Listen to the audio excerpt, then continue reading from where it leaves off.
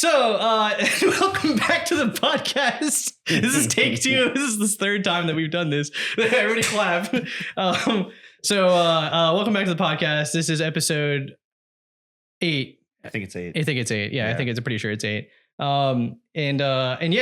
have, I just want to foreclose, we have brand new My Quality District Reports started to invest. We thank you guys for the support, for watching and listening. We're getting, views, which we didn't think that we would get, and listens and whatnot. So we appreciate all the time you guys spend listening to the DI podcast. All the homies out there, you guys, thank you so much for your support. And then huge shout out to Tyler Hill, because Tyler Hill is just like, bro's texting me about things and he's like, yo, I'm about.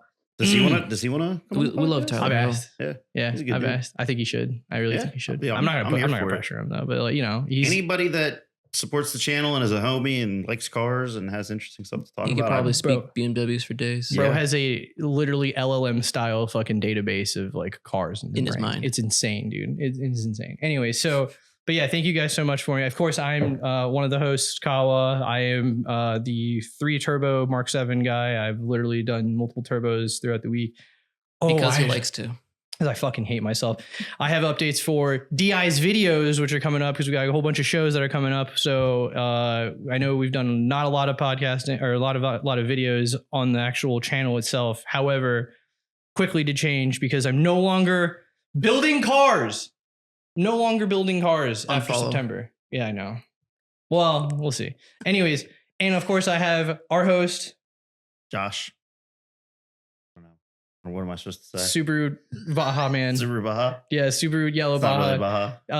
It's close. It's a modern day Subaru Baja. It sucks because we already did the intro one, so we're doing it again. But what the hype part about this is you have driven to the house with a new colored vehicle.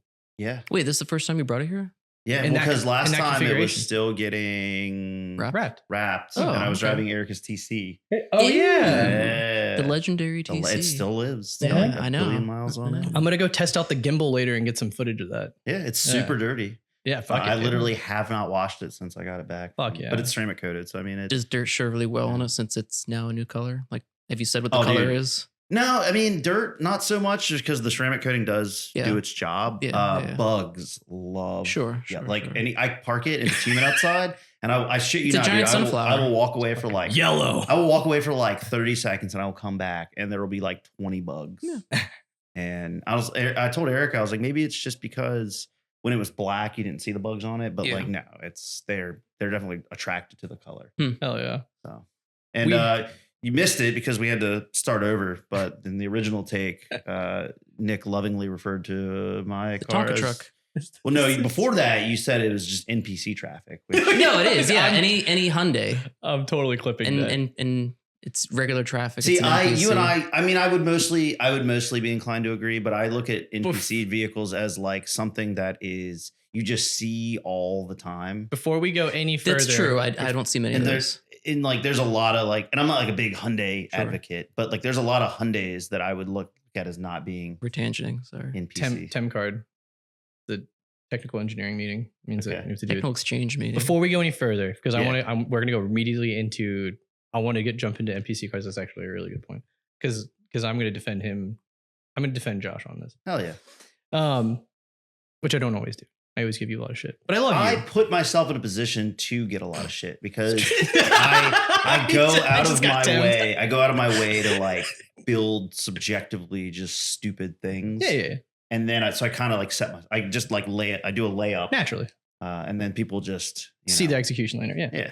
We have with us Mr. Nick Flom. This man and I go back over a decade.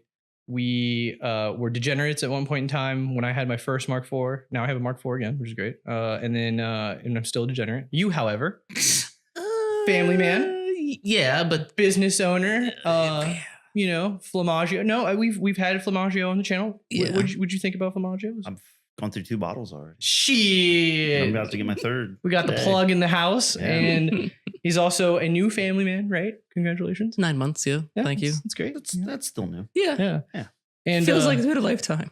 Yeah, it's a great. Days are years. And you have, if not the most undoubtedly, in my opinion, which I'm happy to call you one of my brothers, have the coolest RS3 is probably built, especially for someone who doesn't have, contrary to belief, an entire like shop, like funding and engineering and all that kind of stuff, just running through and doing this shit. I mean, you take an RS3, you gut it, you cut it, you throw some fucking all carbon. I mean, what is it? 95% carbon fiber on the outside. I mean, I don't know percentage, but the whole exterior is carbon except for the trunk, the rear quarters. Yeah. Did they not make a carbon trunk for that? They do. They do. So the trunk, the wing uprights and the wing are from Audi Motorsport on my car. And the reason why is that those uprights go through the trunk and then they attach to attachments that are welded to the inside of the trunk that Audi puts in there for support the downforce, the weight from the wind. There's a company that supposedly makes that trunk with the cutouts and the reinforcements in carbon. The same company that I have the doors from and the rest of the body kit that's based out of Bulgaria. But I had such a crap experience with them when I bought the doors that I said I'm not spending any more money with them. Sure. If someone had one secondhand here in the States, I'll buy it, but I'm not spending money directly with that company. I almost didn't get the doors. Yeah. And that car, I mean, you've been through a lot of trials and tribulations in that car, especially like being a normal, like your head cracking, for instance. Like, yeah, that was strange. Yeah. If that had happened to me, I'm going to tell you right now, I would be probably smoking cigarettes again and drink like a full blown alcoholic. Like if I found out that my fucking cylinder head broke for no reason whatsoever, other than just like putting out boost. It was very frustrating. We can talk numbers if you want to talk numbers. Fuck. No, because then that would make me sad. Numbers like how much you're gonna discourage me fix it, or numbers like how much power you were making that gonna discourage me from nozzle swapping anything. So not power, because I still haven't downloaded the car, so I still have no idea how much power I'm making. I have what's your guesstimate? Somewhere between 700 and 800 at the wheels. Jesus, that's what that turbo is rated for, and that is conservative. Okay. Yeah, run us through the Audi really quick, because I know what it is. Run through the Audi. Yeah. Like we said in the interview last year, what have I done? Yes. Oh yeah. Yeah. That's true. He was. Yeah, we did do an interview. So on YouTube. We both had interview like, the whole like build bio thing. I also featured his on S3. On S3 like 2022 before. That's when you still had the clinched flares. I remember that, and the Red Bull livery. Yeah, and it was before he did the full like the crazy wide body. Yeah, then he just took like it literally took his entire savings account and like a card, and then looked at the total cost of like the carbon body kit, and it was just like, bold of you to assume I had savings. Damn. Let's do it like a revisited feature. Yeah. All right. So run beef. 2018 Audi RS3, originally Mythos Black, still is kind of Mythos Black underneath the livery. I am the second owner, bought it with 4,900 miles on it. It was mostly stock when I bought it, came out of a private dealership in Arizona. I FaceTimed with the salesman. He showed me it had a couple parts on it. He didn't know what they had. And I said, I'll buy it. Hell yeah. So I bought it. They shipped it to me here. That was fall 2019. So coming up on 7 years of ownership. It now features a M Composite full carbon fiber wide body kit, which is a Audi TCR LMS replica. Oh, yeah. So if you know what those TCR cars look like, it's the same silhouette. M Composite carbon fiber doors, Revo Z Sport carbon fiber hood, 529 Innovations carbon fiber roof. And then, like we were just saying, the Audi Motorsport TCR trunk, wing, and wing uprights. Oh, yeah. And then it has a fully built engine, sleeves, rods, pistons, entire valve train's been done, upgraded transmission clutches, upgraded flywheel, limit slip diff, dedicated oil cooler, Fortunato coilovers, every single 034 Motorsport suspension catalog item except for the sway bars and coilovers. 18 by 11.5 forge line wheels. God dang. Custom titanium exhaust. Fire suppression system, Sparco buckets and harnesses. Custom made chromoly roll cage with door bars. Nuke Performance air jacks.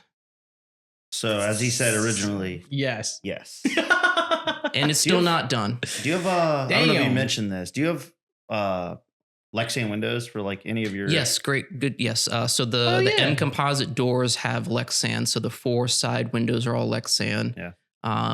And I am, so speaking about it not being done, Kawah and I were just talking about this a few weeks ago. There's a company that makes a Lexan rear windshield that I want to do. Initially, I was thinking about not doing it because I wanted to keep the defroster just in case, because you can't put defroster on Lexan because it'll melt it. Right. But I was like, nah. How often do you drive it in a situation where you're really going to need That's the defrosters? thing. You know I what don't mean? think there really is one. So Yeah. You still have the front windshield too. still have standard front glass. It's not the Audi glass because that broke when we took out the windshield for the carbon roof. Right.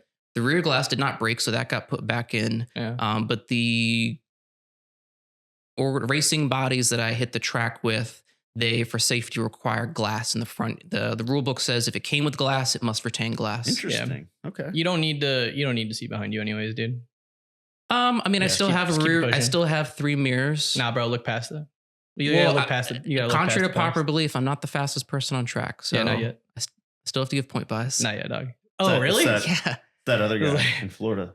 with the blue- Maybe. I the don't blue know. R6. Nah, it's just some fucking like EG hatch with the laptop in the side, and he's just blasting it in like Yeah. a B series. I mean, in a- Brian Earl Spillner. in a Crushing straight it. line on track, Yeah. no one's passed me. Yeah. But there are other cars that can carry more speeds through the turns and whatnot. So yes, I do still give point buys.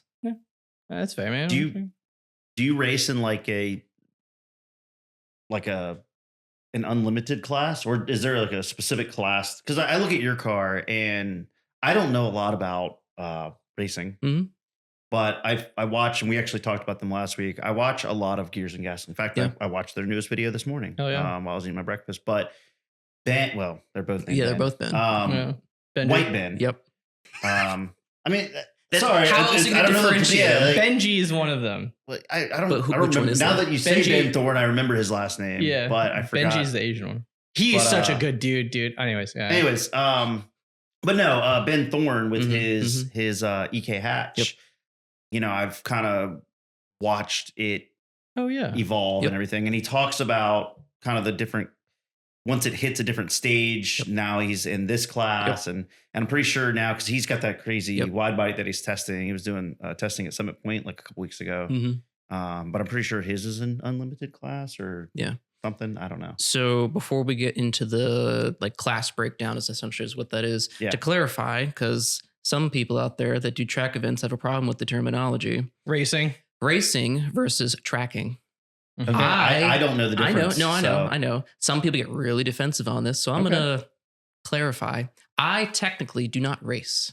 Okay. So a lot of track people say racing is like wheel to wheel competition where it's Interesting. spec racing or whatever it is. And you're going out there first, second, third place, wheel to wheel, rolling start, standing start, whatever. Yeah. I do track driving or track Which is events, just lap times. essentially. Okay. Time and trial.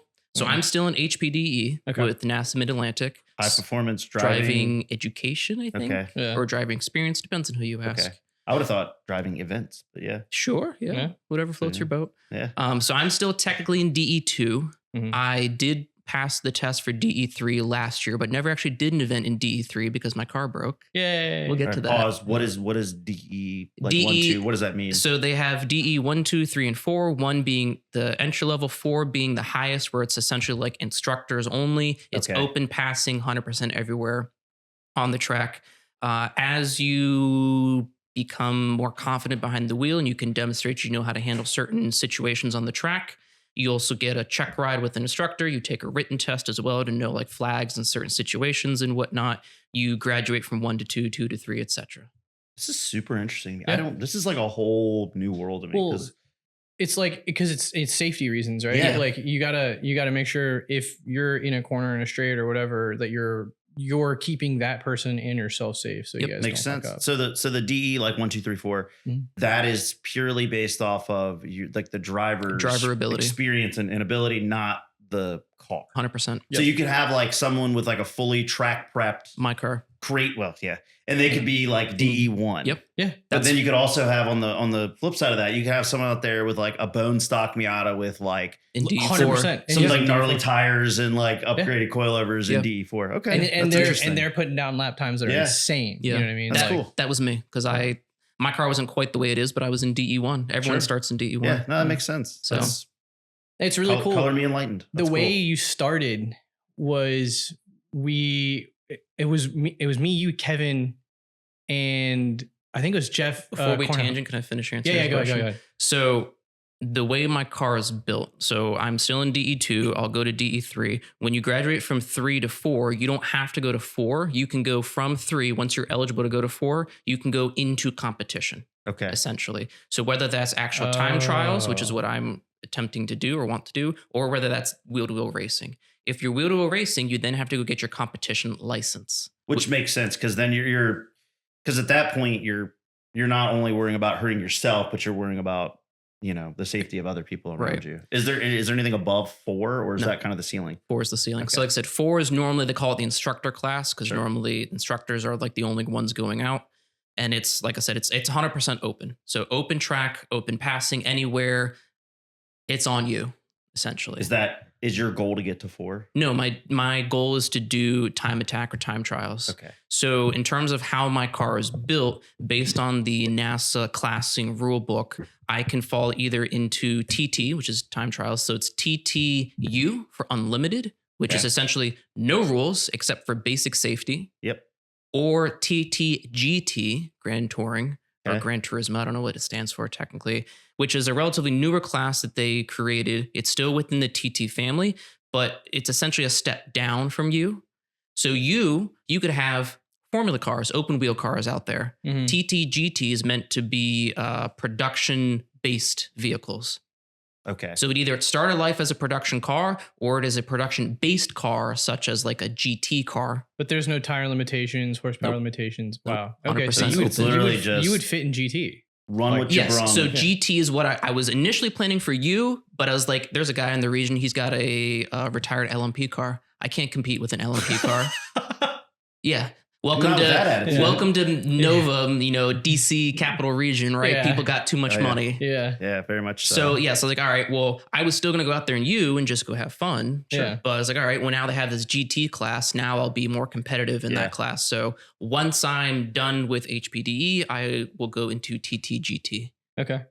That makes a lot of sense. And Yeah. that's actually beneficial for a lot of the people there too. Yeah. There's your competition though is that black and red C6 Z06. Oh, the one I've been seeing all the reels of with the giant splitter. And Yeah. He's actually I part think of a he's race nuts. team. Oh, the guy that was at Hyperfest. Yeah. Dude, he was like he's like 1 minute 8 on like, Yeah. dude. He's So technically, insane. yeah, he falls into TTGT. Yeah. Yeah. But still like it's very cool. Cause I wonder if a radical fits for that. Cause radicals Yeah, are technically It's production. But like LMP cars, it's weird. You're breaking the $1 million plus and under, like you're putting them I like went LMP cars are maybe brand new. really, We'll get to that oh shit. because of the 100 mil thing. Yeah. Wow. I told you I came with He notes. knows- I'll say he knows his he came dream prepared. He garage. did his homework. I love it. I So- love it. But yeah, dude, like we sorry, did I No. we like the way it started is Nick, my buddy Nick, Kevin, remember Kevin Higdon? Yeah, Higdon Kevin, Bowie? Yeah, yeah. homie. The wizard. Yeah, literally I the feel wizard. Wizard. like, I feel As he's like been his referenced name to. comes up on almost every one of our podcasts. Yeah, You he's- need to get him out yeah. here. Yeah. I know. Call dude. him from Does the he live hills. local? He's in way off in 7 past Leesburg. He's in Okay. Yeah, Lovettsville. kind of like near. He's out by West. He's in Yeah. Lovettsville. I Yeah, won't. because West is in what, Percival? Yeah. Yeah. Yeah. So- In that general area. Yeah. Kevin's he's still a brother of mine. I texted. He actually Oh, called yeah. me a couple weeks ago. But he's Tesla owner. yes. I know. We already. Yes, So I learned weird. about that from We listening. already crucified him Yeah. on a couple episodes ago Yeah. about Oh, yeah, him dude, having a Tesla. I grilled him about it, but like he's the epitome of a dude who spent all of his life literally building, engineering, working on cars, and then just was like, I need something to take me to work. Like I'm fucking Yeah, tired. Hyundai Santa Cruz. Yeah. Yeah, and then exactly, and then he like the NPC cars. So I'm just kidding, but like no. Anyway, so not to go too far into it, but Kevin since like is retired. He's in a relationship. He's focusing on himself. He's going to school. Dude's doing a lot of Oh, cool yeah. shit. Yeah, That's he's awesome. like he's doing a lot He's of in good his shit. glow up phase. Yeah, it's crazy. It's not seeing Kevin in menace mode is the most insane thing I've ever seen, but but it's still there. it's still there. Oh You yeah. know it's Everybody has their inner degenerate. We just suppress it. suppress it. Yeah. So one day, I think Kevin, he was working at Mach 5 as a lead tech. He goes, "Yo, we did all this work on his S14. I had a Mark II, my third Mark II. Does he still have his S14? Oh yeah. Okay, Yeah. He's cool. not getting into that thing. Yeah. Yeah, I had my third Mark II, Hatch. and it was a 4-door Golf GL, so no white sway one. bars. Yeah, the white one, no sway bars, no nothing. It was just a junk base model, and like something in me was like, yo, I don't want to do, kind of reliving the sentiment right now. I don't want to do like car show stuff as much anymore because this car is a rust bucket Mark II. It doesn't even matter what I do to it. It's not worth saving. It's got holes all over the place. It's like, fuck it. I'm going to turn this into a track car and have fun. And so I started doing the mods, and then Kevin was like, put that shit on the track. I was like, word? And he was like, yeah, dude, just go have fun. Go put that shit on the track. So we started doing track cross at Summit Point. But and this so, was after I started doing it. yeah, you started doing HBDE. No, right? I started with, so how I started doing the track thing with the RS3. Yeah. So I initially bought the car. Was this the first take or second take? Where I said I bought it in Arizona. First take. Okay. Yeah. So it's a 2018 Audi RS3. Bought it in Arizona, 4,900 miles. It was essentially stage two when I bought already. So it had, like APR. Yep, stuff? it was Okay. APR stage 2. It had a downpipe, it had an intercooler, and it had a tune. It was on tune for 91 octane because it was in Arizona, and it had a portion of an intake. It didn't have like the full intake, but it had a portion. So I get it here. For reference, the mods that were to get to stage 2 is so much money that if you would have had somebody else do, because you're doing an intercooler, you got to rip the front end off. Yep. The downpipes is a lot of work, so it's Yeah. like It saved it me saved about him a lot of money. it to saved do me- that. No doubt, especially Yeah. if you were already planning to do stuff with the car, to have kind of that. So I base. was, but I wasn't. So Okay. the stage 2 mods saved What me. happened? It fooled me with the current state of the car. It saved me. I equated to about 10K Okay. between the cost of the mods and the labor to install it. Which is huge. Yeah. I mean, yeah. That's a tax. Having a is 10K, insane. head start, and it probably, if anything, it probably drove the resale value of the car down when you bought it, because I know most dealerships, most places that sell cars, if they have work done to them, they usually price them Mm-hmm. lower. It depends. It depends. Usually, Yeah. because most dealerships don't want to. Because you said you bought it, you didn't buy a private party, you bought it from a dealership, right? Bought it from a private dealership. Because Yeah. in my experience, trading in cars that are modified, Yeah, they'll lowball they, you. Yeah. They lowball the crap out of you. Yeah. Yeah. So I bought it. The intention was to be a weekend fun car. I had just gotten into IT cybersecurity. I'd gotten a promotion. I was making big boy money, as I called it. And I was like, all right, I had my daily driver, which at the time was a Ford Police Interceptor utility. I remember that. Yeah. It was a cool car. Cool car, man. Cool car, man. Good car, man. So I bought that and I was like, all right, cool. It'd be like a fun weekend car. Like I'll put some, cause I already had like the power mods. I was like, all right, I'm gonna put some wheels on it and I'll lower it a little bit. And like, that'll be it. Mm. Like weekend car, fun car, cruising, make some power, no problem. Mm. So I put like H&R lowering springs on it. I'd gotten the first set of forge lines, which were 19s. I remember those. Those were Yeah. cool. And like the fitment was great because they were 19s. There's a little bit. And then Kevin was like, hey man, that's an RS. Come out to track cross. Because he had done like 1 or 2 events. And this was in the winter of 19 into 20. Oh yeah. This is before you got involved doing, I think you came out and spectated once or something. This was the refrigerator bowl, as it was called. And it still is called every winter when they do the Get Fast events, does them. Yeah. So I did it. And like I had done autocross with Focus before, way back in Manassas at the old, ODU? ODU? No. Old Dominion. No. Yeah. Old Dominion Raceway. Yeah. Oh yeah. Yeah. Long time ago. Yes. Yeah. That truck's Deep cut. Gone. It's gone. Say It's closed, in yeah. Richmond or something? No, now? it was like in like well, no, Prince you're William thinking County. of No, you're moved. thinking of Dominion Raceway. Yeah. which Dominion is- Raceway is still there. It's Okay. it's still there. There's actually been a bunch of events like Capital Mischief and stuff Yep. have done Yeah. events, but it's down in Woodford, just south of Fredericksburg. Okay. Okay. So I was like, all right, yeah, sure, I'll come out. So signed up, came out, had a blast, and I was like, all right, full race car. And it was just a slippery slope One and from done. there. Yep. I did one track day event, and it's time to make my car a full blown race car. I just got bit by the bug again. I was I like, get it. I get it. Dude, speed is a drug, man. Yeah. Like going fast is a drug, huh? Autism, yeah. Yeah. You We just, got that in spades here Yeah. at this table. yeah. And then it just like took off, dude. Like right when I came out the year after, like I very quickly realized how much fun it was. And if I had just been less of a degenerate, I probably would have been more. I would probably have been having more. This is the time frame of like post-COVID where everybody was like, Yep. "Fuck, we can go out now," and like we Yep. were we were still doing degeneracy. Mm. And remember when I like fell asleep in the where they were doing the briefing in the morning. I fell asleep because I was like 4 hours of sleep. Yeah, because you decided to we were partying the night before. And I was like, you should not do that. I'm going home. Yeah. And on Mark II, I drove that Mark II to the track. Was it the morning where your shifter linkage came apart on the way to the track? Yes, dude. You, me, and Kevin were driving our cars to Summit Point from my house. Yeah. It was like a foggy morning. We had just gotten past the roundabout at Gilbert's Corner, Route 15 and 50. Yeah. And we were going into Old Town Aldie before you hit the road. Yeah. Snickersville Turnpike. Yeah. And you pull off to the side. I was like, what's going on? And you call me. It's like, I can't shift. Yeah. I'm like, what? I have no gears, dude. What? My shift, because instead of cable being cable driven, like where it's cables to shift the trans, it's linkage driven, but the linkages are held by fucking plastic ends. Mm-hmm. So, and then I think what happened was I upgraded to a short shifter and I set it to the shortest shifting, like the stage or whatever. Too short. And then I was like nicking the side of the trans case. Yeah. Which was weird. Dude, it was so weird. So I took it out and I found I remember exactly this day. I took it out of the fucking car at the track. This is like after our first run. And I just fucking bent it back with the hammer. Just beating it. Just beating the shit out of it, dude. And it worked. That's and it the definition of a trackside repair. Yeah. Oh, yeah, dude. I have a really quick, it would only work here, the tangent. Yeah. I'll keep it short. Many moons ago, me and my best friends, we used to go to Summer Duck Raceway a lot and drag race our little shitty sport compacts. Hell yeah. And one of my best friends, Chris, had like an 0405 Focus with a Durtec motor. Mm-hmm.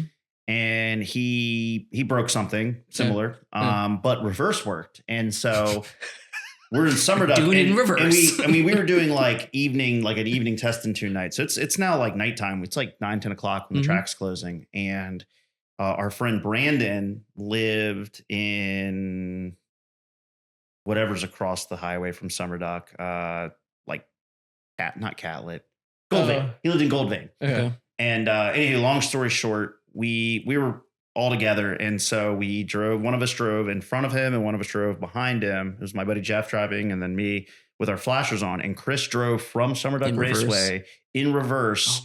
All the way in, like, if you've ever been to Summer Duck Raceway, it's a lot of like twisty back roads. He drove all the way from there to my buddy Brandon's house in Goldvein, which you have to cross over 17. Yep. What? Yeah, you have to cross over like a main highway. Yeah. And then it's like a good, like normal driving, it's like probably 10 minutes.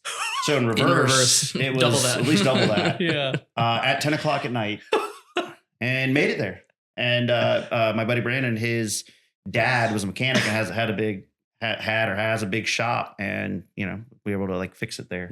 But all the way home from the track in reverse. That's wild. Anyhow, just wanted to that was was a really funny story that was relatable. Oh yeah. I mean, I think I quickly realized like how expensive getting on the track actually was. And so like there's a I have mixed feelings on that topic. So like, what about tracking your car being affordable? this is going to be the people's ideas that go into the track's expensive. so here. The only relative hobby I know about this is the firearms community. And so like we're going to break. This is actually one of your topics almost. There is a fine line of, I guess what we would say now is doing too much for what you got. Scope creep. 100% scope creep. I mean, like, so like with the Mark II, I didn't have to do any of the things I wanted to do. I did like, and it's not a lot. It's not in comparison. It's not a lot. But for me, it was like, I was a poor boy. So it was like, we were doing knuckle adjustments and raising to like get the suspension geometry higher because I wanted the car lower, but I wanted the control arm to sit lower to match the tie rod. So I eliminate bump steer. There at no point in that car was bump steer affecting my ability to drive, but I did the mod anyways because it was a mod. Sure. And so then it was really good coilovers, chassis stiffening, all this shit, all to have like 65 horsepower, and like 205 Dunlop Durezas, which to be honest were really great tires. But the first time I broke them loose was like the most insane feeling ever because it's like it's an on or off switch on that light of a car. You know what I mean? And so it was weird. I mean, also the car was just not tuned correctly suspension wise and all that kind of stuff. It's just fucking hot. You had a lot of parts, but all those parts have to work in unison. Exactly. It's almost like that's The title of our episode. Exactly. And so like, what I noticed was I was making like getting on the track expensive. There at no point, like the GTI was on, I think, coilovers, and I would have had way more fun in the Mark 7 with coilovers in like wheels in a basic tune with like decent summer tires, kind of. It was winter, but I would have had much more fun even in a stock Mark 7 to just go and have fun. And the only reason why it got expensive is because it was like same thing that happens in the firearm community. You get, you know, XYZ firearm, you go to the range, you're like, cool, I'm just going to do, you know, shooting, plinking at targets, whatever, blah, blah, blah. And then you immediately, like, once it clicks, like something clicks, all of a sudden it's like, all right, now what can I do? How can I be more modular? How can I move? How can I do, you know, things that are, you know, a little bit more tactibro and shit like that. Like I want to do what those guys do. That's what you want to do on the track. You want to do what the fucking dude that brings out the race car. You want to do that shit too. Well, that's what I was going to say is a lot of that I think is just due to like scope creep. I think a lot of that is attributed to social media because really at the end of the day, it should just be you versus you. Sure. You know, you should be building a car for yourself, not to beat anybody else, not to one up any, you know, it should just be, hey, am I happy with this? Am I having fun? Is it checking those boxes? But with things like social media, you're so easily subjected to what everybody else is doing. And so there's almost kind of like this invisible bar that's there that's set. And you're always, and that, you know, that bar or the goalpost is always moving because as technology advances and, you know, whatever, people's cars get faster, people's cars get lighter, people's cars just get inherently better. And so it suddenly is no longer you versus you. It's like you versus subconsciously everybody else on social media. And I think that was the thing I was not competing in any shape or form. Like it was, I knew you were competing. You just weren't competitive. I was competing. I was competing. I just wasn't competitive. I mean, he said himself, 65 horse. Dude, I was second to last every time. One of the best days. Exactly. All that matters is did you have a shit-eating grin on your face the whole time? Exactly. It was that's a mission success then. Much fucking fun on the track. And so long story short, I think the car had like I wasn't financially ready for the kind of commitment that I thought I wanted to be. And I knew I was teetering that point of like, I'm gonna go, if I'm gonna do this, I'm putting myself into debt like an idiot. Because like there was no other way for me to do it. And then like it got to the point where the motor, it was a 1.8 Digi 8 valve. Dude, it's smoked on startup. And I was like, fuck, now I got to take the head off. Me now would have just been like, all right, we're doing valve seals. Like this is an easy weekend job. Yeah. It's not even that. It's just one day. It's not even a whole day. Like I'm pulling fucking motors out of newer cars and it's easy. But like me then was like, dude, this is a lot of work. And I had a roommate at the time and like we were splitting a garage. So it was like, I can't fucking do this. So I ended up backing out, but you know, fucking old TISM RS3 boy over here, you know what I mean, went balls deep and just kept going. And it was like, it was, I started to see living vicariously through you that yes, it is like I guess what it was like the consumables were starting to get expensive, but only you didn't like, nobody has to go that far. Like you don't have to buy $1,500 set of tires, you know what I mean, to go have fun. But if you do, you better fucking run them hard. You know what I mean? And go a so little faster. When you go a little faster, then you're like, okay, well, if I can grip the corner faster, I need to also brake earlier or brake harder. I also need to be able to carry the suspension through the corners better. I also, you know what I mean? So then it's just like you upgrading this creates potential weak points or points of failure with this. But do you ever, when do you actually get to that point? Like, and here's my comparison, my relativity to this. I just bought a brand new Noveski, like a new rifle. I was gonna say, I don't know what that means. It's a nice rifle. Okay. I don't want to, for gun listeners out there, I don't want to say it's Gucci tier. No, it's not. But it's a nice rifle. It's a good rifle. It's not a good brand. It's not an LMT piston driven. Yeah. But the SEALs use it. Like they use Geisley, like other special operations. Giselle? Yeah, who's Giselle? So it's like it's a $2,800 rifle. I was to say, if you guys thought I knew very little about racing, track stuff, you know even less about firearms. The only thing I know about guns is what like Call of Duty and Battlefield have told me. So I might know the names of some guns when you get into stuff like manufacturing. I mean, I know like I'm familiar with the brand Glock. Yeah. Or Smith & Wesson. Oh yeah. That's about it. That's my gun knowledge right there. I'll break it down like this, right? So like in like firearms competitions and whatnot, there's a lot of dynamic movement that you have to do, like shooting. Kinetics. Is that the one where they do like the time and like Yep. And like you go and you like move through the course and you shoot through stuff. That's super cool. So gear, funny enough, equates to maybe 10% of an actual competition, in my opinion. Okay. The only reason why gear, as in the gun itself, the gun, the belt, or the accessories, all of it. Okay. And the reason why is because one, you hardly ever reload. I mean, you do reload depending on the course, right? Like if most of the courses are less than a minute long, and so you're not really going through all that ammunition. Do you run taped mags, or is that just a Call of Duty thing? Yeah, you can just you can do that if you want to. But like, there's a lot of like. Come on, man, I play some video games. I mean, if you have your sleight of hand perk, you're usually a lot better. Yeah, you got to turn that on first. If you get sleight of hand pro, you're in good shape. So there's a lot of people who will overbuy. They'll set the requirements so far, and the actual performance is like way lower. They become a loot drop. Yes, they bring this super overbuilt fancy gun, or but gear. They themselves are like. They can't or trash with using it. Yeah. Right. So what happens is like the person who trained me initially for firearms training had like a PSA dagger, which is a really inexpensive handgun replica out of a Glock. And he also had like a Palmetto State lower on like some other, it's like budget building. Are they based stuff. out of South Carolina? Yes. Yeah. Palmetto State. He was one of the best shooters. DK Kawah. DK. Drift King. Yeah. He actually his Instagram social media is blown up because he does like a lot of like Mongolian armor. He's Mongolian, so he has like a lot of like armor, and he does like a lot of cool shit with like bow and arrows and whatnot. But also he wears like full armor, like old Mongolian armor, while like having a subgun. Like a submachine gun. You like hit badass. There's one of his videos he shoots an arrow at a dude in the night, and the guy is like, haha, he like deflects it with the shield, and he's like, fuck you, and he pulls out an AR. Like I think I have his operator skin. Oh yeah. Mongolian armor. But to say he was running like an inexpensive, firearm. Yeah. Because he was all skill. And so in most times you will basically run you will not outperform the firearm. I am not going to outperform my Noveske. Yet. I don't even think I outperformed my arrow firearms, like my arrow precision firearms, which are like they're now low. I consider them lower tier, but they're like mid. Yeah, they're junk.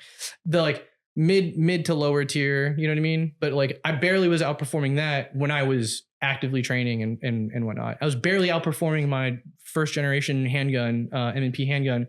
Then when I got to my newest competition handgun. Like my skill set started evolving to the firearm, you know what I mean? And then the same thing with like the Noveske, like I'm starting to mold myself. All that to say, didn't have to spend all that fucking money because the skill set wasn't there yet. And so the problem is like you get a track car, you get a car that you're going to dedicate to the fucking track.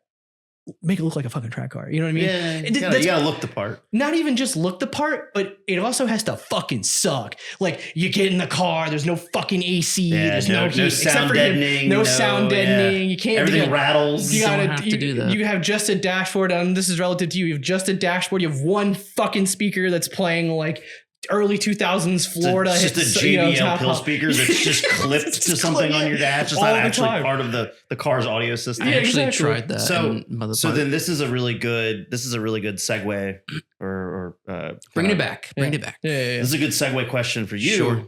So with your car, do you feel that you built it in stages that correlated to your skill level? Like, do you think that as you grew, okay. So you think you got scope creep early on and started overbuilding the car and then had to work on yourself to meet the limitations of the car? Yes. Okay. I feel like that's honestly. I still am. I feel like that's most people though, because I mean, even with me, I don't, obviously I don't track my car, but with the cars that I built, there is a level of scope creep where like I'm kind of overbuilding it to the point where it's like, it becomes unnecessary. Like you didn't need to go that far. I think so. Kind of like what he said. It's more people like, oh, I'm going to start going to the track. Yeah. So they have the exact same mindset as what he just says. Like, oh, it has to look the part. It has to be a harsh, punishing environment inside my car because that's what track cars are. Yeah, you got to be able to sell it to people as this is a track car. Right, exactly. And it's like, yes, but no. It's like, sure, your car, if you want it to look the part, sure. But this goes back to kind of like one of the other topics you guys talked about in the previous episode is the whole social media hype stuff, right? Yep. You can take your car, like we said earlier, you know, a little stock Mazda Miata and be an instructor level in terms of your driving ability and be putting down smoking lap times without it even looking like a track car, right? Good set of sticky tires. Good set of tires, good brakes. That's all you need. Yeah, throwing just for safety, throwing a little hard dog roll bar. Yeah, your basic safety stuff, of course. And you're good. But it's like people people want other people to know this is a track car. Sure. So they go and they do all the, you know, I'm gonna call it hot boy stuff. My car is a hot boy car. I understand that. So I can say it. Yeah. So they want to do that, right? And then it's like, okay, we're gonna gut it. Because, we're going to take weight out of it. Yeah. Do you know how much weight you save by gutting a modern vehicle? Like 200-300 pounds. No. Less? Probably less than 100 pounds. No shit. So you sacrifice all these creature comforts and amenities for like very minimal weight savings. Yeah. But when someone looks at it, of course. like, yo, this dude fucks. He doesn't have a back seat. And you know what that is great for? Social media. Yeah. 100%. Yeah. That's I mean, that's something that I think will continue to come up in all of our episodes because there's so much that has changed. And I'm not saying it's necessarily changed, you know, in a bad way. It's just, it's changed. Things are a lot different. When you look at like physical form media with magazines, you could tell people were building their cars for themselves. Cause they might, every once in a while, they might see their car pop up in an event coverage article in Super Street or something like that. But now there's so much instant gratification of, I did this to my car. I can immediately go document this and share this with the world and immediately expose people to it and have clicks, have likes, have follows, views, all that. I think that's probably definitely part of it. I think it's more specific for like the track side of the house. It's almost like a catch-22. So people start doing the track stuff. They have a ton of fun. They say, okay, I want to do this more. And then they think, okay, I need to throw all this money, all those parts at my car, which they don't, but they think they do. Happened to me. I did it. And say, okay, well, I don't have all the financial means necessarily to go and purchase the entire catalog from 034 or whatever. Choose your brand for your chassis, your platform. So, okay, I want to do a sponsorship or a partnership. Well, what do modern companies look for when you want to do a sponsorship partnership with them? They want to know what your reach is. They want to know what your influence is. I hate that word, but that's really what it turns into, right? How many people can you convince to go out and buy this brand of product or whatever it is? How many eyes are on your car that is showcasing their products? Right. And that turns directly into the ROI, the return on investment, right? So that company wants to know, okay, if we give you a $1,000 set of coilovers, right? How many people based on your reach that you have that platform for those coilovers will turn around and buy our product to have us be a net positive on our investment on you? Yeah. And in modern day Vin Diesel, dude. At Racer's Edge, Harry Racer's Edge, when they come here and they pay cash because he was like Vin Diesel was like not Vin Diesel, Dominic Toretto. Yeah. He was the influencer of his time because he rolled up and he had like the fastest car. He won all the races. Everybody wanted all the parts that he had on his car. Yep. It's really, to me, it's interesting because like going to like, you know, Euro car shows or, you know, other just car shows in general, car events in general, like the social media, I guess the only way I can really think of this is like the vibe that I'm seeing when I go through like car shows or Euro shows, whatnot, like it's the outcome of like the image projected on the car, like the creativity put into the car is typically what generates like, you know, interest into like the car itself. And like what people post on social media is typically the car itself. You know what I mean? Like it's like, it's driven behind like this, I want to say it's just aesthetics, but just like the show car stuff. It's like what looks fucking cool as shit. You know, that's what's always gonna lure you in, right? It's, you know, you could say the same with like when you see somebody, you know, before you actually get to know them. So most of the time there's you have to have a level of attraction to want to engage, in conversation with that person, to then get to know them, to learn more about them and relate to them on a more, so what level. What I've kind of picked up was like me growing, especially as like a self-aware adult, is like I typically have favored the builds, no offense, the builds that are like self-built, you know what I mean? Like people that are like in the garage and like building their shit on their own, and not because shots fired at both of us. No. So the thing is because here I have reasons we can get to them. Yeah. Same. I've already talked about my reasons, but all of my cars are mediocre as fuck. You know what I mean? They're like, I'll put it that way. I think the Mark 7 is pretty cool. Yeah, I think the Mark 7 is pretty badass. I mean, I don't think you give yourself enough credit for the Mark 7. Yeah. It's not super flashy, but it's everything is very it's one of those like you know cars. Exactly. Yeah. That's why I was talking about, but that's the interior. entire Volkswagen community. Yeah. That is the entire Volkswagen community. It's all OEM plus. It's all devils in the details, which Volkswagen guys and Audi guys will nerd out over it, but the general public would walk right by it and not realize how much stuff is actually done to it. Yeah. Which I think is cool. Yeah. And like, I generally like favor that, not saying that I don't appreciate it, but it's just what I favor, right? It's like, I like it when people work on their own shit and they, they're engineering, spearheading. You're kind of doing the same thing, right? In your sense of the car, while you're like, there wasn't a lot of people doing this shit to an RS3 on the track. You know what I'm saying? Like, or in a road course. When did the RS3 come out? Because yours is what, 2018? Yeah. So mine's in 18. So the Wait, before you start, like, I mean to say this, in the track community, it is so far different. Whereas like social media plays less of a impact on Instagram and Facebook and whatnot. Like people going to the track and posting stuff. Take a look at my fucking YouTube videos, for instance. Any hyper event or Hyperfest event or any of like the track events that I get, absolutely no engagement. But not that matters to me. I do it because I like it. That's a known thing. That track footage, whether it's in car or cars on track, you can ask anyone that's in the social media scene that cares about views and statistics and all that stuff. Yeah.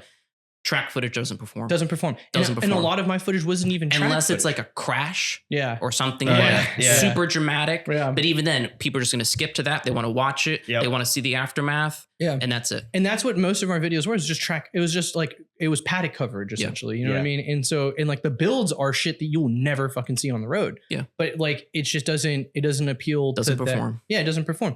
And so what I think that I've learned was like, I tend to favor like the skill that's involved in being a good driver. Sure. And so I love that, like the same thing with shooting sports. You have to be a good shooter to perform well. You have to be a good driver to perform well. Something you can't buy. Yeah, exactly. And like in the same thing with, and that's probably what it is. Because in the fucking car community that we're in the show car community, you can pay to build. If you have a fucking checkbook that's unlimited or a credit card with a huge ass, whatever, you can pay to have your shit. People will go in there, not know dog shit about their car, give it to a shop and be like, make this shit sick. I don't care what the fuck you do. They spent X number of dollars. Yeah. Exactly. And to them, that person that's like, oh, well, yeah, I just, I have the sickest fucking thing in the world. Like you guys, fuck you. Like all for a little plastic trophy. Exactly. The thing with like the showier side though, and the kind of the, not really a counter argument, but just kind of a point I would make is, no matter how much money you have, you can't use money to supplement creativity.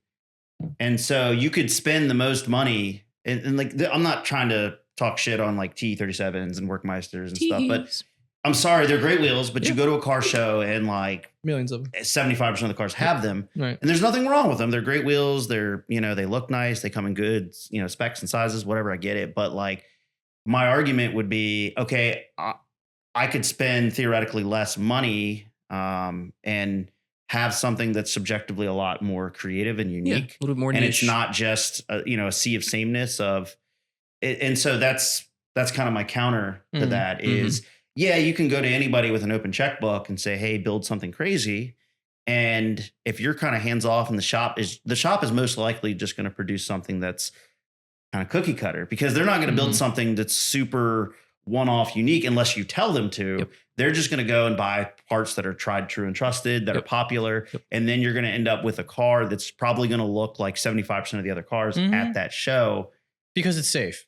Because it's safe. Exactly. And the other thing I was going to say, just to kind of go back on the point you were making here, is it is, at least for me, I think it's much more interesting to see someone do a lot with a little than to do a little with a lot. Hell yeah. So whether that's track stuff, whether that's in car shows, whether that's in any facet of motorsports. Yeah, and I get dude, the shit that I do in a townhouse 2-car garage is way beyond my fucking means. Like constant maintenance, repair, and whatnot. Like I'm being stupid. It's taking away from my actual personal life, which I'll get into about DI's videos and whatnot in a little bit later. But it's impactful to you can't build 5 cars in one fucking time, dude. It's not possible. It's as one person, as and one with a person. very limited space. Exactly. And not even just the space, dude. The fucking debt that I got into and then cleared out and then got into and cleared. Finally, I'm fucking debt free again, which is amazing. I know. You said you were, as of September, you're no longer building cars. Yeah. So touch on that. We'll touch on that.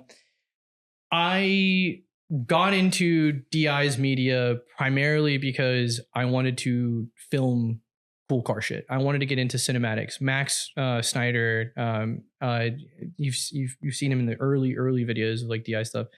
Max Snyder introduced me into that whole cinematic world, and it's his job. It's what he's been doing for a long time. And and I fucking loved it. And I came from photography, so I was like, dude, I love capturing image. Nick Flom's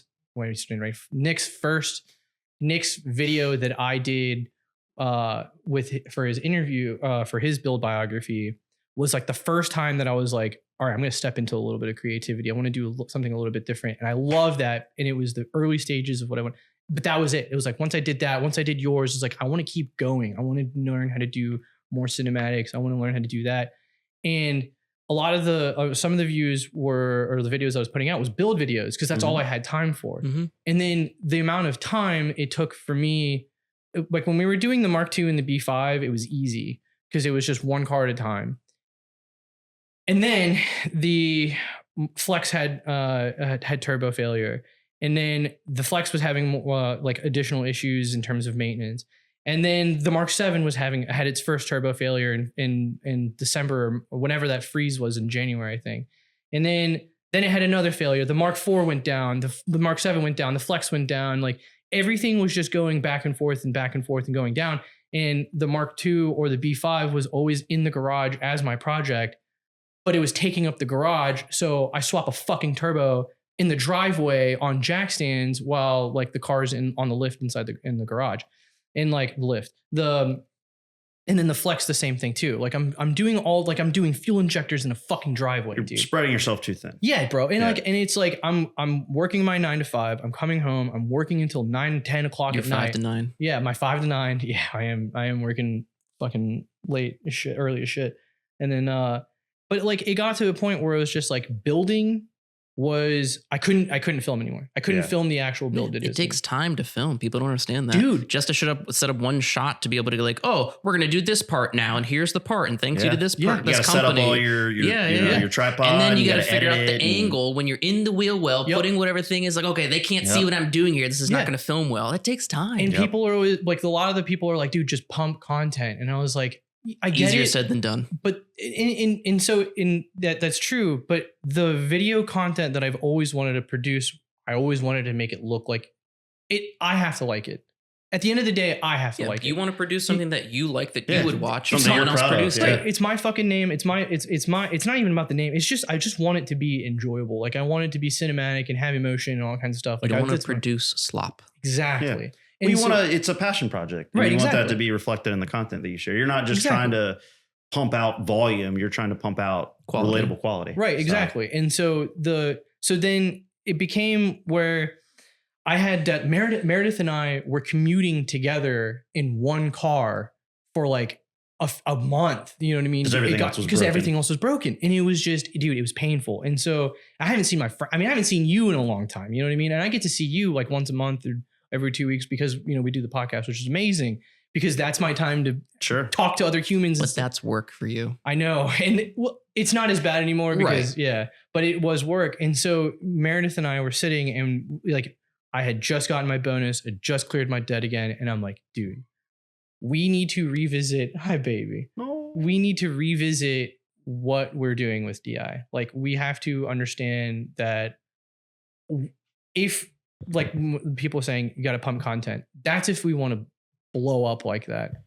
I am so thankful. We talked about this last year. What is your goal? What is your objective with DI, etc.? So, and so in that conversation, Drew was like the driver of this needs to remain a passion project. And not that I'm going to do less, but now I'm going to stop building because I need to save money. Next year, we want to travel. Like we want to go do hiking and we want to go into different parts of the US and international. I still want to film. Not to make this weird, but if you guys are looking for travel partners, Eric and I have also talked about wanting to travel more. Both of us are in a pretty good. Well, I mean, we're married, so I could say we are in a good financial. We both make good money and whatnot, independent of each other, but and we both have jobs that allow us to have a good amount of PTO and.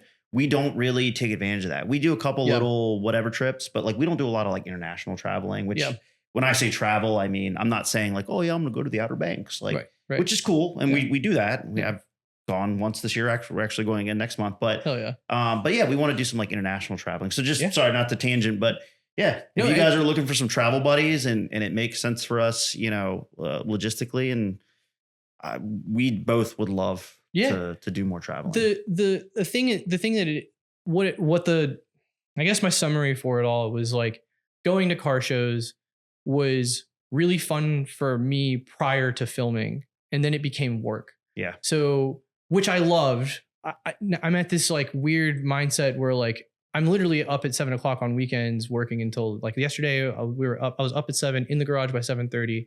I was physically not done working until 10 p.m. Like working on shit, getting the wheels built. Dude, it was just so much work. But we're also grinding because you have an event coming up. Exactly. So you have kind of a load on the lawn. So load on the lawn. Whatnot. You going up Friday? We're gonna go up Friday morning, and then we're gonna come back Sunday. We're going up like Friday, like late morning because a couple people just couldn't. I'll text you and we can we'll link up. So I come to say like I'm missing out a lot of stuff on just normal life. Like I don't get to hang out with my friends as much, and it kind of sucks. And I don't get to do that. Like my PTO, the craziness of how important PTO is now that I'm a corporate mongrel. It's like I'm using it for the wrong shit. And like my PM brain kicks in and I'm like, all right, now I'm utilizing my time off to do work. And then when I do work, it's not that it matters. It doesn't fucking matter. The money in this shit doesn't really matter. Like, yeah, no, knock on wood. Like I'm very thankful for and blessed from where I'm at. But it's like, it's not that we can't full-time run DI the way that we wanted to run DI. Yeah. So keep it a passion project. Yes. And so now, like, that's why I want to reshoot your car. It's why I really want to reshoot your car. And I want to just stick to cinematics and I want to do show coverage, but it's not going to be anywhere near, I'm not spending 100% of my PTO on fucking car shows next year. Yeah. You know what I'm saying? Like I'm doing 1 or 2 days and I'm going to do like Lower Than Lawn. I love going there because it's me hanging out with the homies. Mm-hmm. And like the people that I'm being introduced to and meeting and whatnot, I've met like good amount of people in car shows and whatnot that I enjoy. And I don't know, like I love to meet new people and introduce myself. I love meeting new people all the time, but I have no intention of like blowing up, as they say. You know what I mean? Like I just don't like the people that I want to meet, the people that have cool cars, that are building cool shit, and that are all within this area that I think that are genuine personalities and whatnot. I'm cool with. Yeah. I'm like at the point where like I'm cool. And so I guess that's where we're at. Mara still wants to do like merch and stuff. Like we want to make things that we enjoy, that other people enjoy. And then that's pretty much it. But it's not going to be anywhere near as dedicated as it was like the prior year. And I just want to, all of the fucking cars run right now. Yeah. And remember last podcast, none of the cars ran. Yeah, the podcast before that, they all ran. And so it's like, all right. Ebbs and flows. Whether it's running or not, or so they're running or not. Now that we're stable, we're going to stay stable. And then we're going to keep it pushing. We're we're kind of Oh, we're running in parallels right now, you and I. Because we're gonna have a Discord, by the way, in my current channel, Yeah. and then we're have it's all the travel homies. Yeah, and so we're I just love gonna that. make all the planning and all that kind of stuff. We already have that. Oh shit, we do. Oh yeah, We he's one of them. I think I'm in that disc. Yes, we you talked are. about this last week. Yeah, Yeah, yeah. I never, dude. I Yes. can't even tell you the last. There's a time I logged into travel the channel Discord. because I created it. But no, I was just man. gonna say you and I are kind of operating in parallel because, like I said, Eric and I are also wanting to travel more, and I'm planning to not. I'm not gonna like fully step away from car stuff next year, but Mhm. I am going to dial it back a lot. So the two biggest things that lend to that is one, I found myself much like yourself. I found myself kind of spreading myself too thin with like overcommitting to too many car things to where I was going to so many car things that it lost its luster because it was just like seeing the same shit over and over again. And like the grind of like making sure, out there polishing my wheels and doing all this stuff and, detailing my car. And it's like, I wanted to I want to become more selective with the car things that I am attending. I want to be, I don't want to just feel like I have this obligation to go to everything just because it's close by. Yeah. I want to make sure that like what I am going to, the quality's there and that it's something I'm genuinely excited about. Mm-hmm. That's one. And then two, the other I would argue is the even bigger reason is I hold myself to a very high standard with car stuff. And I have a 5-year-old wrap on my car. Mm-hmm. And like, you start to see the age. All things considered, like it still presents very well. Like I went to Elite Tuner I think it was last weekend or 2 weeks ago. Beginning of August. Mm-hmm. And it was, it's an indoor show. It's under very a lot of lights. unforgiving lights. And like, it looked good. Yeah. I wouldn't say it looked great, but it looked good. And I got a fair amount of compliments and whatever. And I won an award and that's cool. But like, I hold myself to a, you want an unreasonably high standard. And I think next, either later into this year or very beginning of next year, I would love to just take the car off the road and do a big refresh on it. I mean, like maintenance wise and everything, it's up to speed, but I think there's some areas on it that just need some polish. True. It needs to kind of meet my own standards, not to meet the standards of the internet, but like, I'm in the same, like there's a parallel. My parallel is to that. I know I can do anything to any of the cars that I want to get done. I know I can do it. Now I'm so fucking confident when it's like the turbo that got done. I was like, all right, well, I know it's landing tomorrow. I'm just going to strip it and get the old one out. And I already know how to get it done in 2 hours. Yeah. The first time I did the turbo was like, it was like the first time I did it was like 6 to 8 hours tops. And then now I'm done in 4 hours. Yeah. And so it's like, I'm confident I can do things. The challenge is no longer really there. It's just time spent. Yep. Sure. And so it's like, what the fuck? This is just maintenance at this point. What am I doing? I'm not doing any cool shit. I, a few years ago, had a similar sentiment. So you remember, because you and I were going to a lot of car shows. We go to a lot of the same events and we would like both win trophies, right? Yeah. Every single time. The parallels of our cars parked next to each other was always so funny because like Stance Boyd. we're both homies. We're both like, not that we were there to like chase trophies, but we were both winning awards. And it's like our cars couldn't be further apart in terms of like the aesthetic and the build and everything. And like the directive of the build. But we were both kind of masters of our respective categories. Craft. And so bringing it back to my car. So to answer your question, talking about the RS3. So I have the first generation, which is called the 8V generation. Okay. It's the chassis code. The current generation is called the 8Y. For both the 8V and the 8Y, they had a refresh, a facelift. So then you had the 0.2. So mine is an 8V 0.2. So mine is the facelift of the first generation. They are on now the 0.2 of the 8Y. Okay. So the RS3 in the United States came out, I think, it was like the very tail end of 16, I think is when they started coming up, but they came out as 2017 models. Sure. So 2017 was the first model year. They did the facelift very early on. They only did it. So like a year in basically, right? Yeah. And then the 8V.2 was all the way to the end of the 8V, which I think 2020 or 2021 was the last year of the 8V. And they switched to the 8Y, which is the current generation. Okay. But yeah, so like when I first started modifying my cars, and we'll talk about the different phases and whatnot. So I had the clinched fender flares, just universal fender flares. I went through, I think you know him, Denny. Mm-hmm. He used to work at, Mm-hmm. He used to work at, what was the body shop? Caliber Collision. No, Caliber Collision. He used to work at Caliber Collision in Sterling. He did my first R400 kit too. Yeah. Someone recommended I reach out to him. I don't remember because I didn't know him prior to that. Beautiful man. Yeah, very beautiful man. Tall and beautiful brown man. Oh my tall, God. dark, and handsome. Oh yeah, dude. I essentially explained to him what I wanted to do. I told him that I had measured the radius of the fenders, of the stock fender. I'd measured the radius of the clinch fender flares. I said, it's almost a perfect match. So all we'll have to do is cut them to length, drill the holes in the car, bolt them to the car. Easy peasy. Easy peasy. And paint them because I wanted them paint matched to the car with the Audi Mythos black paint because I thought that was very unique and cool. So tell us, Nick, how did that go for you? It went well. Damn it. I thought he was going to be like, everything didn't fit. It went perfect. Yeah. He knocked it out in like 3 days over the weekend. Like as he went in over the weekend, knocked it out in 3 days. He did trim the factory metal fenders up a little bit. That was fine. I have no problem with that. That was not the first time I'd cut my car. We'll get to that in a second. So we did that, or he did that. Old Nakai-san in the building over here. Yeah, right. Cigarettes and Coke. What he did to make that like that specific thing went above and beyond. So the clinch fender flares on the ends, they were like capped. Yep. Well, he had because the clinch, because they're just generic universal fitment, they're super big. So he essentially cut the caps off, plastic welded the caps back on, so that way it looked fully complete. Shortened them basically. Yeah, he essentially shortened them. Yeah. And like I didn't ask him to do that. I didn't even think to do that. Yeah. He just did it. And like it made it look super complete and whatnot. Yeah. Made it look like they weren't a universal application, that they were actually like tailored to the car. Exactly.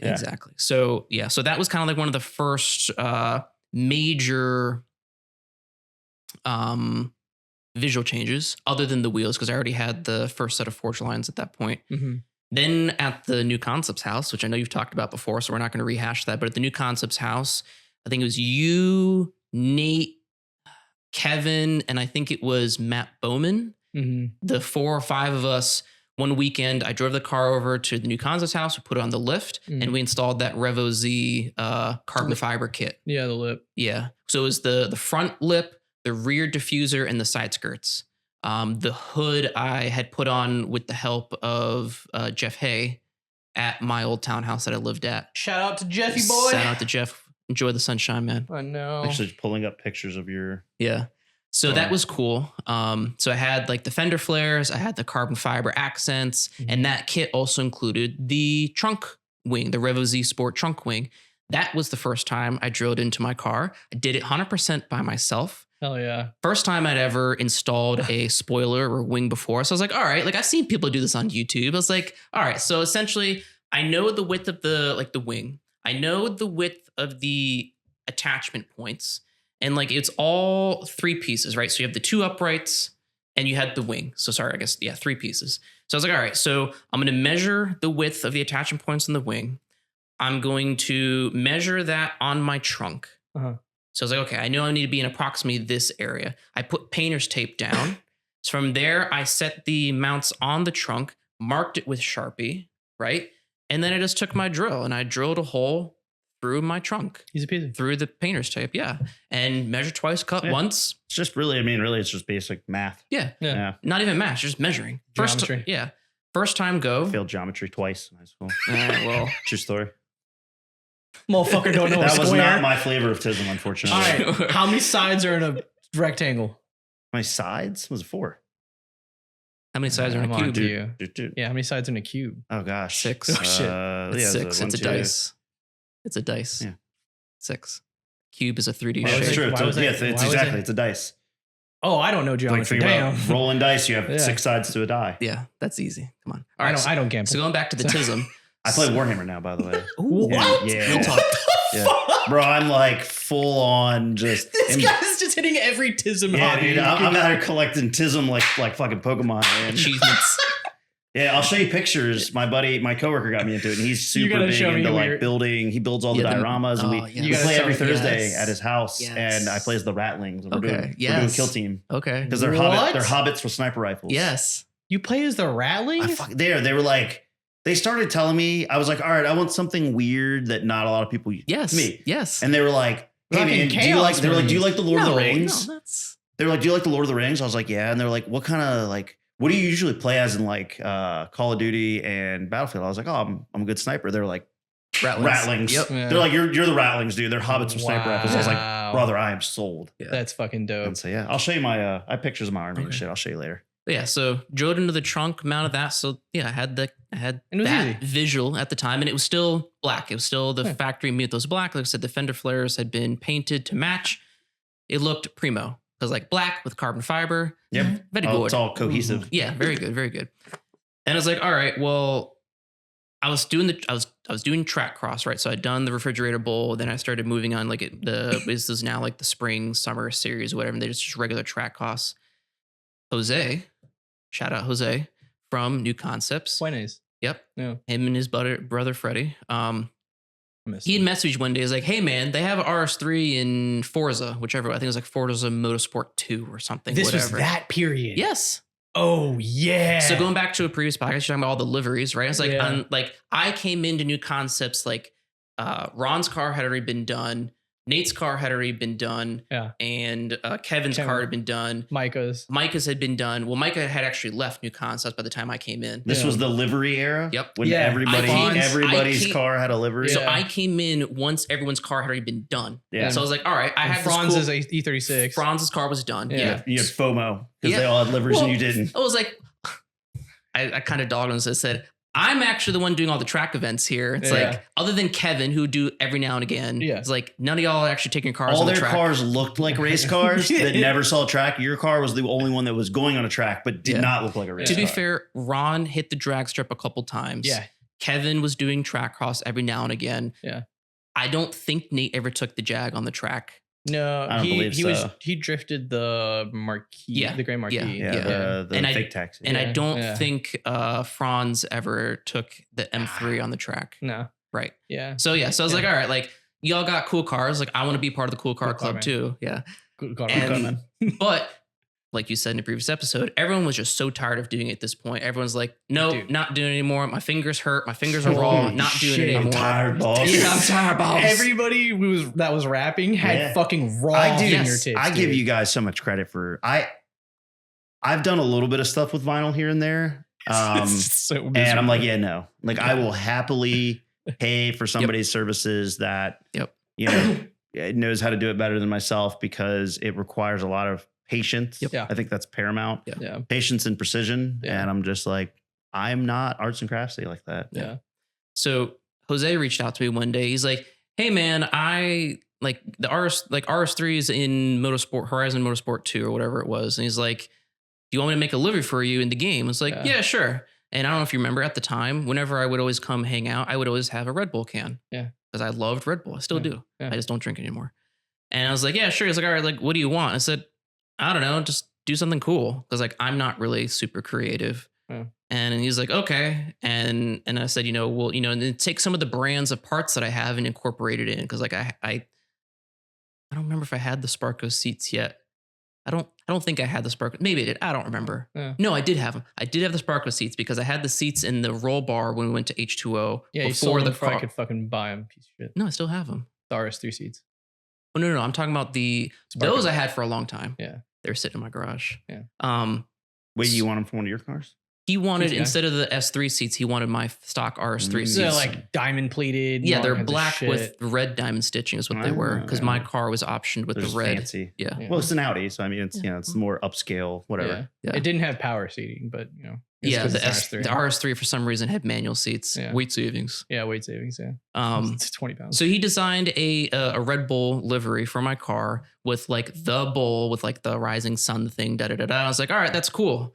So I found a vinyl shop because New Concepts was not doing anymore to install the livery on my car. We also couldn't do yours because it was a printed graphic. Because we had a die cut cutter, which I and that have was it. now. Yeah. Well, it's funny how that happened. Yeah. Who did the livery? Great question. I'll get there in a second. Okay. So talking about you guys wanted to do as a printed graphic. It was when it was installed, it was actually not a printed graphic. They did shapes. Those layers. Yeah. So That sucks. the bull was the printed graphic, but like the sun and everything else was layered. That's awful. because that's, you know, how Well, much, because you have to line that all up. Otherwise, you're going to stand back and Yeah. something's like going to be Yep. not centered and it's going to look stupid. yeah, it's a Yeah. lot of work. Yeah. That's Yeah. why all of the, if you've noticed, like all of the colors and whatnot on all the liveries are very, very basic because like to do simple shapes. Yeah, it's all Yeah. simple shapes. Yeah. So I started looking around, and because it was Red Bull, right, registered trademark, a lot of vinyl shops didn't want to do it. It's like, Yeah. oh, we're gonna get in trouble. Cease and desist. I was like, all right, if you're scared, say you're scared. So I found a shop up in Maryland. Mhm. I'm forgetting the name off the top of my head, but I can look it up and let you know. And great guy. Someone referred me to him. I was like, it's all the way from Maryland. I don't want to go to it because it was on like the far side of Baltimore. Yeah. Like, I don't want to go all the way up yeah. there. I ended up going to them. They did a killer job, knocked it out. Did it in like a week or so. Like Franz actually towed it up for me. And this was when Franz had first started doing his towing. Shout out Low Pro Towing. Hell yeah. And yeah, they did a killer job with it. So I rocked that for about 2 years. Because you even had the Red Bull livery after you did the wide body, the carbon wide body. Yes. Yeah. The Yeah. TCR kit. Yeah. So the TCR kit was always the end goal. I knew about that shape and about M Composite and that they sold it prior to doing the clinched flares. Yeah. When I looked on the M Composite website, so like I mentioned, they're out of Bulgaria, everything's in euros. I added it all up. If you paid the list pricing at the time without the freight shipping, because it is freight coming from Europe because of the size of the body panels and whatnot, Bracing for this. Yeah. it was $25,000. Jesus Christ, that's a car. That's no taxes, no freight, like no VAT, right? That's 25. No Mark IIIs. No installation. That's installation. just the. That's just the kit. Yeah, that's just the hard parts. Yeah. Now that does include the hood. Yeah. No, did that? I don't remember if that included the I hood hope that because I would had include like a car. because I You had, already had a hood. because I had the Revo Z hood. But that was everything. That included the trunk, which I don't have, but that was everything. So I was like, all right, well, like I'm not gonna drop that much money on this body kit. So I was like, all right, I'll never have this kit. So then I went with the clinch fares. Okay, like it's not nearly as good, but it's still something, right? Got the job done. Got the job done. Like I said, I had the Red Bull livery for about 2 years ish. Another buddy of mine, whose name is also Nick, he also has a 2018 Audi RS3, also in Mythos Black. And is also in the same area as you. It is also in the same area. He lives out in Aldi. no, like he moved. Oh. He's in like Gainesville, Nokesville area now. Okay. On He sends me a mess- my hood. Yeah, exactly. He sends me a Facebook message, and it's just no context, just a screen grab of a post in some other group that I was not in, Facebook group.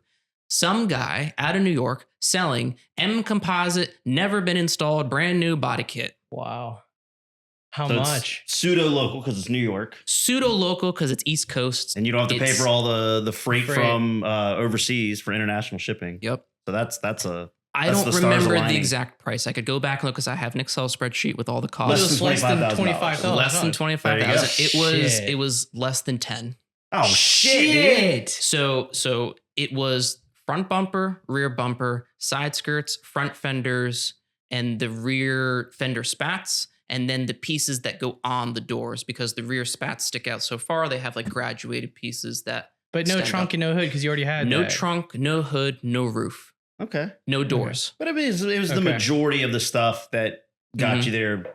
You know, from an aesthetic standpoint. Yeah. Wow, So- incredible. He listed it and never been installed. So Do you know why he was selling it? Was yes, it? I'll get there in a okay. second.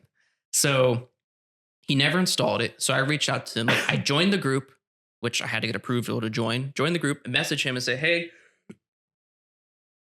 I'll buy it for your asking price. Don't sell it to anyone else. Mm. And I didn't try and haggle with him because I already knew the price. I priced it out. Like I knew Price was already fair. even if he had asked the actual list price, I still would have bought it. Yeah. Well, yeah, because you're still saving money on not having to deal with the logistics of international freight. So and all all of that. their parts are made to order. So the lead times, the shipping, and the ring around the rosy that I had to do with the doors, which we can get to eventually. Yeah. Mhm. So I messaged him and said, I'll pay your asking price. Don't sell it to anyone else. I'm in Virginia. Just give me time to figure out when I can come get it. I'll even give you a deposit if you want. So he responded back. He said, cool, no problem. It's yours. Hell yeah.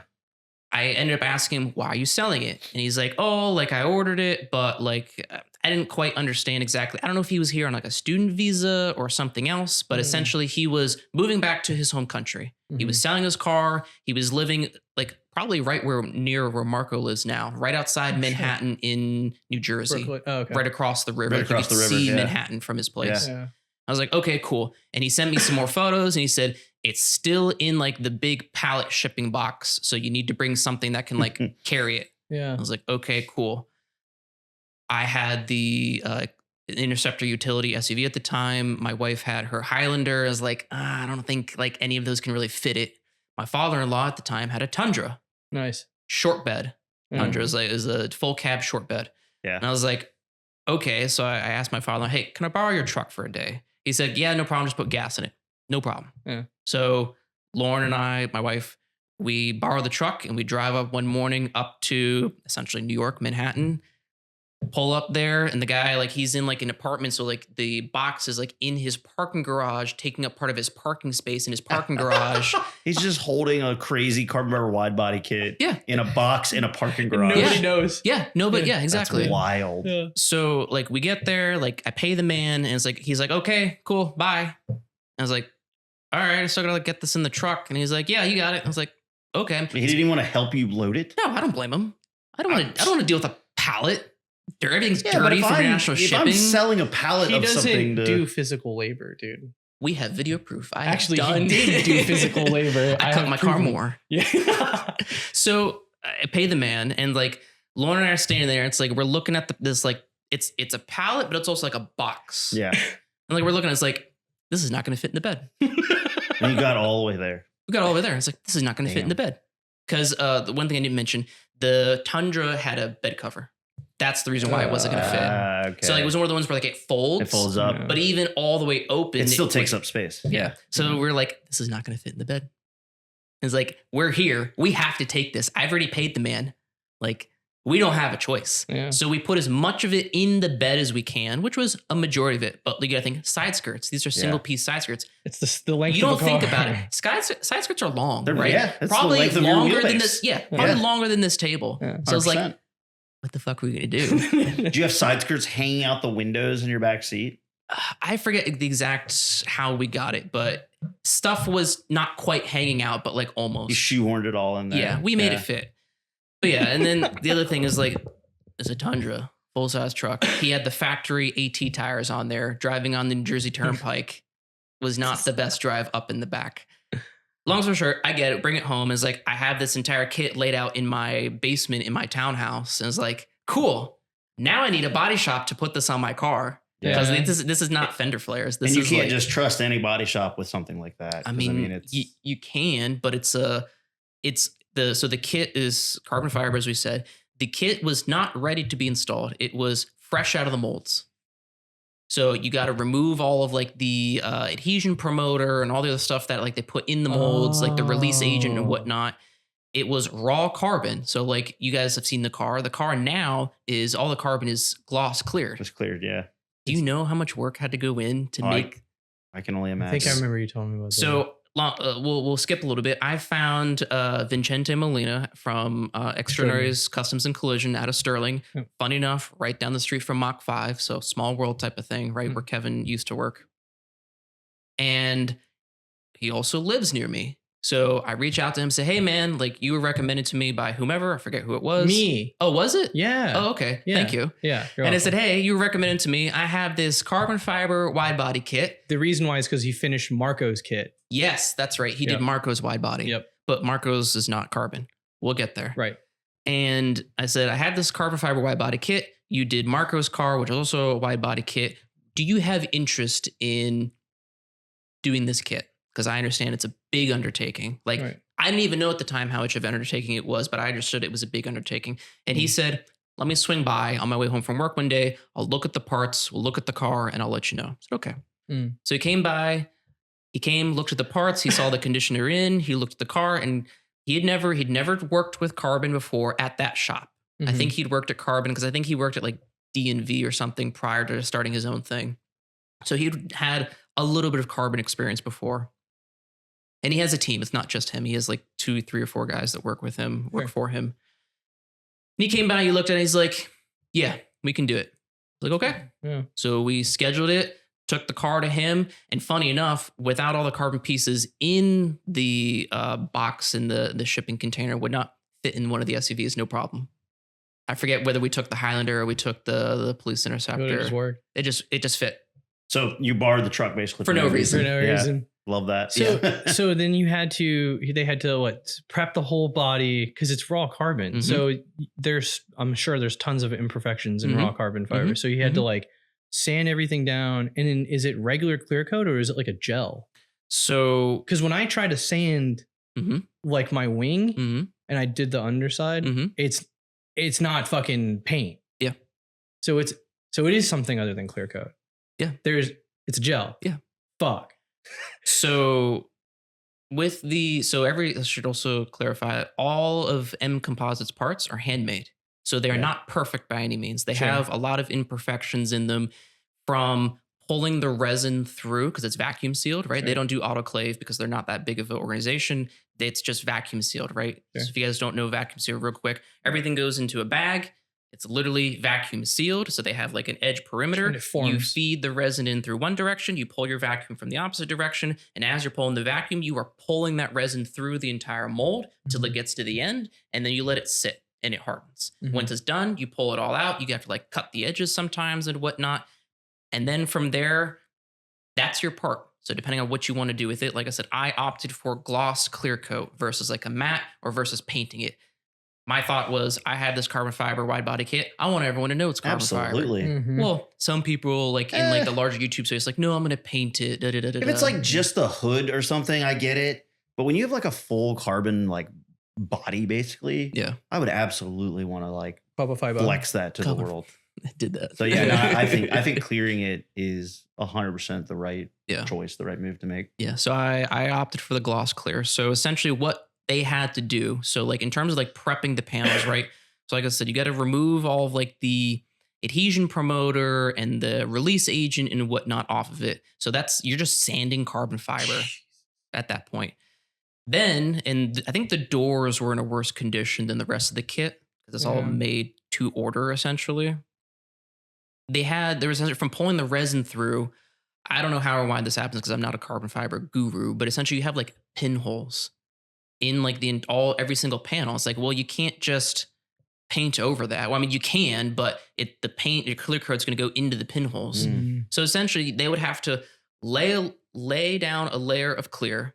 This is what happens with fiberglass. Yeah. Let it sit, let it cure. Yeah. Sand it and keep doing that process to fill in all the pinholes so you have a flat, even surface. From there, then you can actually clear it for like your final clear type of thing. Oh my God. I don't remember if it was either the doors or the first round with the kit. Chente told me they ended up doing, I think he said like 7 or 9 layers of clear coat.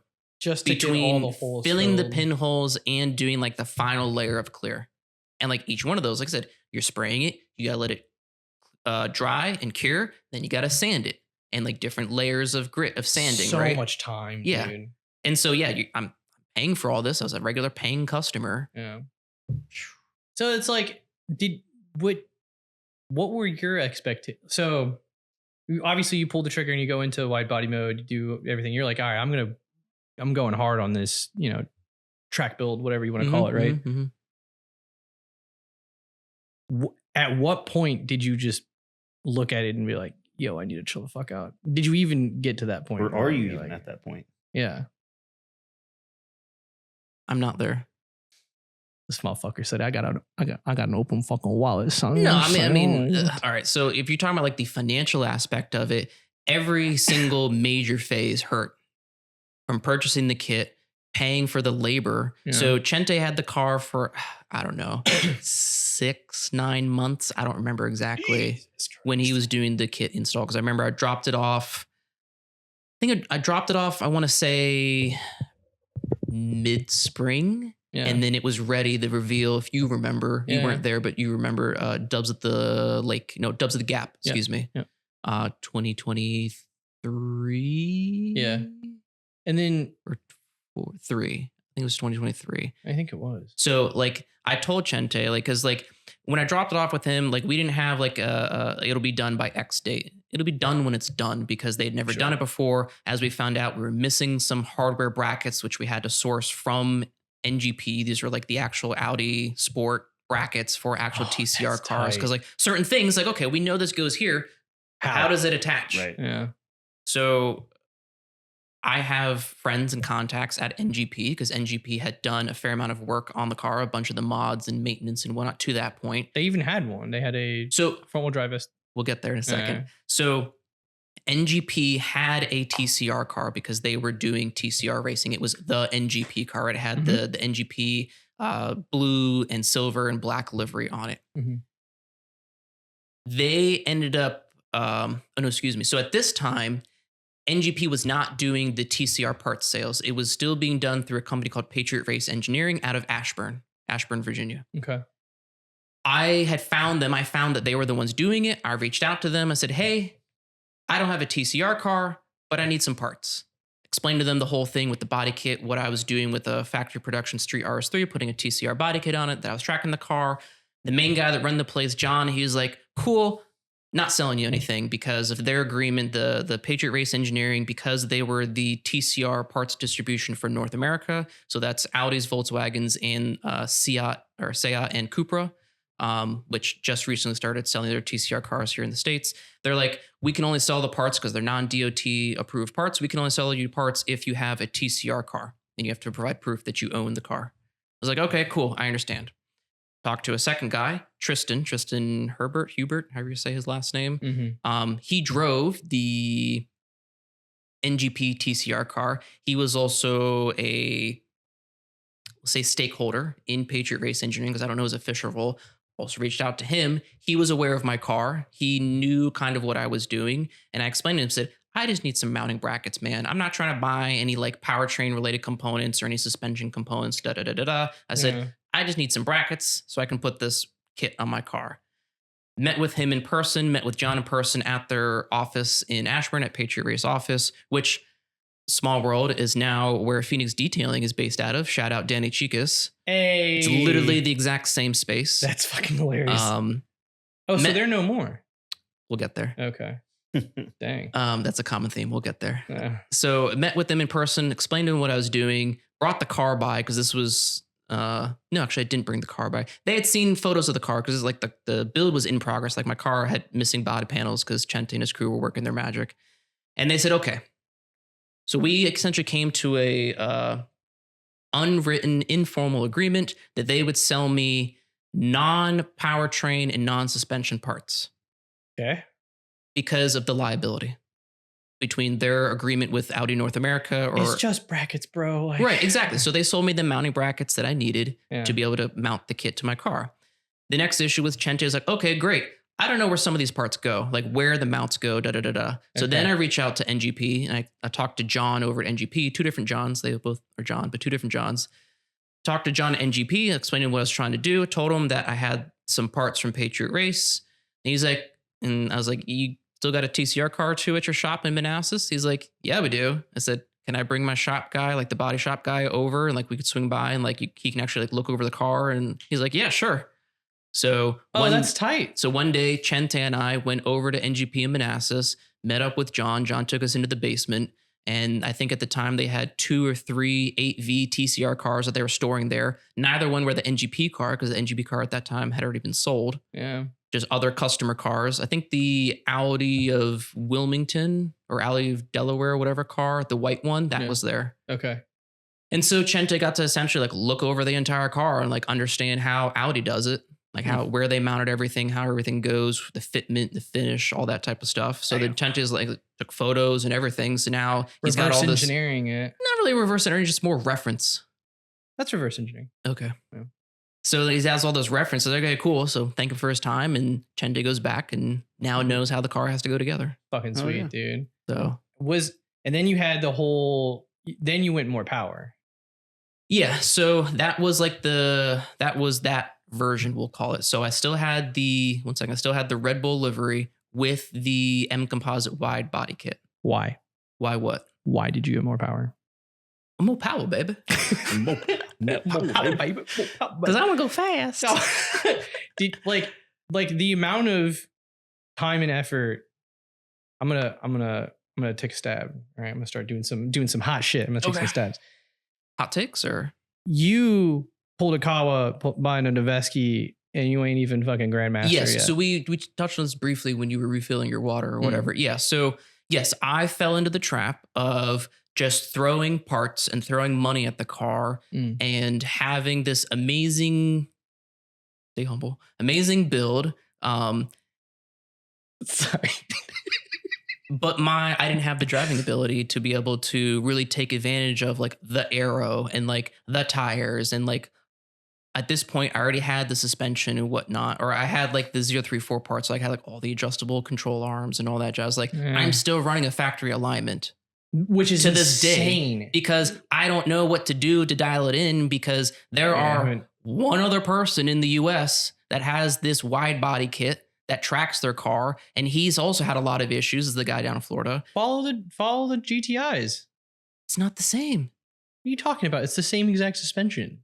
Yeah, but his car's all-wheel drive and GTIs are You add all-wheel drive, different power point, different weight, 3 degrees camber in the front. No, actually, no, it's like 2 degrees, 2 to 3 degrees, depending on the track you frequently go to.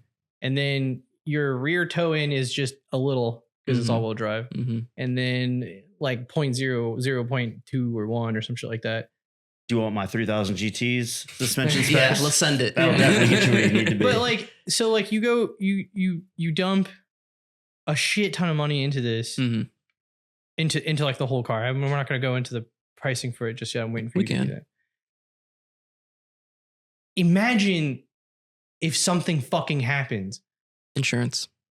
Bro. Do you have like Haggerty insurance on it? Do you have race insurance have, like, or track regular insurance? I go through USA. Okay. So like, but what about track insurance? They don't.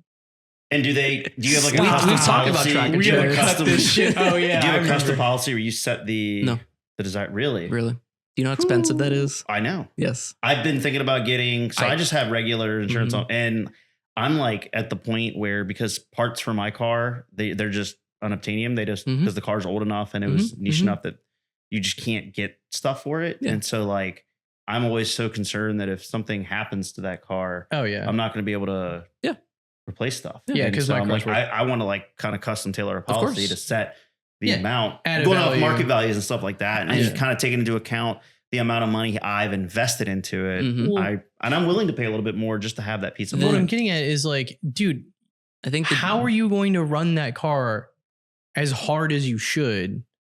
Because if something fucking happens, that's a shit ton of money on the line. Full send.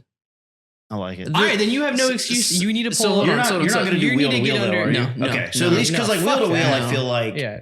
that's a whole nother level of There's somehow going to risk, be, because not only then you're not just worried about yourself and your ability to handle the car, but you're worried about people around you and their ability to maintain or to so let's touch on a few things. So like you want to build a policy, your custom policy, because you want to be able to rebuild and replace your car in the exact way it is if something were to happen to it. Maybe, or at least get back.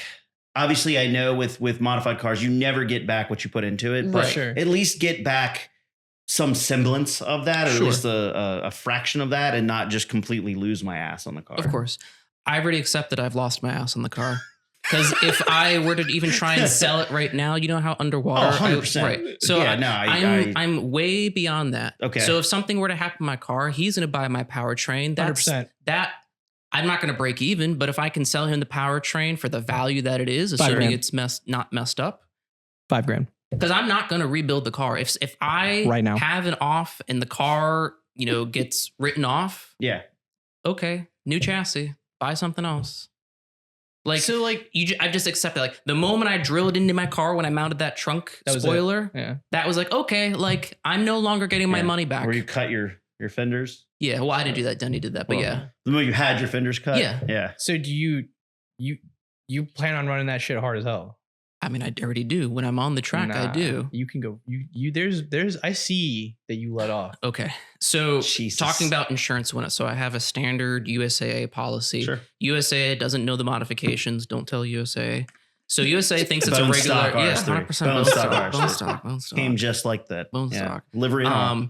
I do sometimes purchase track insurance. You were asking about that. Yeah. So Okay. I've done it once or twice, only at VIR. I didn't even know that was a thing. Yep. Yeah. So track insurance, Haggerty has policies you can purchase. Other companies do, but essentially, Do you purchase it through the track, or do you have to call you the purchase provider? it through the insurance agency. Okay, and But you just it's just supplemental for like that day, basically, That day or that event. or that event. Okay. Yeah. So Cool. essentially, you say what track you're going to. You tell them the value of your car that you want to insure. Okay. And what deductible you want to have. And they will tell you what your premium is. I mean, so in your situation, that's really all you need, because you don't drive that car on the street a ton to begin with. No. I mean, it's not to say that if you took it out to Cars and Coffee that something couldn't happen, course. because it could. But Yeah. like, I feel like in your situation, you really need it for the track days, because that's when you're actually pushing it, and that's when you're Yes. running the much larger risk of like Mhm. something happening. Mm-hmm. I don't know how you do that. The track insurance also covers in the event you have a off at the track and you damage a portion of the track itself, covers the track itself, not just your vehicle. So it covers like you, like health wise. Right. It covers your vehicle. It Mhm. covers other vehicles if you hit someone else, and it also covers the track if you damage the track in any Okay. capacity. What does it run? Yeah. A lot. Yeah. I was going to say. Depends that was on gonna be my next what question. you value your car at. So Give us like a ballpark. Yep. So I got a quote, and this was just online through Haggerty's track insurance. It's just a portal where it's all you do it yourself. Yeah. I put in the total value of my car plus all the mods, which we'll get to that dollar amount in a little bit. And I said a 2-day track event at VIR. And I said the maximum deduction, I think was like 5,000.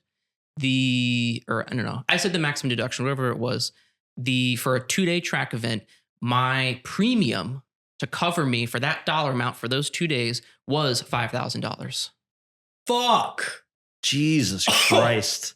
Holy That's more shit. That's than the I reason pay for insurance on both my vehicles Per year. like for several years, probably. Yeah. That's the reason why I don't do it, because it's so expensive. I only do it in certain Good situations. Lord. Now, there are other companies. So there's another company, I forget the name of it. The maximum you can insure for is $150,000. If you do that, I think the deductible the premium was like $1,200. Okay. So 1,200 to 5,000 is a huge reduction. Yeah. And yes, you're capped at 150,000. But So still, for most people, that's plenty. yeah. yeah. It just depends on how much insurance do you want to buy. But you're not most people. No. 3, 2, 1. That's satisfying. You're welcome for the free ASMR, by the way. Welcome back to the district. Liquid Death sponsored the fucking. I just realized we all have a different flavor too. I know, dude. Like, We got Mountain Death, we got I'm not Kilbert Grape, and what's yours? Dr. Death? Dr. Death. Dr. Pepper. Dr. Death. Yeah. I really didn't want like Ooh, that's Lydia. good. It started off I didn't want Lydia to drink soda. Mhm. Yeah. And then it became I'm buying this literally for me. Yeah. So now we're buying cases of them. I just bought 3 cases. I'm running out. Celsius. No, that's her. Oh. You're Liquid you're diesel. specifically talking about Yeah. I didn't know if we were still in the energy can't- drink tangent. I can't do energy drinks as much as I used to. Like I used to have high blood pressure when I was like 265 pounds, and then I was like 140 over 90, and then I just checked recently like 117 over 79. So I'm doing I just pretty had good. my physical last. Hell yeah. So. I need to get back. Do we need to Not resync audio? Yeah. Well, that I'm hoping this would, but we Me should do too, it. that All was right, the here's intention. mine. Very good. So All going right. back, so we were talking about track insurance. Track insurance. Yeah, And how so- much Being the $1 billion premium is. Yeah. Yeah. So like $1,200, right? But then like, and it covers up to 150K. That Yep. I mean, that's That's that good. adds to your it's good, but that adds to your Operating costs. exactly. Yep. Like I'm thinking about this like long term, dude. Yeah. Like, So if we go back to like what you were saying with the Mark Gotta- II, gotta right? pay You to play. realized mhm. how like expensive or not expensive going to the track is. And that was kind of one of the things that I said, like, I don't like people think, oh, going to the track is so expensive. And it's like, it can be. It's a black hole. It can be, but it Mhm. also doesn't have to be. The only 2 things you need to go to the track is a helmet, which you can get for relatively inexpensive. 500 or less. 500 or less, yeah. You can, and just like everything else, helmets you can go spend thousands on. So you want the full carbon with all the bells and whistles, sure, you can go spend $3,000 on a helmet, but you don't have to. Mhm. You can go get a helmet for like $300, $400 for OG Racing. Shout out Mhm. OG Shout out to Racing. OG Racing. And then you got to pay the entrance fee. Yeah. For track cross, I think it was like $150 for an event. For the HPDE weekends that I do with NASA Mid-Atlantic, it's a 2-day event. At Summit Point, I want to say it's like 400-ish, 500. Yeah. VIR is a little bit more expensive. VIR, not for Hyperfest, but for like a regular HPDE with NASA at VIR, I think it's like $650 For 2 days? for 2 days. Yeah. So like in track cross, it was like 4 runs. And if you were slow, you're getting more time per dollar. You know what I mean? Yeah. But More time on the track because it takes you longer to complete a lap. Yeah. So a lot of people, like when you talk about the raw number, track cross is more, it's easier to do, right? It's a less dollar figure. But if you start analyzing the dollar per track minute figure, right? Or whatever things you like, hour per track minute or whatever, or dollar per track hour. operating cost. Yeah, essentially. HPD is a better value because you Right. get more time on the track. Mhm. Yes, you're paying more, but you get more time on the track, but it's a larger dollar amount. So And if it's you're looking also at a hot lap too, like you're hot lapping, right? So like you're so going over and over. HPDE, yeah, HPDE. The format is you have normally 2 sessions before lunch, 2 sessions after lunch each day. Mhm.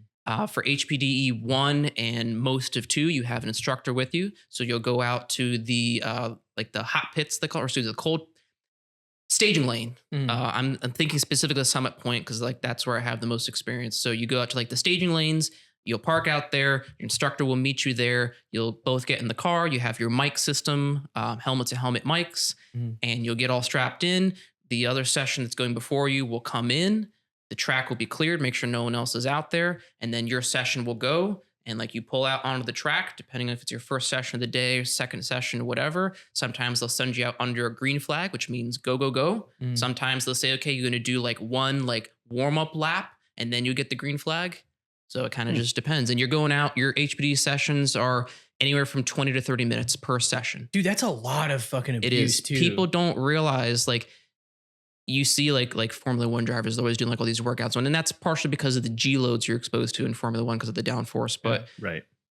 driving your car, like I was initially wearing an Apple Watch when I was first going out. My watch would think I'm working out from a session because 120 heart rate. Yeah, heart rate goes up.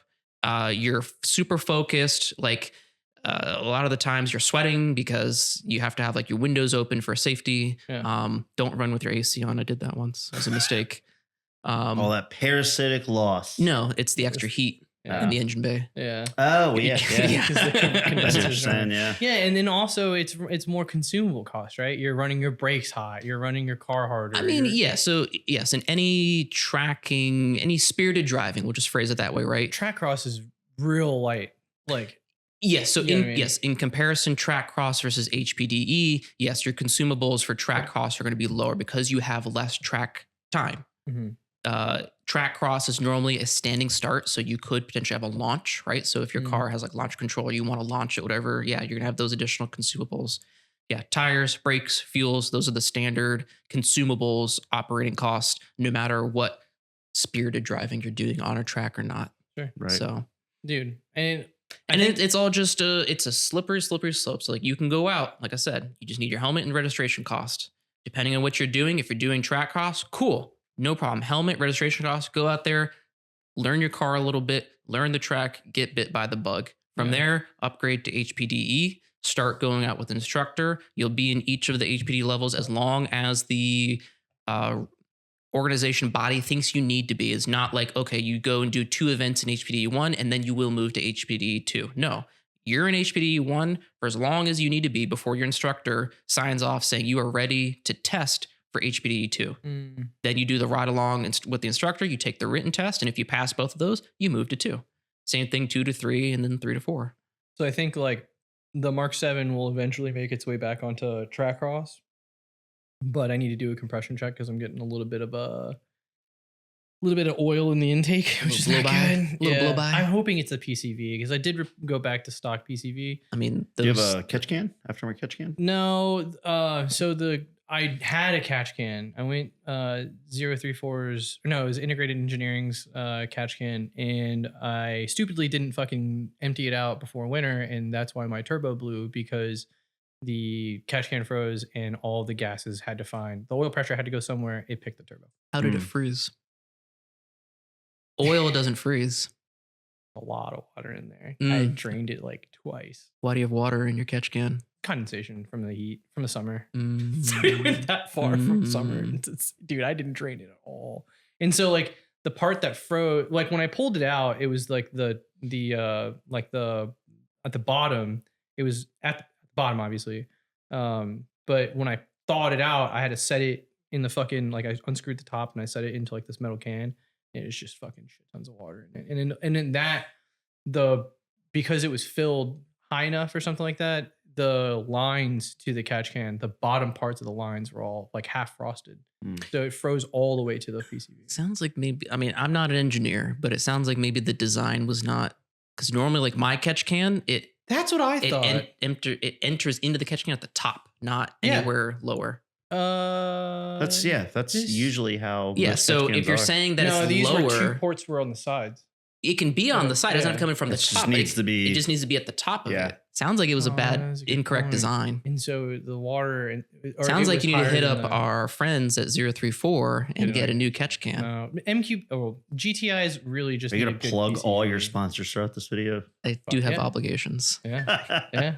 That's why he's rocking them Rova fucking motor oil. Shout out Rova. But yet he didn't even know his shirt or his car. All right, can they see that? Yeah. So this is on from a shirt. So this was my previous livery. This was the John play Player. on the classic 70s Formula One livery, the John Player Special. Yeah.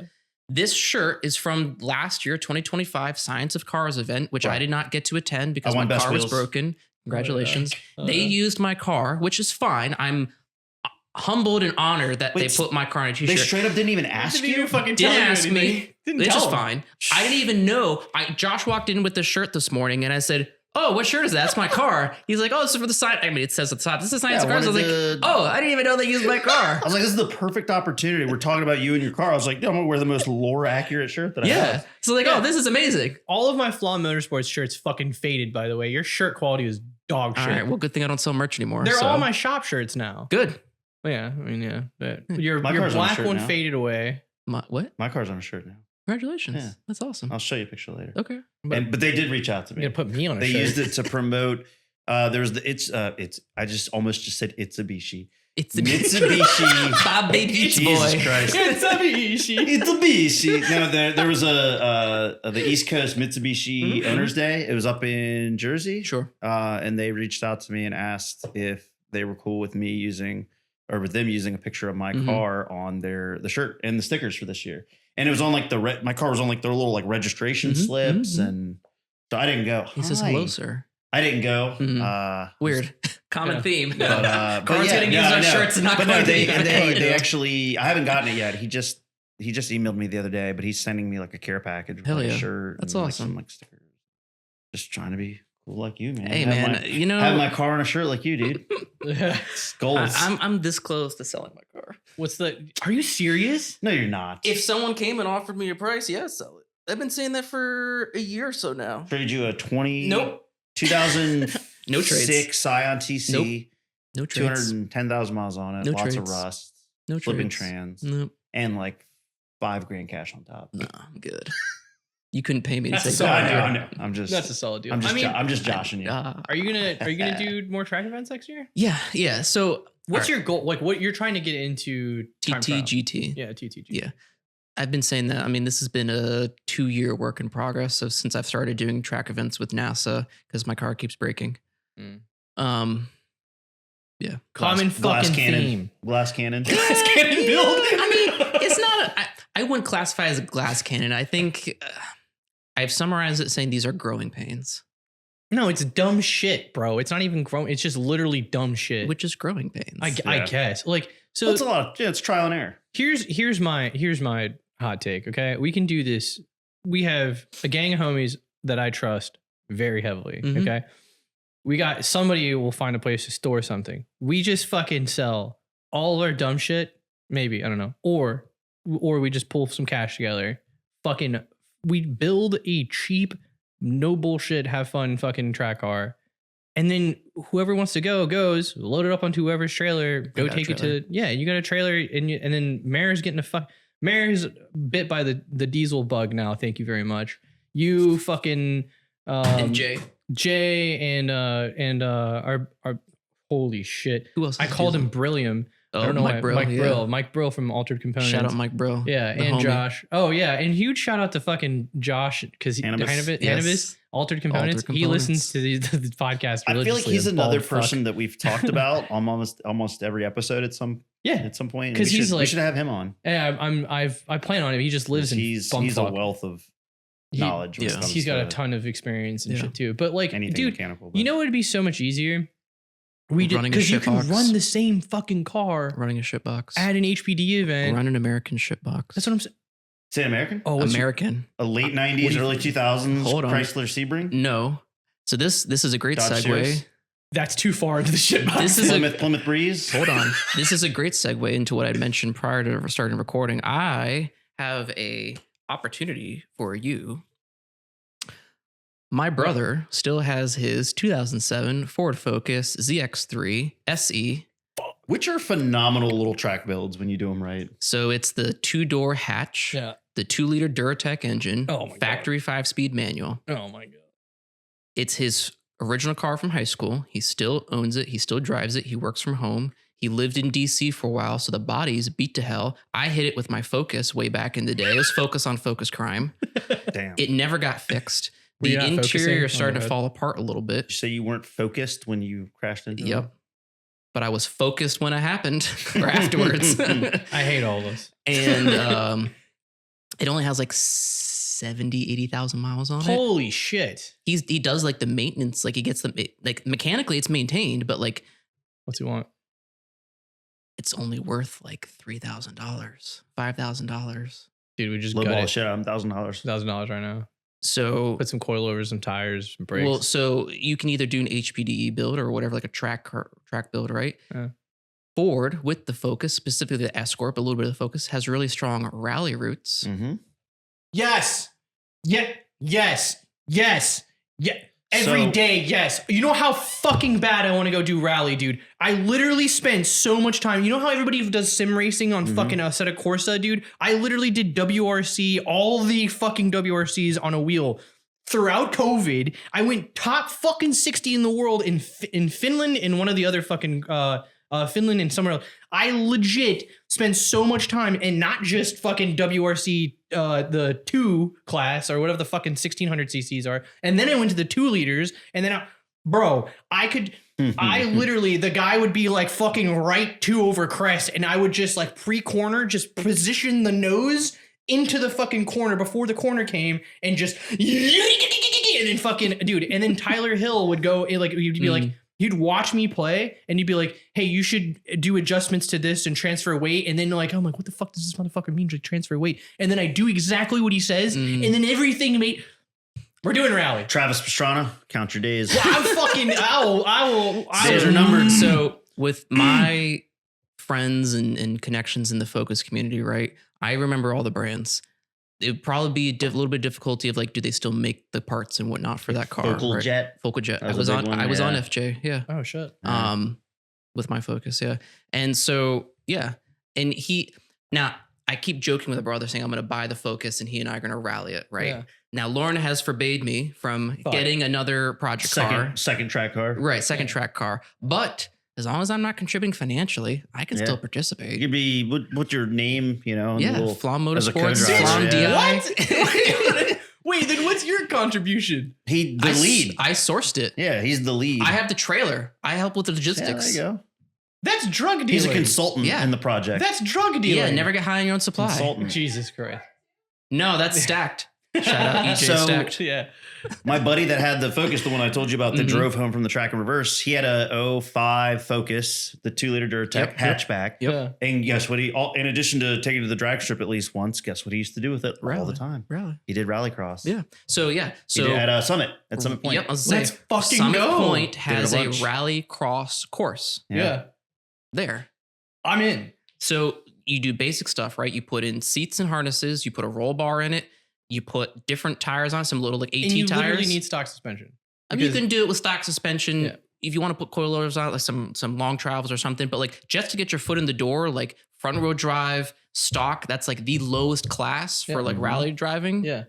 I know. That's exactly what I want. thrills. Start getting some seat time. I would rather. I don't know who's doing a co-drive. I'm not doing a co-driver. I'm terrible right seat. Rallycross, you don't have co-drivers. Okay. Yeah, it's true. Yeah. Rallycross, you don't. It's only for like stage rally that you have. Okay. Well, I mean, eventually upgrade to Rallycross stage is rally. just you like. It's a set course. Yeah, it's a set course. It's just you beating on your car, but on dirt. Yeah. Yeah. But it's like, very like he used to literally drive it there, beat on it all day, and drive it back. Mhm. And then he would show me the pictures where he would take out like his fender liners at the end of the day Just and literally throwing them beat all the in. dirt out. And like he would have like Yeah. a pile like that he would have to shovel off of his driveway after he was done find after a a place day. to fucking store it. We already know a place. Obviously, huh? We know a place. Who? Stacked. True. That's out near me. So if I'm doing the but transportation, I'm not paying for the fucking all. Like I can't pay for everything. I can't fund it all. I need. You just said we get people. We get a team. Yes. Yo. EJ, sponsor the build. Sponsor the discounted, build. Discounted rate on the storage. We'll wherever wrap you- it pink. Well, you Yeah. can. I need a driver. EJ has. You're the driver. I'm the mechanic, dog. I'm obviously gonna build it. Yeah, you're a driver and mechanic. Wait, you got no. You 100% the commentator. You were just plus saying the all guy this- in the comms the entire All time. the skill Hit that the you base have car. from the sim, you're the driver. Yeah, you're the driver. Yeah, but you just said. Yeah, I know. You just had I this fucking- whole I'm top 3 in the Finnish World Rally top on 60. on Okay. Assetto Corsa. And like, No, I it's set, WRC I set the world legends. record. No, Come on, man. I want to do well because I want to build it too. Like That's fine, you imagine can if you build it. had if we had like 3 maybe 4 people tops. You can easily build a rally car. Yes. $1,000 per person would get us literally in Yes. rally in an Yes. event. It would get you in an event. Yes. It's cheap. Yes. It's very cheap. And it's also don't give a fuck because Yeah. you're just gonna beat the shit out of The body, like I said, the body already has a bunch of damage to Good. it. So if you Yeah. do something, no big deal. I'll say you want a car for something like that. You want a car that already has character, Yeah. so that you're not feeling guilty about Yeah. beating it up because it was like pre-beat up. And like I said, Creepy. he's the original first owner. Yeah. Well, technically, my Has dad all like the owned it service first. records and Yeah. everything Yes. for it. Yeah, Oh, that's dude. a perfect candidate Yes. for Yeah. a little just a little kick around Can you car. hold on to it for like another year? He's not planning on getting rid of it until it dies.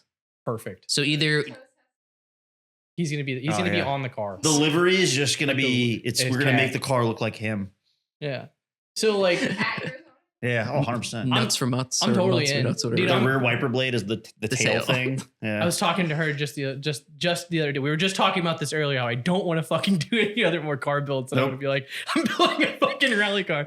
Like Just means It's you like gotta get 20 rid of minutes one. ago or 30 minutes ago, you were like, yeah, I'm going to stop building. We're going to separate, so I travel more. And that has now, it hasn't even been. We'll just but travel You know- no you more know- than 30 you know- minutes. We're like, yeah, we're building a rally car now. Rally's international. yeah. Yeah, there you go. It's totally, it's super cheap to just transport your car Yeah. overseas too and race it. Yeah. Yeah. And Yeah. It's true. Yeah, And gotta if you ship your have an car, off, you get yeah. to see the trees. It's Not a big fine. deal. Yeah, you get really close. Yeah. Yeah. If you roll over, yeah.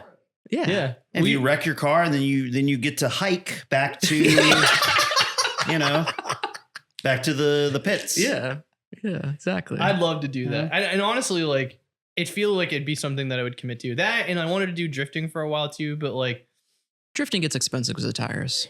it's all expensive, dude. Yes, it's all I think- expensive, but there's different degrees of expensive. Yeah, that's true. And drifting, I feel like, I mean, I know with any form of racing, you always run the risk of crashing and stuff. Yeah. I feel like with drifting, because it is literally just like controlled chaos, I feel like you run an even higher risk of like eating your car into a wall. Especially since even if you're not doing like I think it depends. tandems and stuff. I Depends feel on the like track. Yeah. Because like if you're on Jefferson at Summit, you got a fair amount of grass between Before you hit the it. pavement and the wall. Yeah. But if you're on like Shenandoah, it's like some of those areas, that wall's real close. I Yeah. almost talked Dude. to it once. I was this was last year at Summit at Faint or Fright. I was doing a ride along with David Belomo. Mhm. And I mean, that dude, he's a certified ripper. Mm-hmm. And he went into that big banked turn. Right.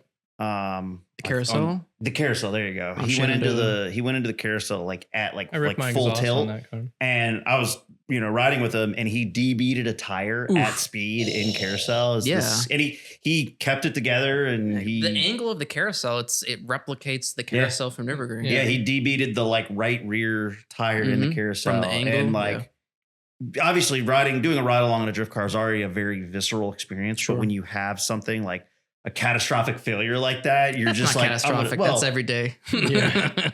to someone like me, would be I'm ripping not your out hub there off. ripping cars around like that all the time. Sure, like sure. it's, you know, you're just like, oh, something bad just Yeah. happened. But he was just cool as a cucumber. He was like, yeah, whatever. Yeah, it is what Just it is. drove We're it just back, making- like no big deal. Yeah. I think most motorsports obviously have like an operating cost. There is no escaping that. And honestly, I think what we broke down to was like, you make your own. You can set your own operating costs. Oh, you can of run course. shit cheap. So in NASA Mid Atlantic, there's a podcast I listened to from one of the Honda Challenge guys, Khan, from Blind Apex podcast. And I remember he's like on multiple seasons. He's been doing it for a few years now. I remember one of his earlier episodes was talking about, because like all those guys, it's just a hobby, right? For none of them, it's disposable or disposable income. Yeah. So like you have It's to not their livelihood. Right. You have to set a budget and you have to stick to it. But your budget has to be able to afford you to be able to do like a season, right? But if your budget doesn't include rebuilding your engine every year in the off season, right? Then your budget doesn't include that. And you have to like understand that and like stick to your budget. So it's just like your household economics, right? Set a budget, live under your means, stick to your budget. You can't just, here's my credit card. Yeah. Yep. Like we talked about, which I didn't quite do that, but yeah, I went too far. Shotgunned it. Yeah. But I mean, it's sick. Thanks. Yeah. Shit's tight as fuck. It's all right. Worth it. I wish companies thought it would be cool enough to take to SEMA. Are you actually thinking about selling it though? Yeah. Hold What on. the fuck? Pause. How has your car like not been to SEMA at this point? Oh, are you kidding me? He's missing the key ingredients. Bluetooth drive shaft. True. Really shoddy the body RGB work. lights. Your car Yep. actually like functions and like is a running driving car. Well, so what's the third you one? shot yourself in the foot there. man. Yeah. Fuck you for Well, driving it into I mean, there. it doesn't run really well right now, so Well, maybe so now's now's your perfect chance. candidate. Yeah. Now, seize the now day. you qualify. Seize the day. Be like, Yeah. hey man, just so you know, I will have to push this into the building. They're gonna be like, son of a bitch, we have Why didn't you say that to begin front with? row spot for you, like on the best podium in the building. Yeah. No, I mean, I've applied a few years with some companies that I've partnered with, but I just wasn't selected. That's So wild. Yeah. That's wild. Well, I Yeah. mean, That's definitely like dude, a SEMA quality you build. want to Thank you. go into the part of the conversation that I think that you're going to enjoy. You really think that a track car would be way more interesting than like, whew, I should pick wisely. All right, Danny, if you're listening, Hot take. Q50, okay, Okay. fucking purple metallic wrap, same splitter design fenders and all that kinds of shit as everybody else. 3-piece fucking triple-handed, quad-handed fucking Wedscrans 19 by, I don't know, 11 and a half, 17 degrees of camber. Fucking, do you remember the Sudani lip, the Sudani stretch? God, I Yeah. hated it. Sudani Where they would stretch. weld an extra lip. Onto and so the lip. it would just look like you could see like this much of the barrel of the Yeah. wheel. What? Yeah. I've never heard of this. So- So it's an old stance It's thing. it basically it creates the illusion that your tire is like it still is stretched, but it creates the illusion Even that more it's like stretched. extremely stretched. So they Yeah. basically weld an additional They make another lip to bead. bead the tire to. And so it's like the wheel's like this, but the tire's stretched from here to here, and then you just have like this much extra lip where you can actually see the barrel of the wheel.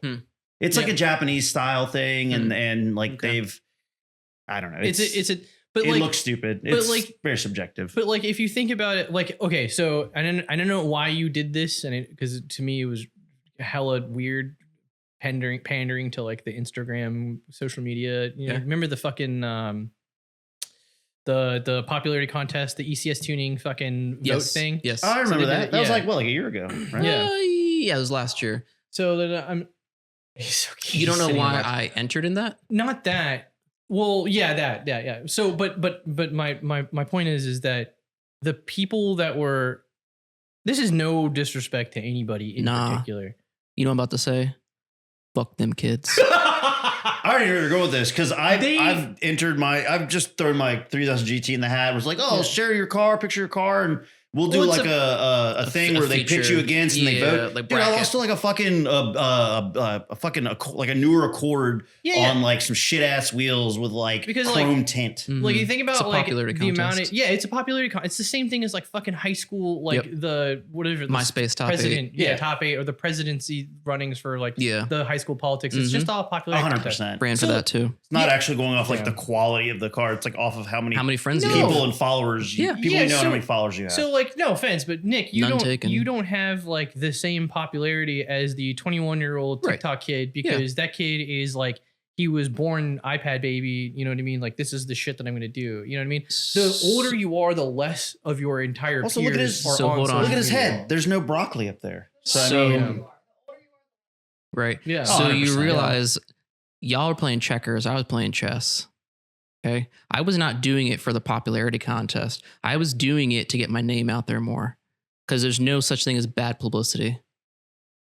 So in order to get more sponsors and partnerships, you have to have a wider reach, right? We touched on this earlier. By having more exposure on the car, more eyes on it, even if I don't win the popularity contest vote, you know how many followers I gained from that? yeah. So what he's saying is we need to. All right, next week I'm wrapping my car. Just it's just gonna be images of dicks. And then your car would just be a one big blur. Because it would go so viral. It would get shared like 1 billion times. I would get an infinite number of followers. I mean, I'll be at SEMA next year. I'll be in the Trojan booth. You're joking. This is hyperbole, but this goes back to previous conversations you guys I'm had. joking, but I'm agreeing that there's a lot of validity in what you're saying. Yeah. But I mean, the whole thing, people go and do all this outrageous stuff, right? For the clout, gets right? views, they gets get clicks. views, they get the clicks, they get the We're reach. so fucked. And that's the culture it's turned into, which I don't fucked. like. There was I don't want to harp on it because I know you guys talk like every episode. So. There was this girl that shared it was on one of the Facebook pages I'm on. It was like I don't remember what the page It's a green was. But no, she has this like white Saab sedan, something. I don't know. It's got a bunch of like shit spray painted pink on it. I mean, it's there's nothing like tastefully done, whatever. Yeah. And she was just getting ripped apart on this, or no, she shared it on her Instagram. That's what it was. It came up in my feed. Yeah. And she was just getting ripped apart in the comments. But the whole time, everybody was like talking all this trash. But her like response was like, yeah, but like the hate is still getting me all these comments and you know, it's still getting all the people coming to my page. Mm-hmm. So like she was trying to basically justify that why her the car, fuck does that right? And we've talked about this at length before, where it's like the kind of the culture, a big piece. I'm not saying this is you, but I'm saying that people will literally take any type of engagement as like being good, even if it's people just ripping them apart and commenting hate and spewing hate. They're like, yeah, but like, look, it brought you here. Like I'm getting comments, I'm getting reshares, I'm getting, and it's like, but for all the wrong reasons, but they don't care because for them, they're all in their mind, all they want is attention. Engagement. And again, not at all. Your attention, you want the attention because you're trying to build a platform, get your car to SEMA. So you can get more sponsors. Right. So you have like a legitimate reason. There's an actual like rational reason for why you want the exposure because you're actually building something with it. Whereas a lot of these people, they just want to feel something. I don't know. I don't know. Or because they don't want to follow a career path and do a job. Who knows what the reason? It could be rage bait, but also like you've mentioned this on previous episodes before. It's like the three of us you're a little bit older, but Kawah and I are pretty much the same age. We're all kids of the internet, right? Of like one of the first generations of like internet, right? I'm sure we all learned don't feed the trolls. Oh, 100%. So when you have someone post this type of rage bait content, right? They're a troll. I always just watch from afar. Yes. I'm like, I'm not gonna like it. I'm not gonna leave a comment. I'm gonna read through the comments and like shake my head and agree with most of the stuff. But like, you going in and commenting, you're becoming part of the problem. Yeah. If someone is asking for constructive criticism or whatever the case is, sure. And if it's something I can speak to, I'll comment and provide my thoughts and opinions or whatever. But if they're not asking for that and it's just rage bait, Which it is, which Yeah, we talk about this so much, and I don't want to beat it. No, I know, but it's like how do you take a dedicated functional whatever, like the dude in the comments in your popularity contest post or whatever, it was like, oh, it's like a fucking shop build, you know what I mean, or whatever. So, but it's like, okay, hold on. So if I had, say, in some fucking alternate universe, like I'm Batman levels of wealthy, right? And I'm like, all right, well, I don't have the time I'm fighting crime. I don't have the time to fucking build an LMP car or whatever, but I can hire a whole bunch of engineers to build me the coolest Mark 7 GTI in the fucking world, right? And it's like legit push rod suspension, you know, whatever, blah, blah, blah. And it's like this cool shit. And then like someone looks at it and they're like, yeah, but it's like a shop car. I'm like, wait a minute, but wait, hold this. This also goes back into my working on your car yourself shit. I'm conflicted now because I don't know. So because I would find that fucking cool as shit. Yeah. So you're to analyze you. Yeah. You respect two major things. You like the cool engineering stuff, which comes from large budgets and large teams. Yeah. But you also highly appreciate and respect the do-it-yourself stuff. Yeah. So if you combine those two together, if you have a do-it-yourself person that went and engineered all this crazy stuff, that would probably just make you come or something. So yeah. Well, it's like the dude, I think his name is Riley Starr. Riley Stair. Yeah. Riley Stair. Yeah. He's a dude who like he's got that Camaro with the crazy 8-into-1 header. He's got this crazy like 70s Camaro. It's been to SEMA. He like engineered. No, it's white. At least it was white. He like engineered everything and built everything. He essentially cut the nose off of it, tube framed the front of it, push rod suspension, like you said, crazy like LS whatever engine. And he got invited to SEMA, and he literally and he engineered and built it all himself. He did everything. He was like if you met him, like you would. Now he has a company, and that's his thing. I'm horny. Yeah. That's but I was gonna say I personally don't believe that using like myself or using yourself, I don't think that just because you didn't necessarily turn the wrench on every part on your car, that it makes that build any less valid. I agree. So as long as, in my opinion, as long as the majority of the concept and the idea of the car is of your own volition and like bingo, so like with Nova Speed Shop with my car, like, yeah, they do most of the work on my car, but I'm not dropping the car off to them as a blank canvas and saying, do whatever, and handing them a blank check and saying, make it cool. I'm saying, hey, these are the very specific things that I want to do. Artist. Right. These are the very specific things that I want to do. You're the shop that I trust you to carry out that vision. And I'm still funding it. I'm not getting any handouts. So it's still by all accounts, my car. It's my idea. And maybe I could understand to a certain degree, like there is like an extra level of respect that comes from like, oh yeah, you not only thought it up and you bought it, but you also did it yourself. Yep. Yeah. Sure. I can respect the hell out of that, but I don't think in the case of like what we're saying with his car, people coming at you saying, oh, well, a shop built it. Like, okay. And it was still his idea. It was still your idea. It wasn't even money. That. Like we'll circle it wasn't back even that. So so what he's talking about. So in this whole, so it was done through ECS. So the reason why I did it was the views, like I said, but also I had met a few of the ECS guys, like the social media guy and like whatnot at Dubs at the lake earlier that year. I think it was like early 25 or whatever. And they told me, oh yeah, we're going to be having this thing. Like you should enter your car. And I said, all right, cool. So I did it. So it was like, but so in one of the rounds, right, where it's like my car against someone else's car, right? The way it was a bagged S3. I don't remember. It was like a bagged F80. I remember the back and forth in the commentary. The car that it was against doesn't really matter, but yeah, like the way they're doing it is comment between Instagram and Facebook, comment which car you like, right? The model or whatever. And so like then like each person's or like owners, like friend groups were like commenting kind of like not bashing, but like talking down the other car. And so what he was talking about is there was a comment. I don't remember who it was. Doesn't matter. They said like, oh, like talking about my car. I was like, oh, like that's like a shop built car, like a shop race team. Yeah. Like a shop, like a race team is what he said. Not so much. So he just assumed. So they assumed that Flom Motorsports was a team of people with like engineers and whatnot. And like, to be fair, I intentionally run the Flom Motorsports page and all of my social media. I intentionally put it as third person because in the event that I ever grow and I have multiple people, it's easier to do it that way, right? Yeah, no, absolutely. I created the Flom Motorsports social media pages because I wanted to separate it from my personal life, and also because I wanted to start doing the sponsorship and partnerships. So I wanted to have that delineation, personal life and public persona, for lack of better words. So yes, everything is done we or whatever. So I understand the reason why they thought that. And plus, yes, like you were saying, I do very little of the work on the car myself because one, I don't have the skill set. I have the knowledge. I don't have the skill set. I don't have the time. I don't have the space. Yeah. I'm right there with you. And also to all the above.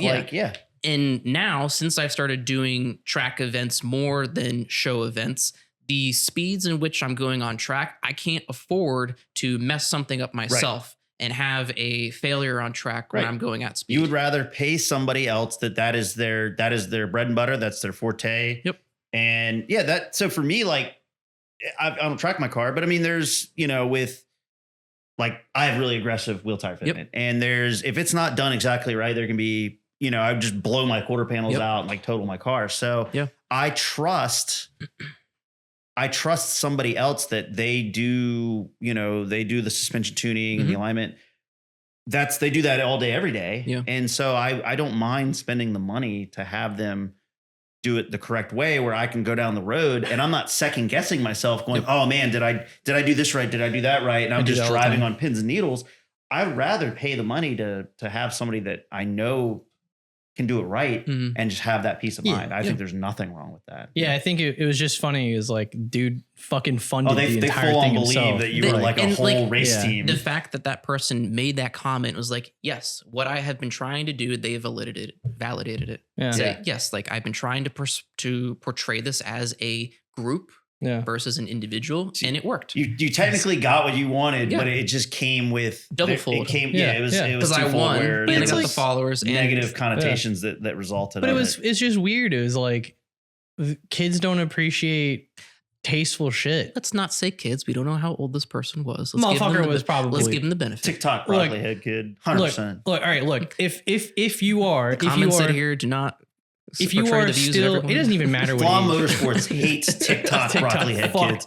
I'm just kidding. What I'm getting at is like, even if you're 18, 19, 35, or in some cases a 33-year-old, and you spend most of your time on the internet to heavily critique other people's builds like publicly and like consider like what you're doing is like your shit doesn't stink or whatever. Like if you're just like weirdly overly obsessed with like social media and whatnot to the point where like it's part of your personality and you have to lie about it to shit validate everything in your life. Yeah, exactly. Yeah. You're still a child. 100%. I think that still makes you a kid. Like there's no way that like there's a few people still in the VW community that are like, they're like fucking 30 years old, bro. And all they have is like, I don't know, a bagged Mark 7 wheels and a wrap or some shit like that. And it's like, they are king shit online. They are like, dude, like they'll go to other people's posts and they'll just be like, dude, why the fuck are you doing this? You are so stupid. Like you should go out fake wheels this. And like, you know what I mean? And then like their entire personality revolves on like commenting and critiquing other people's shit publicly to the point where like they're insufferable. And then they have like this weird small group of similar minded antisocial personality behavior fucking people where they're just like bias. Yeah, and they're just like, yeah, you're right, dude.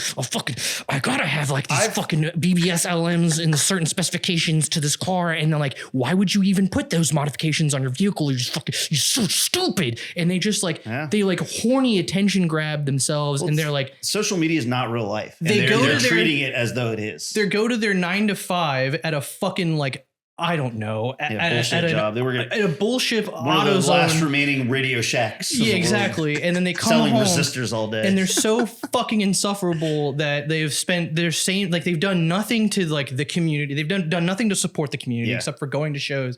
They've done nothing to help other people with cars because they think that gatekeeping should be so much to the point that my unbreakable internet build of 18x9 plus 30 build should be gate kept because other people should know that I'm running you know what I mean? Like, it's like, dude, you're not doing anything fucking crazy. Like one fucking dude swaps a Daza into a Mark 7. Actually, there's two instances. Fucking, I don't know if you guys ever heard of Chobe in North Carolina. Chobe, he took a Mark 6. It's a yogurt. No, it's Chobani. Chobini. Sorry. Chobe takes a Mark 6 GTI. I think it started as a GTI or an R.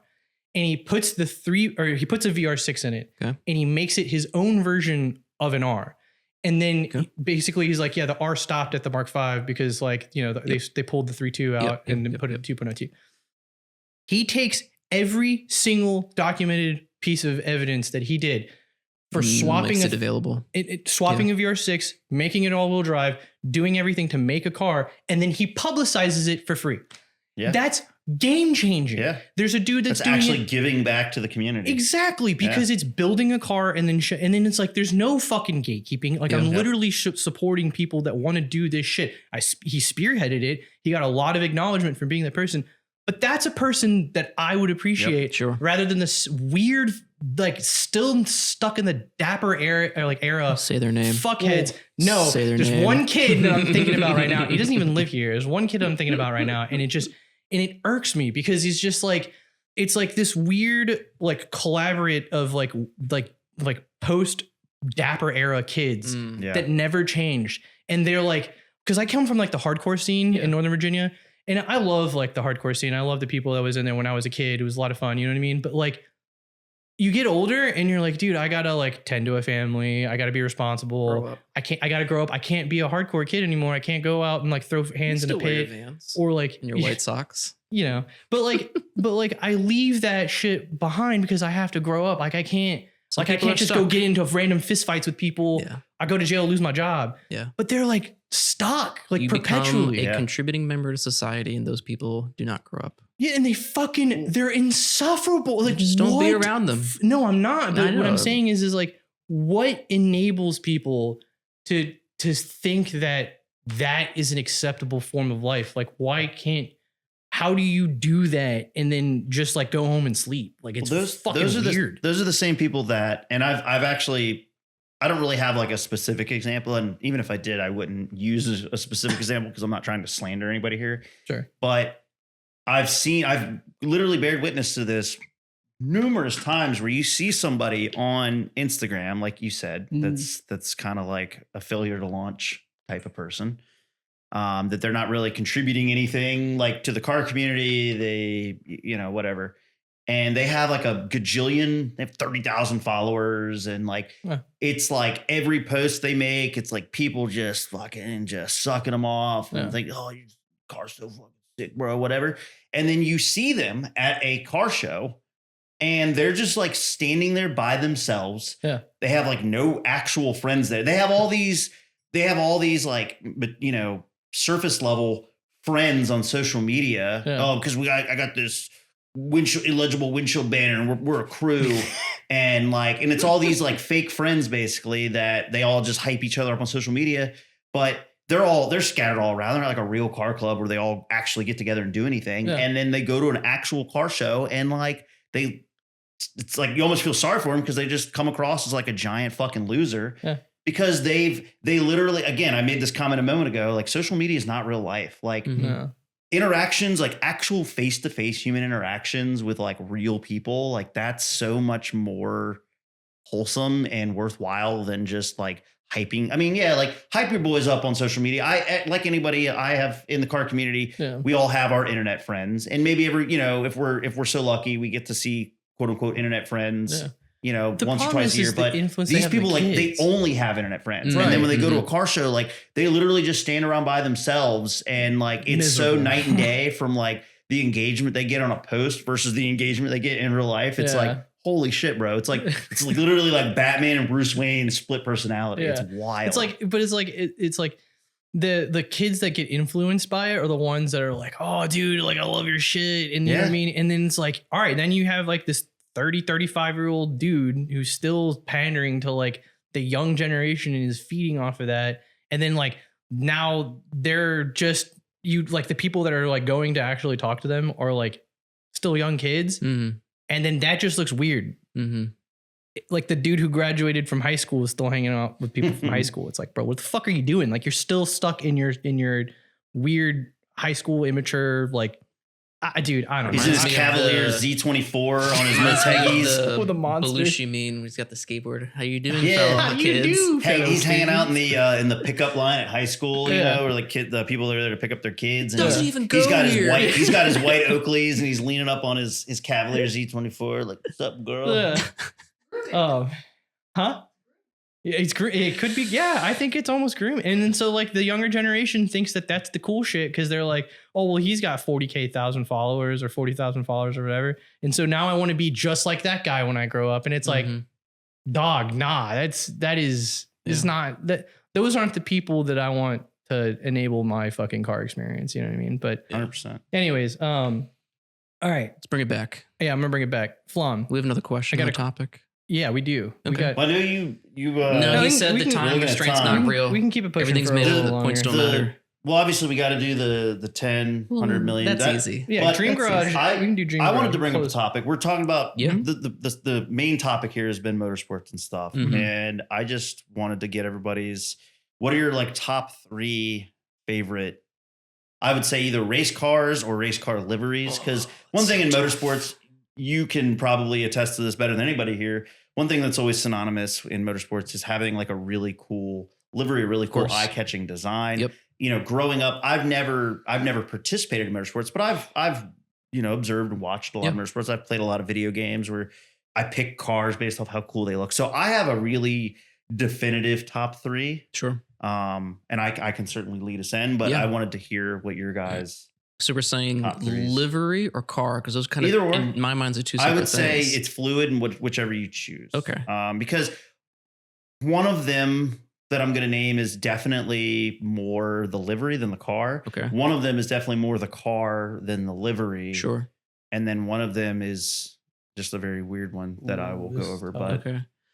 So I should clarify. So while I'm into motorsports, I don't know every single motorsports Sure. thing. I know a lot of like the common and neither do I. race Neither do cars, I. right? That everyone's a fan of. So being a Audi fan, right? So I'm going to say the car that my livery currently is an homage to. So the IMSA 90 Quattro, right? Oh, So yeah. the like the cream and red and the gray and whatnot, right? So like that car is just iconic in the world of Audi, right? It's still a turbo 5-cylinder. It went and cleaned house in IMSA and got banned, right? So that's yeah. And then It's too good. Yeah, it was just too good, right? They essentially classed it out with different rules to essentially make it not competitive anymore. So and these are in no order, rather. So like that's one of them.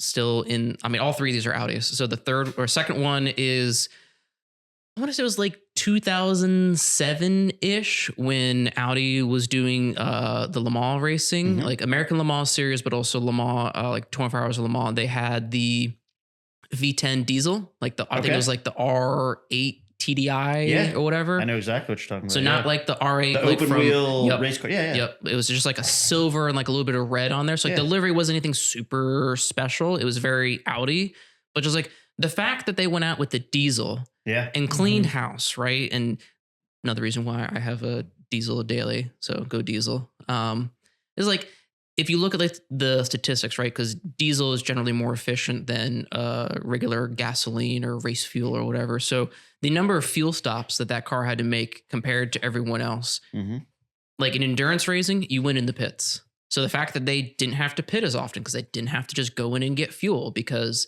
they had so much diesel on board, and diesel is just more efficient, right? Yeah, they still have to go tires, still have to do brakes, still do driver changes, but like they never had to stop for just fuel. Yeah.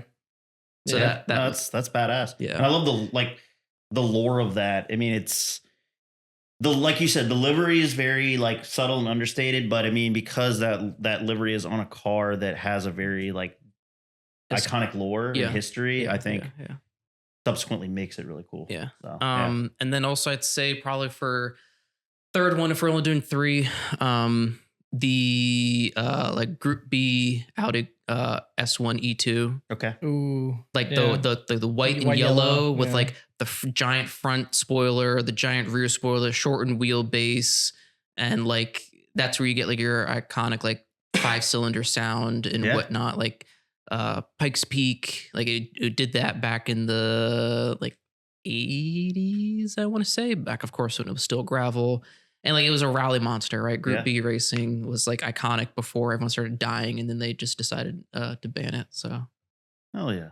I mean, there's a lot of like amazing race cars. Like if you want to talk about like all of like the GT1 race cars from the 90s, right? Like your Mercedes Benz, your McLarens, or any of the JGTC, like the Tom's Castro Supra, the Rayburg NSX, the Calsonic Skyline, you know, the Pennzoil R34, like anything JGTC is fucking sick. Yeah. Like it's like I think open wheel like Formula cars, like whether it's Formula 1 or anything else, like Formula 2, 3, like any of you like your F2000 series, you know, Indy car, stuff like that.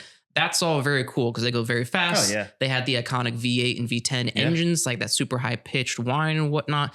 Great. But I like more of like the GT style where it's like, you know, at least kind of factory based, like it still resembles like a street car, even if it like isn't actually at all, like even if it's a tube frame, like I like that much more. So like I like it. I think the first one. So I love 80s 90s liveries. Like they're simple. They're clean. Yeah, you know what I mean. And it's not really as much of a livery than anything. But I've always loved the car primarily because of Forza.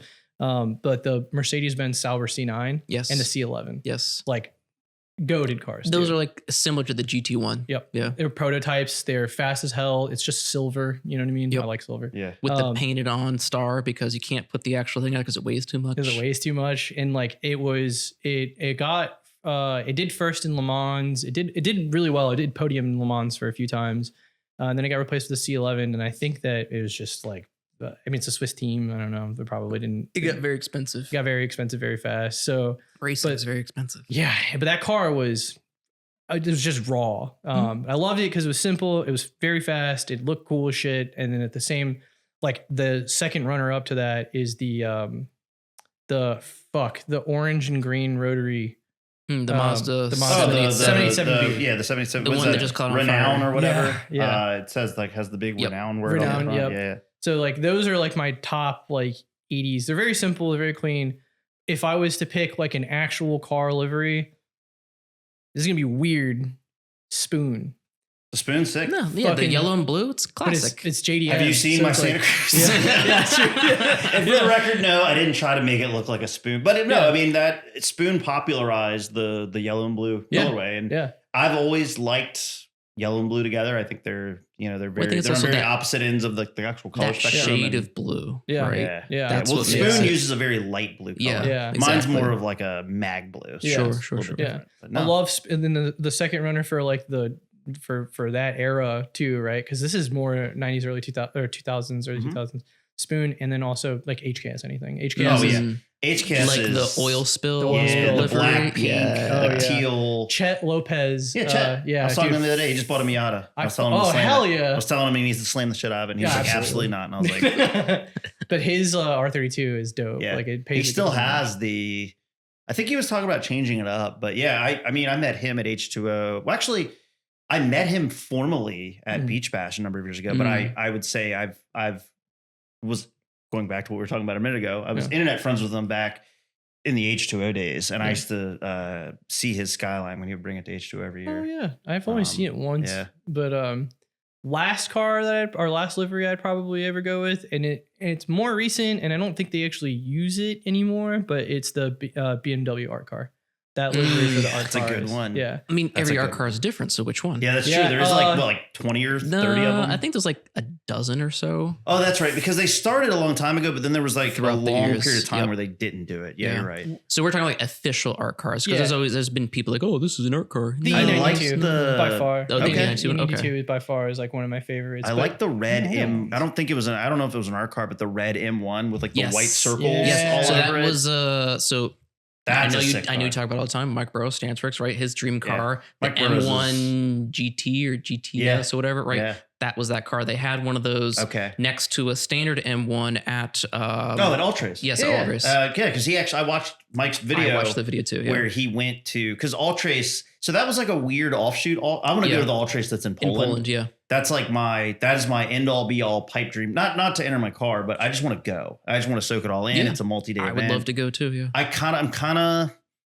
kind of disheartens me a little bit that So I've been watching all I've been watching the Alt Race event coverage since well before it was Alt Race, back when it was still racism. It was RACEISM. Sure. And then I think with just like the current climate of the world, they were like, we should change our name. Well, and so then, but it's become this.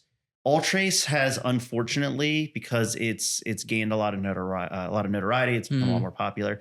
It's become this big like influencer hub, and where it's like it's not to say that it doesn't change me wanting to go. Like I still want to go regardless of the fact, but there's just a lot. I guess it kind of bothers me. There's all these like influencers that they only just recently found out about it.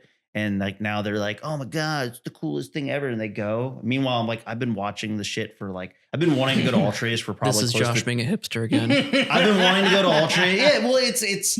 I liked it when it was kind of like this, if you know, kind of. I mean, it was popular over in Europe, obviously, but stateside, not a lot of people knew about Alt Race, and so it was kind of like an if you know, you know. And I really wanted to go before it became super popular. And don't get me wrong, I'm super stoked for the event that they've gained this amount of popularity because I want to see them thrive. They look like they throw a hell of a show, and I want to see them have all the success in the world. But like, I will say it's lost a little bit of its luster to me. And I still want to go, but it's lost a little bit of its luster to me because it's become this big like influencer like breeding ground. But all right. So for me, I'll start with this one's purely the livery and not the car. Okay. And this is by far my favorite livery of all time. I had the die cast of it as a kid at a very young age, so there's nostalgia involved with it. It's an early 90s, early to mid 90s NASCAR. It's a Ford Thunderbird. It was Jeff Bodine's number 7 Exide batteries car, and it had a like a pink to like turquoise gradient effect. Okay. And I remember getting the diecast as a kid, and I was just enamored with how cool the gradient. I just thought it looked so cool. It looked so different. Which one is this? Dude, Jeff Bodine. Exide batteries NASCAR. Jeff Bodine. It's Geoff, by the way. He spells his name Geoff. It's Geoff. My name is Jeff. Jeff Bodine. Oh, fuck. It's the number 7 car. Yeah. There you go. That's dope. You're gonna have to start like that one right putting it on the TV. That was like, I just love the gradient effect. I just think it's such a cool looking car. So classic too. And it's like it's blue to like purple to pink, basically. And I remember. And again, there's a lot of nostalgia in that one because I had the die cast. I actually had two. I had the die cast and I had like the bigger model with like the hood that popped. And my dad, growing up, I would say NASCAR was my first introduction to motorsports because my dad was a big Dale Earnhardt fan, as was every fucking cool dad back in the 90s. And I remember I used to watch, anytime there was a NASCAR race on and my dad was home and I was around, I would always, pop a squat on the couch next to him, watch. He was an Earnhardt fan, but I was like, I like that car because it looks cool. Yeah. And that's, as a kid, I didn't give a shit who the best driver was. I was like, that car looks cool. Yeah. I would say the second car that immediately comes to mind is in the mid to late 90s, Lotus campaigned 2 like GT class race Lotus Esprits, like Lotus Esprit GT. Very simple looking car. They were basically just satin like flat black with flat black wheels, and then they had like the Lotus Motorsports logo on the side, and they had the big V8 like the almost like italicized cursive V8 badge, like caddy corner on the hood. Okay. One of them had a green one of them had a yellow one. They had different numbers, but otherwise they were clones of each other. And that's just because that's my favorite car of all time. That is, by all accounts, the coolest version of any Lotus Esprit, in my opinion. Yeah. And then the third one, I'm going to split this into 2. One is the Puma Mitsubishi GTO. Yeah. Because that was probably... And that raced in the same class as the Calsonic, like the Godzilla R32. And that was, I would say that goes without saying, anybody that watches the channel knows I'm like a diehard 3S platform fan, super fan. Yeah. That I think is the most iconic 3000 GTO, like 3S platform car from a motorsports or a racing standpoint. I think when you think of like a 3000 GT race car or GTO race car, that's probably the car most people are most familiar with. Calisonic and the GTR and like fucking Castrol and the not the Um, Corolla, the Supra. no, the Rally Toyota Celica. Thank you. Yeah. Ryan Turk just built one. Yeah. And then my weird runner up and I say it's a runner up because it's not an actual car. It's and I've talked about this before, is the Castrol Elim Edition Mitsubishi FTO, which was just a Gran Turismo car. It wasn't a real car. It was a car that it's very simple, but that was my favorite car in Gran Turismo, like 1 and 2, which was like my first video, like sim style video game. And so like it came in black and it came in green, had gold wheels and Gold Wheels gang. Yeah, so the Castrol LM, it was just called the LM Edition. That classic fucking 90s look. I know I'm seeing it has the big Castrol word down the side. It's very simple, but that car, again, that one tugs at my nostalgia heartstrings. Yeah. So yeah, those are mine. Dude, I think one thing you mentioned in that group chat, Nick, that oh fuck the group chat already. I have the notes. Yeah. One thing you wanted to mention, and we'll tag up on this before we do Dream Garage. Lick his finger. But like buying, we kind of brushed on this already with like the, like going to the track, not scope creeping yourself and not like you don't have to. It's the same thing I was mentioning with guns. You don't have to fucking blow your budget out of the water just to get on the track. You can do this shit really simply. Like 100%. Get on the track, know what the car is doing. What are you starting to outperform at what point? And then build from there. Yeah. Simplest way to get on the tracks before it starts getting really expensive. Unless like, I don't know, you have weird already race, like you just naturally know how to race a car, I guess. I don't know. I think so. Talking about like, I think what you're trying to ask is finding the limits of certain aspects of the car prior to upgrading parts, right? So like I mentioned, I did not follow that philosophy. I should have. It would have saved me a lot of money. But then I wouldn't have my giant boomer board, as you guys have mentioned, that has 3 columns of parts, and I'm having to reduce text size to make it all fit so I can fit it all on one page. Yeah. Jesus. How do you have a boomer board and I'm like 5 years your senior? Come on. Because once again, this goes back to followers. True. Well, yeah, I guess your boomer board is because you're actually trying to build like a following, a platform. Yes. He and I talked about this when he came over a few weeks to help me. And so it's going to be a little bit of a rehash. So like I have the boomer board because I'm not always standing next to my car. Yeah. And a lot of the stuff, yes, you can see the really cool body kit. If I pop the hood, you can see the aesthetic stuff underneath the hood. You can see inside the cage of the seats, but you can't see everything that's underside the car. You can't see what's in the engine. You can't see the transmission. You don't necessarily know that this is a very limited production body kit, right? So if I'm not standing there, if I can't explain all that to you, if I have my boomer board, you can see all the investment in the car essentially. Yeah. And then yes, it also has social media handles because I agree with you. I'm not putting social media handles on my car. So I have my social media handles on the boomer board. So that way if people because people have asked me verbally, it's like, oh, do you have social media? And I say, yes. And it's like, then I have to spell it for them. Right. So it's like, okay. Now you can just be like, bro, peep the boomer board. Exactly. But so going back to your question about like finding the limits of certain aspects of the car prior to upgrading, I did experience that once. It was like my second probably HPD event. So the car, this was when I had the clinch fender flares on there. I had already dropped down to an 18-inch wheel, so I wasn't on the forge lines, the 19-inch forge lines. I was on those Titan 7s that I had for a short period. Bronze? Yeah. I only ran those for a couple events because then I got the M composite kit. Those were the wheels that were on your car when I wrote the feature for S3. That's the only reason I really remember. Okay, yeah. Because I almost, until you said that, I almost forgot. Because I was like, wait a second, I thought you had the mesh forge lines. And then those were the gold forge. But yeah, there was the in between. It was like a one piece. Yep. It's the Titan 7 wheel. Yeah. Just right off the shelf. I forgot all about those. Yeah. Was my brakes. So the RS3 from the factory comes with Brembos. And they actually are. It's a Brembo caliper, but it's a stock wheel. So it's a single piece rotor. I had fluid to keep my brake fluid from boiling, but I had just stock pads, stock rotors, front and rear.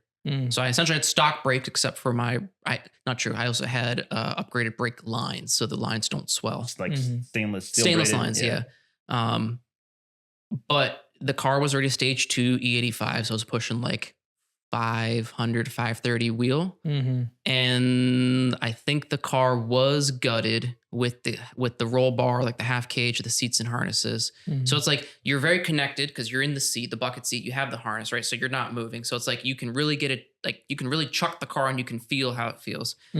Well, when you're coming in doing a $140 into a wide 180-degree turn 1 at Summit Point, you're having to brake kind of early, like compared to other cars, right? And the car's also kind of heavy for the size of car it is. It weighs, still does, and at the time weighed more. It weighs a lot for that size of car. Like it's not because the all-wheel drive system. Yeah. 3,500. Under 35. The factory curb weight is advertised at 3,600. I don't know what I was at the time because I never started weighing it until I started like corner balancing the car, which was much after that. And like I had an instructor, I had a passenger too. So there's a couple hundred extra pounds in there that don't normally have. Your 4-door all-wheel drive car with luxury weighs significantly less than my car. Anyways, yes, I know. Hate my life. So it's like I'm coming in like hot, right? Because I was confident enough at the point where I knew certain turns on the track, still learning the car, still improving my drivability. But I was confident. I was like, okay, like I can go pedal down on that straight, on the main straight at Summit Point. And it's like I come in, it's like, okay, like I didn't have it off, but I went way wider than I wanted to, dropped my left 2 tires in the dirt. That's how much extra further I went. I was like, okay, like, and like I didn't know that the brakes were not as good as they needed to be until the brakes were not as good as they needed to be. Yeah. Because like you can't feel it. Like until you hit your brakes and you realize, oh, we're not slowing at the same rate.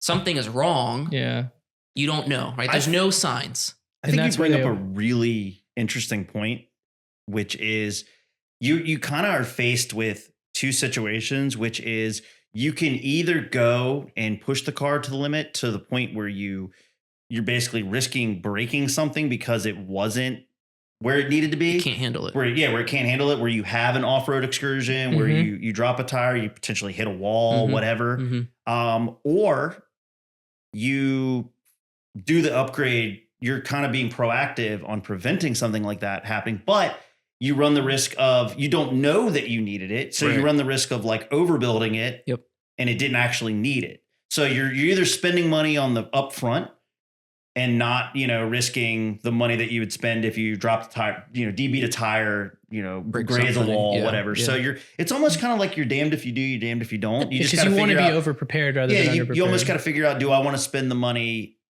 up front and risk, it being overbuilt, which I think honestly is almost the lesser of 2 evils. Or do you want to spend the money after the fact, reactively? It kind of just depends. Yeah. So like, I wouldn't say that's an entire blanket statement for the whole vehicle. I'd say different elements.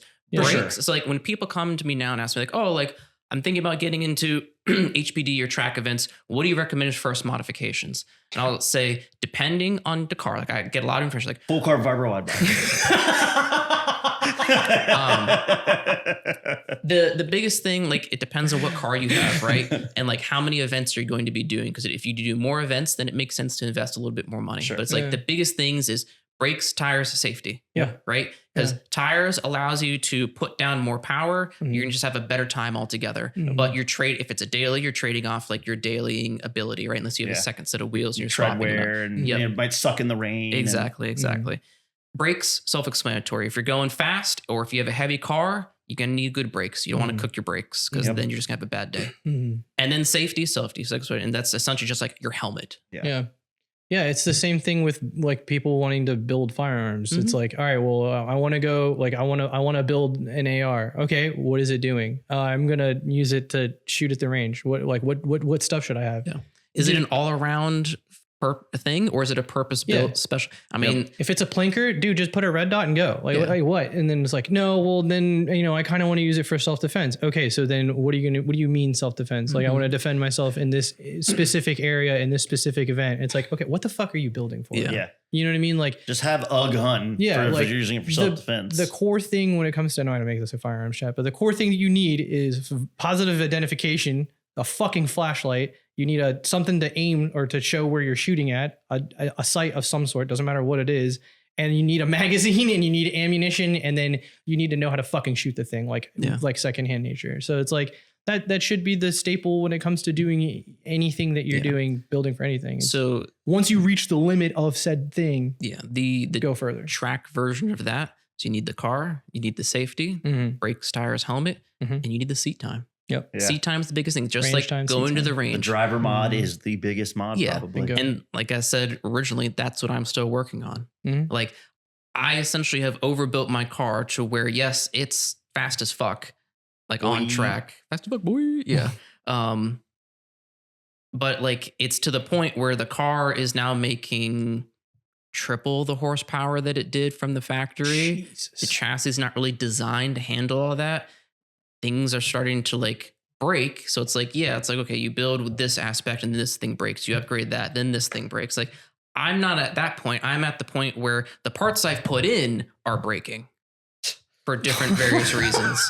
The upgraded stuff. The upgrades. supposedly upgraded stuff is breaking. Yeah. Yeah. So, and like that's frustrating. And like going back to just my specific car, today is Sunday, August 16th. Yeah. I have not done a track event for more than a year now Damn. because I identified a problem with my pistons in September 2025.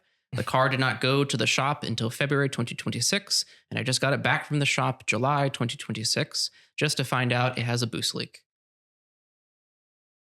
You So- have that Kawah bungo luck right now. So bro. Like, I was looking, I said, okay, just got the car back in July. It's like everything's good. Do a little tune refinement, no problem. I'll be ready for an event come like September. So I was like, okay, I'll do an event, track event in September, and I'll do one in November. NASA's October event, I think, is out of region, so I wasn't going to go, or conflicted with something on my personal calendar. I forget. Yeah.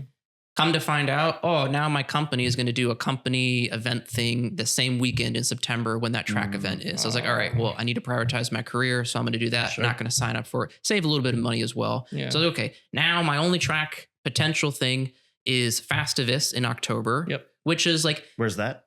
Summit Point, Summit Point. Oh, cool. Shenandoah. Oh, shit. it's really cool. It's an Audi When- Volkswagen. when is it?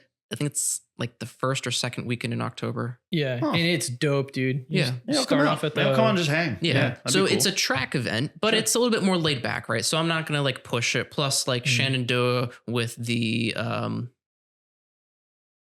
turn that you were saying. Oh, the carousel. The carousel, right? My car, I'm not gonna drop in on the carousel with my Carousel's car. sketchy, dude. Like It can be. I'd be worried about I know it, like with race car stuff, like bottoming out like your splitter and Yep, stuff. exactly. But at the same time, it's like I ripped my exhaust off on it. Yeah. I'd be so afraid of doing that. Yeah, Or so, like, like- or like slipping out of it and like high centering like You the won't do middle of your car. I won't did do that. I did tipping in. Unless your car is way too low. Yeah. It's, Anyways, so like I'm gonna plan on going to that, and then like okay, I got this HPD in November. That's like the season closer for NASA. So it's like this year is really just almost like if I do both of those events, it'll just be like a refresher, refamiliarization with the car, Mhm. making sure there's no other issues, Mhm. and then next year, 2027, then hopefully I can have like a solid good season. Would you do all of this again? I don't know. That's the look of Or regret. would you right have done there. something? Just Would you have kidding. done anything differently? Yes, Yeah. definitely do things differently. I mean, hindsight's always 2020. Of So course. I only know this with the hindsight, right? Absolutely. So knowing that I did eventually get the M composite kit, I would not have done the clinched flares, and I would Right. not have done the Revo Z Sport kit. Mhm. I would probably not. I probably still would have done the first 19-inch forge lines because like those, it set the tone. Mhm. But like I would just save the money. Yeah. I mean, that's really the only thing I would change. Yeah. Because like the first round engine build, like the whole purpose of that when I invested all that money in the parts and the labor, right? The intention there, the goal was, and I mentioned to you, do this in Discord, buy once, cry once. Buy everything top of the line. I like that. Buy once, cry once. Rated for quadruple digits of power. Install everything once. Do all of the, while I'm in there's literally nothing else to do with the intention that if I want to make more power in the future, all you do, swap out the turbo, change injectors, retune. Don't have to do anything. Don't have to break open the engine again. Don't have to open the trans. You're ultimately saving a lot of money in labor because you're not having to go in and like take the same thing apart 5 times. I was trying to, yes, and that did not work. Well, yeah, but the thought, the intention was there. That was the intention, right? So sleeved the engine, did the valve train, did the clutches, did the LSD, all the internals, right? Rods, pistons, everything else, bearings, literally everything.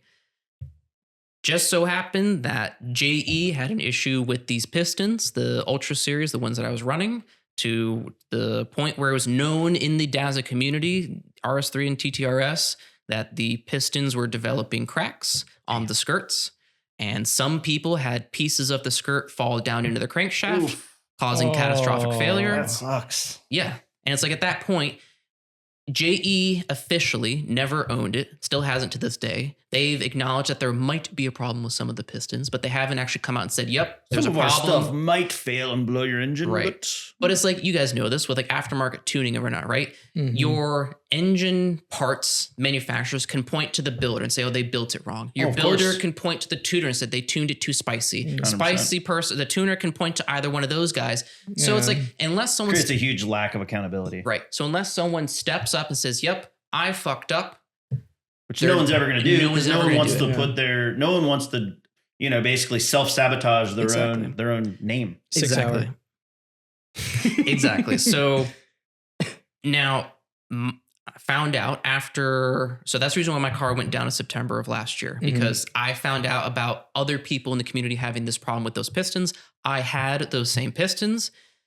I didn't know if I was affected. And I said, I've already dumped buku money into my powertrain. I'm not going to risk it. So I sidelined the car. Fair. Car sat in my garage from September until February of this year. It's smart, dude. You're protecting an investment at that point. But I was depressing spaghetti during that time. I know. My daughter was also born during that time, so it was like a huge life change. Like the car just sat, like it was put in this. It was kind of. It was good timing. It was good timing because it kind of forced you to step away from the motorsports stuff for a bit. Yeah. And then you kind of could take that hat off and put the dad hat on for a bit. Yeah. Well, I mean, obviously you never take that hat off, but I'm saying it just adds to the stack. Yeah. But you could really focus on that hat. For I have one question pending any other ones before we break into Dream Garage. Yeah. Sure. Let me finish kind of a little bit of the recent timeline. Yeah. So going back to the whole piston skirt thing. So like you can check if your skirts are cracked, you can pull the oil pan off and borescope it from the bottom, right? But as I told you, and I told lots of people this, so if you've heard this, sorry, that's a snapshot in time, right? Okay, the piston skirts aren't cracked now. Right? But what goes to say, you put it all back together, you refill it with oil, you go start the car, you go do a lap around the block, they crack then. Yeah, the inevitability of it. Right, because no one knows what was causing it to crack. Right. To this day, no one knows what was causing it to crack. Ticking time bomb. Exactly. Yeah. So that's weird. Come to find out, like I took it back to Forced Induction Motorsport up in Maryland, who's the new shop name for Redline Motorsport, in case you guys are familiar with that. It's different owner, different management now. Essentially, Redline got bought out and now they changed the name. My pistons were not cracked. So kind of did all this, didn't really need to, but like I said, it's a ticking time bomb. Sure. Who knows when it would happen? You don't want to really roll the dice on that. Exactly. And it's like, because if it happens, like, I don't want to fucking buy a new block. Yeah, no. Absolutely. So replace the pistons, like all this just to replace the pistons, right? And it's the skirt, so it could go into the crank. Yeah. But it's like my engine, when it was built originally, we sleeved it. So like it went back to the machine shop in Long Island that sleeved it because they needed to check the bores, make sure nothing was out of round, make sure everything was still good. They rehoned it, redecked it. That's when we found out that the cylinder head was cracked. Who knows how and why that happened. So I didn't buy a new cylinder head. I bought a secondhand cylinder head, but it was fine. And it's like that had to go to the machine shop for the new valve train, larger head studs and all that jazz. So Jesus. There were some additional while I'm in there. It's not for the powertrain, but like we put fire suppression system in because I didn't have that before. Yeah. We put in a dedicated engine oil cooler because I was cooking my engine oil. Dazzle problems. Yeah, all MQBs, dude. Okay, then yeah, Awful. MQB problems. We did a few other like small things, but yeah, like all that with the intention of never having to do that again. Had to do it again. Yeah. So Yeah. I from the parts and labor from the build, the initial time from the winter of 2023 into 2024 was when it was up at Red Line up in Maryland. Mhm. The recent rebuild was 50% of that cost in parts and labor. Long story short, kids, you're not John Petty, Jeff Gordon, or fucking Sebastian Ogier. Stop building race cars. Yeah. Shit costs a lot of money. And I don't make any more power than I did then. Yeah. Maybe slightly. Cause like when we got the new pistons, we originally the JE pistons in there, I had gone down in compression ratio slightly because of the whole concept. Like, okay, you're making boost, go with a slower compression or lower compression ratio. Well, with the DAZA, with the compression ratio options of pistons, you can go with factory compression ratio, which is a 10-1. I was doing a 9 or 9.5 to 1. So we're back to 10-1. Mhm. Maybe making slightly more power, but I'm still running E85, so I don't have to worry about pre-detonation or anything. So Yeah, because it's and your timing is pretty much all there's the way no advanced knock. anyway. Yeah, the timing is the timing. Yeah. So one of the other upgrades we went with, we changed the fuel pump setup because I was getting fuel cuts at Summit Point on turn 1 there. Mhm. So we changed the fuel pump setup to one with a built-in surge tank. Okay. I haven't got a chance to test it yet, but hopefully now I won't get fuel cuts Hell yeah. because fuel cuts can also damage your engine. Right. You're starving at a fuel. Yep. Yeah. So my question So is, would I do it all again? Like Yeah. the entire thing over? I don't know because the amount of money between the cost of the car with all the mods, I'm in GT3 RS territories. yeah, Maybe not RS, GT3 territories, depending on the generation. yeah, Do we want to talk about the number? yeah. It's up to you. So I bought the car for, I think, like 65 In 2019. in 2019. Yeah. So I essentially bought almost a brand new car. Those cars, MSRPs, depending on the way you optioned it, were about 65, 70. So I essentially bought a brand new car. They're selling for around that even now. Not RS3s. Oh. TTRSs are, not RS3s. Oh. RS3s, depending on how many miles, if it's modded, mid 40s right now. Damn. Yeah. What up? Yeah. Shit. And you put, that's 6 years worth of work, 707. Going on 7, yeah. So I have an Excel spreadsheet where I entered in no. all of my receipts. So this is everything I have receipts for. Now, granted, there are some stuff I don't have receipts for. Okay. And this is parts and labor. This is from when I bought it through the most recent alignment because I had to get it aligned after the subframe was dropped. I'm at about $170,000. Oh my God. I believe it. Well, you told me the body kit alone. Well, granted, you didn't pay 25, but I mean, still, still 10 grand for a body kit is a lot. Oh my fucking God. So yeah, I believe it. So this That is is over the course of 7 years. Yeah. So I mean, it's not like you just went and dropped, Correct. 170. So so this is what I actually paid. This is not MSRP. So full disclosure, with my partnerships and whatnot, several of them give me discounted labor rates, discounted parts rates, etc. Oh, So yeah. this is what I paid. Right. If you were to go and do this, buy everything brand new, because I bought some used parts. The turbo I have in my car, I bought secondhand. Yeah. The body kit I bought technically used, but even though it was never installed. Yeah. So if you went and bought all of this brand new, you obviously would pay more than what I've paid. Probably over 200. I don't know if it's that I would much. add 10 to 20%. Yeah. Maybe. Yeah. Yeah, So somewhere you're around breaking, there. You're breaking 200. Yeah, you're sitting close to 200. And that's, like I said, that's plus the car. Fuck. But okay, so you compared it to, okay, well, you're in Porsche, GT3 GT3 territory. RS territories. But like, I know that a lot of people would probably disagree with me because I realize that GT3 RSs are like the ultimate hype train car on social media right now. Them and Honda Fits. Yeah. On the one end, Yep. on one end, it's like Honda Fit's the best car ever. The Honda Fit just has this unnatural resurgence of popularity. And I'm not hating on them. They're great cars. I've always thought they were great cars. They Yeah. just somehow have become the like it car on the low end of the budgetary spectrum. Sure. On the high end, it's just like everybody wants a GT3 RS. Yeah. So I say this to say, I think subjectively your car is way cooler than a GT3 RS because Thank you. it's infinitely more unique. Mhm. It's not just a nothing wrong with GT3 RSs, but at this point, especially living in Northern Virginia, I'm numb to them because I see them. Yeah. All the fucking I see them all the time. Yeah. And like, yeah, you might come across one in like a really unique, like cool colorway, cool paint sample, Cool whatever. spec. But like they're generally speaking, they're all basically bone stock. They're all just like cool. Like you put like a it's fast like there's speed no exhaust difference on than there. going and looking at one on a showroom floor. Whereas your car, you can't just go to an Audi dealership No. and see one that's built to the 9 on the showroom floor and buy it like that. It's one of one. But I'm the guy where if you gave me, which this is going to be a good segue into the 10, 100 million.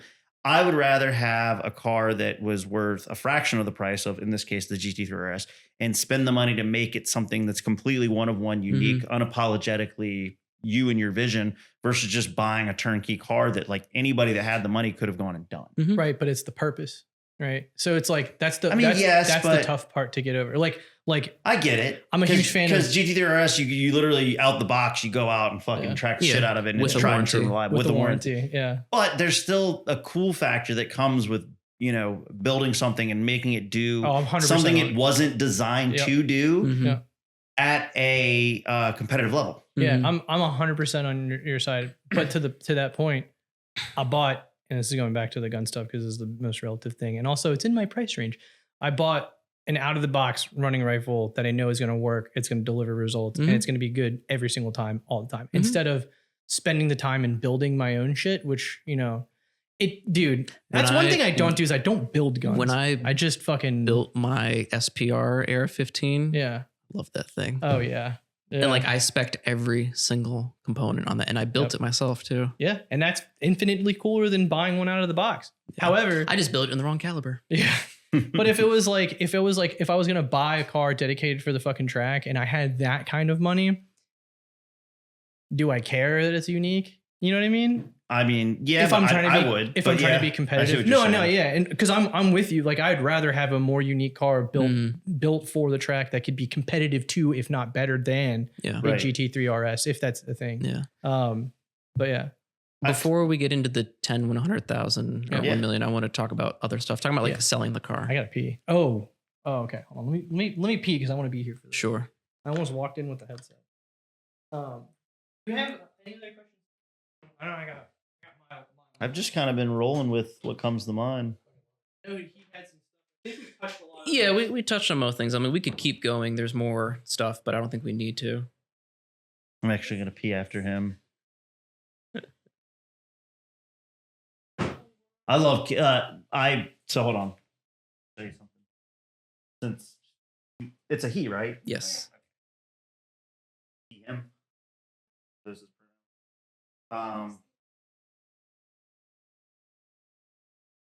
say the picture I took like a week or so ago of my cat. About a week ago.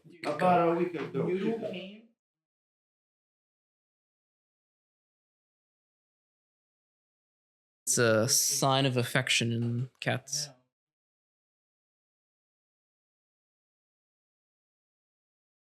Yes, I saw him like that earlier. You going or am I going? You going? You go. I'm trying to find this picture. So.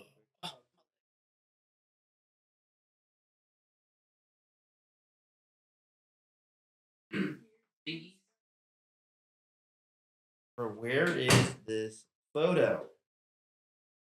It's like a week old. It has to be no more than like a week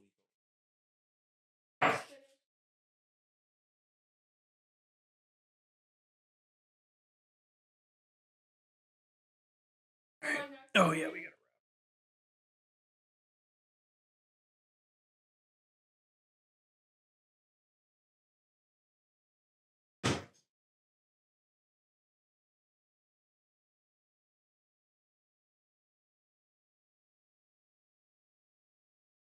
Bothering me. Why I can't find this picture. Okay. But it's a very specific picture.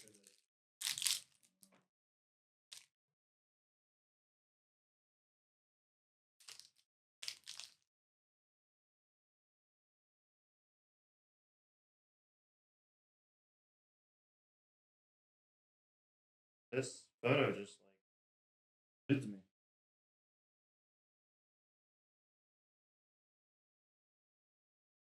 We get so lucky with cats all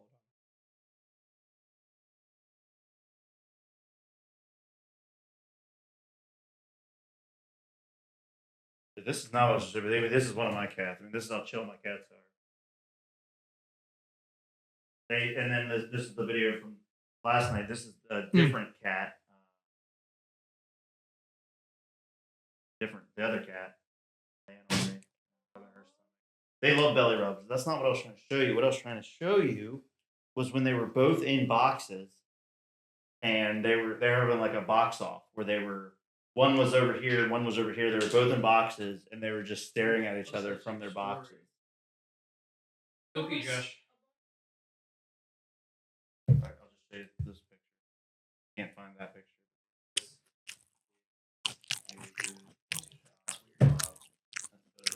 Yeah, we use some on. That's Ember. The nails. Dilute 40s.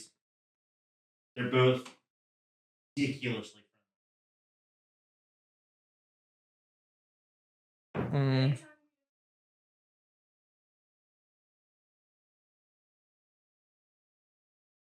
Look at him.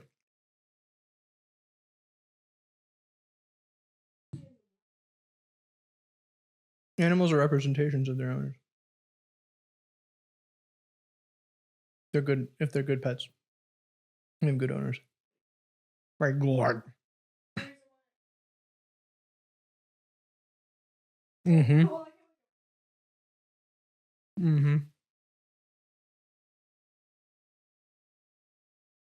All right, we're gonna try to do this in like 10 minutes.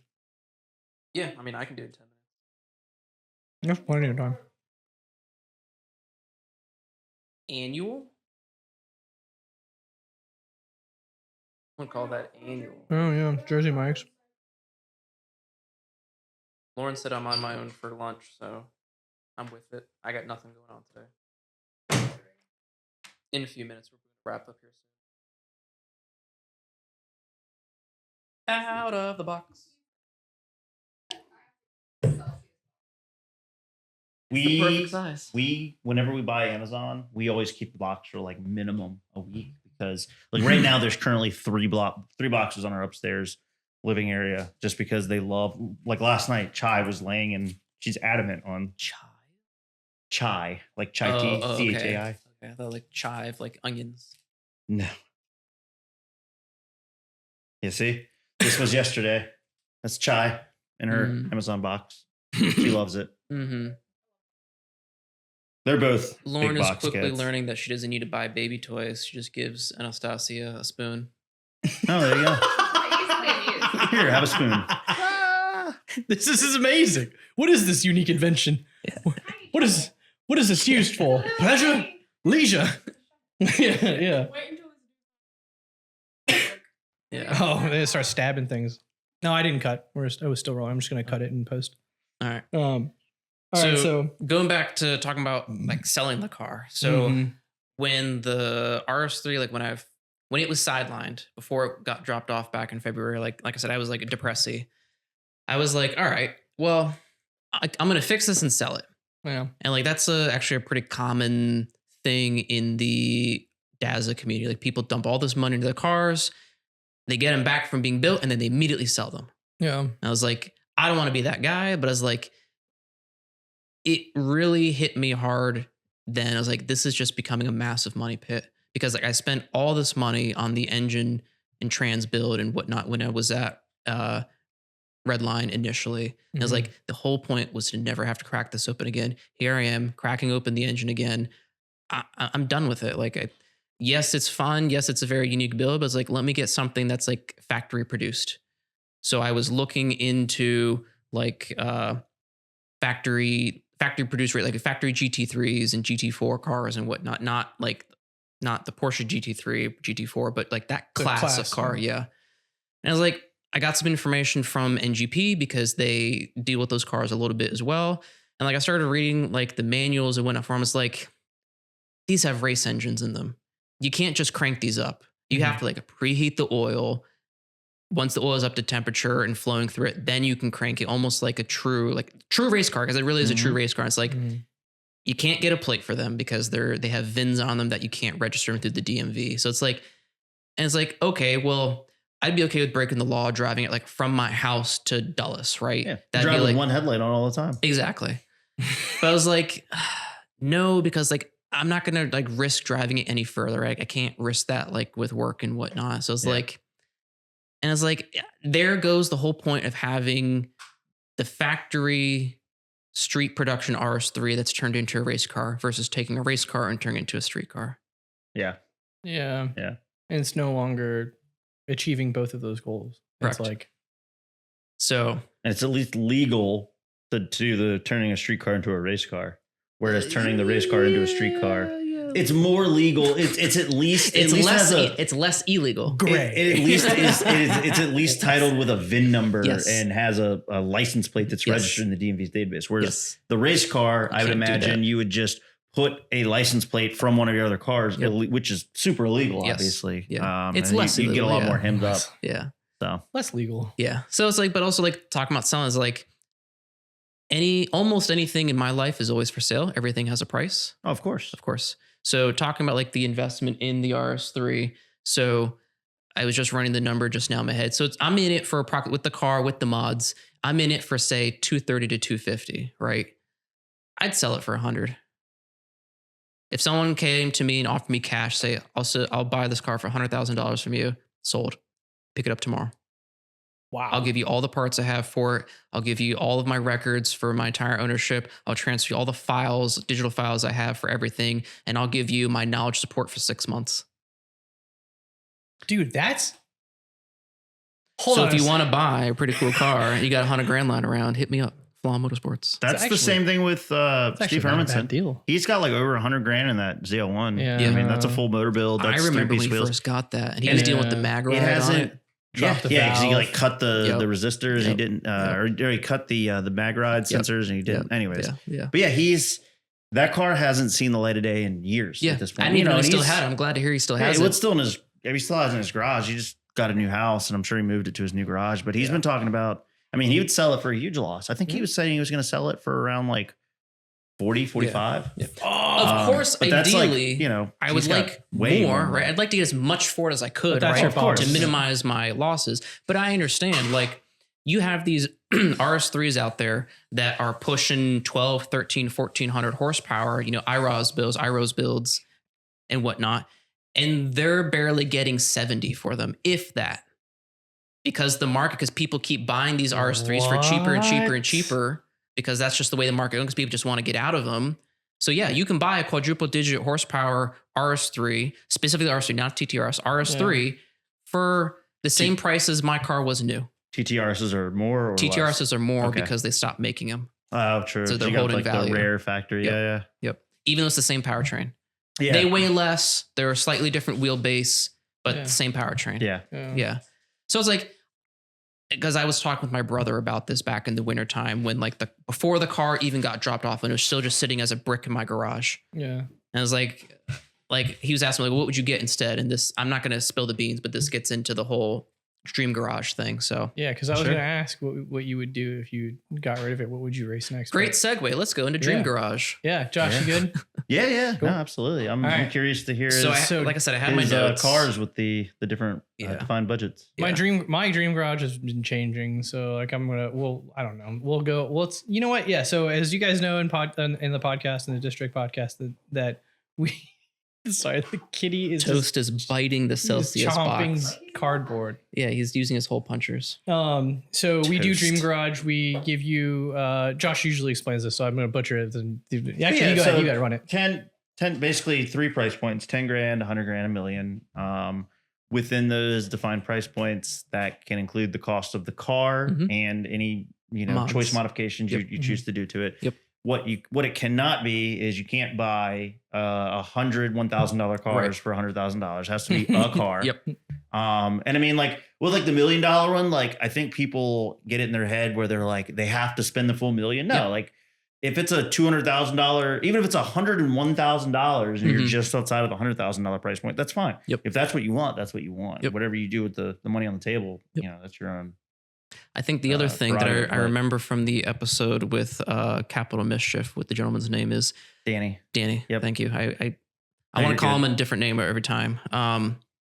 It's also based on your current garage. Correct. I mean, I would say, So for each person, if you're guest, that's going to change because everyone's garage is different. and the reason I kind of put that little rule or whatever you want to call it in there is because I didn't want it to be a thing of people going, oh, well, I already built that. Like I don't want them to basically just build the car that they already have. Sure. Yeah. It's kind of challenging them to think, okay, if you already have that car in your garage, like what Give me would you something build? else. You know, Yep. because I mean, like, yeah, I could sit here and be like, oh, I'd build the coolest fucking 3000 GT Spider, but like, no, like what would it be that's different from what you currently have? Yeah. So all you future guests, when you're looking at your 1 million, you can say, I'm going to build a full carbon fiber wide body RS3 and then go racing for however many years. You can put that in your $100,000 bill now, right now. You know what I mean?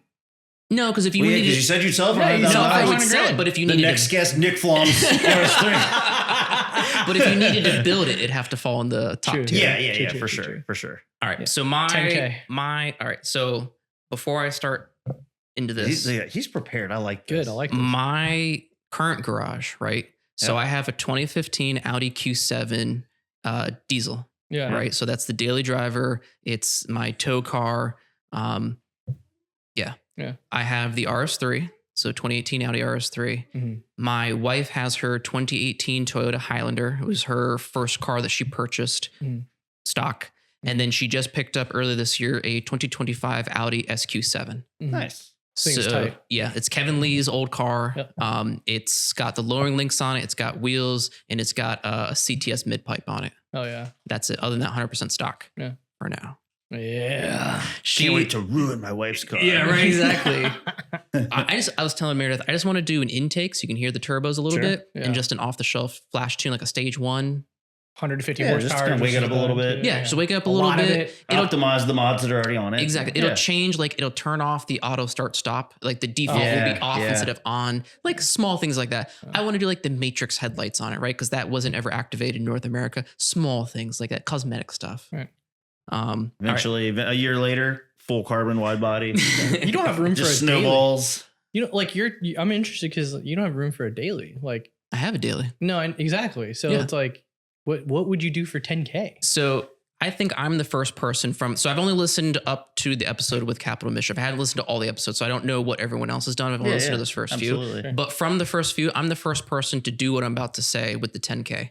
Okay. I'm not buying a car. I'm going to put it into my Q7. Okay. Wheels, tires. You already have the car, so Yeah. I mean, Wheels, tires, maybe a little bit of a lift, maybe a roof rack with a light bar on it. Huh. 10K. I'd say that's an acceptable loophole. Yeah. Yeah. Because Yeah. it's already, I already have, it's already has an intake on it. I already have ditch lights on it. Yeah.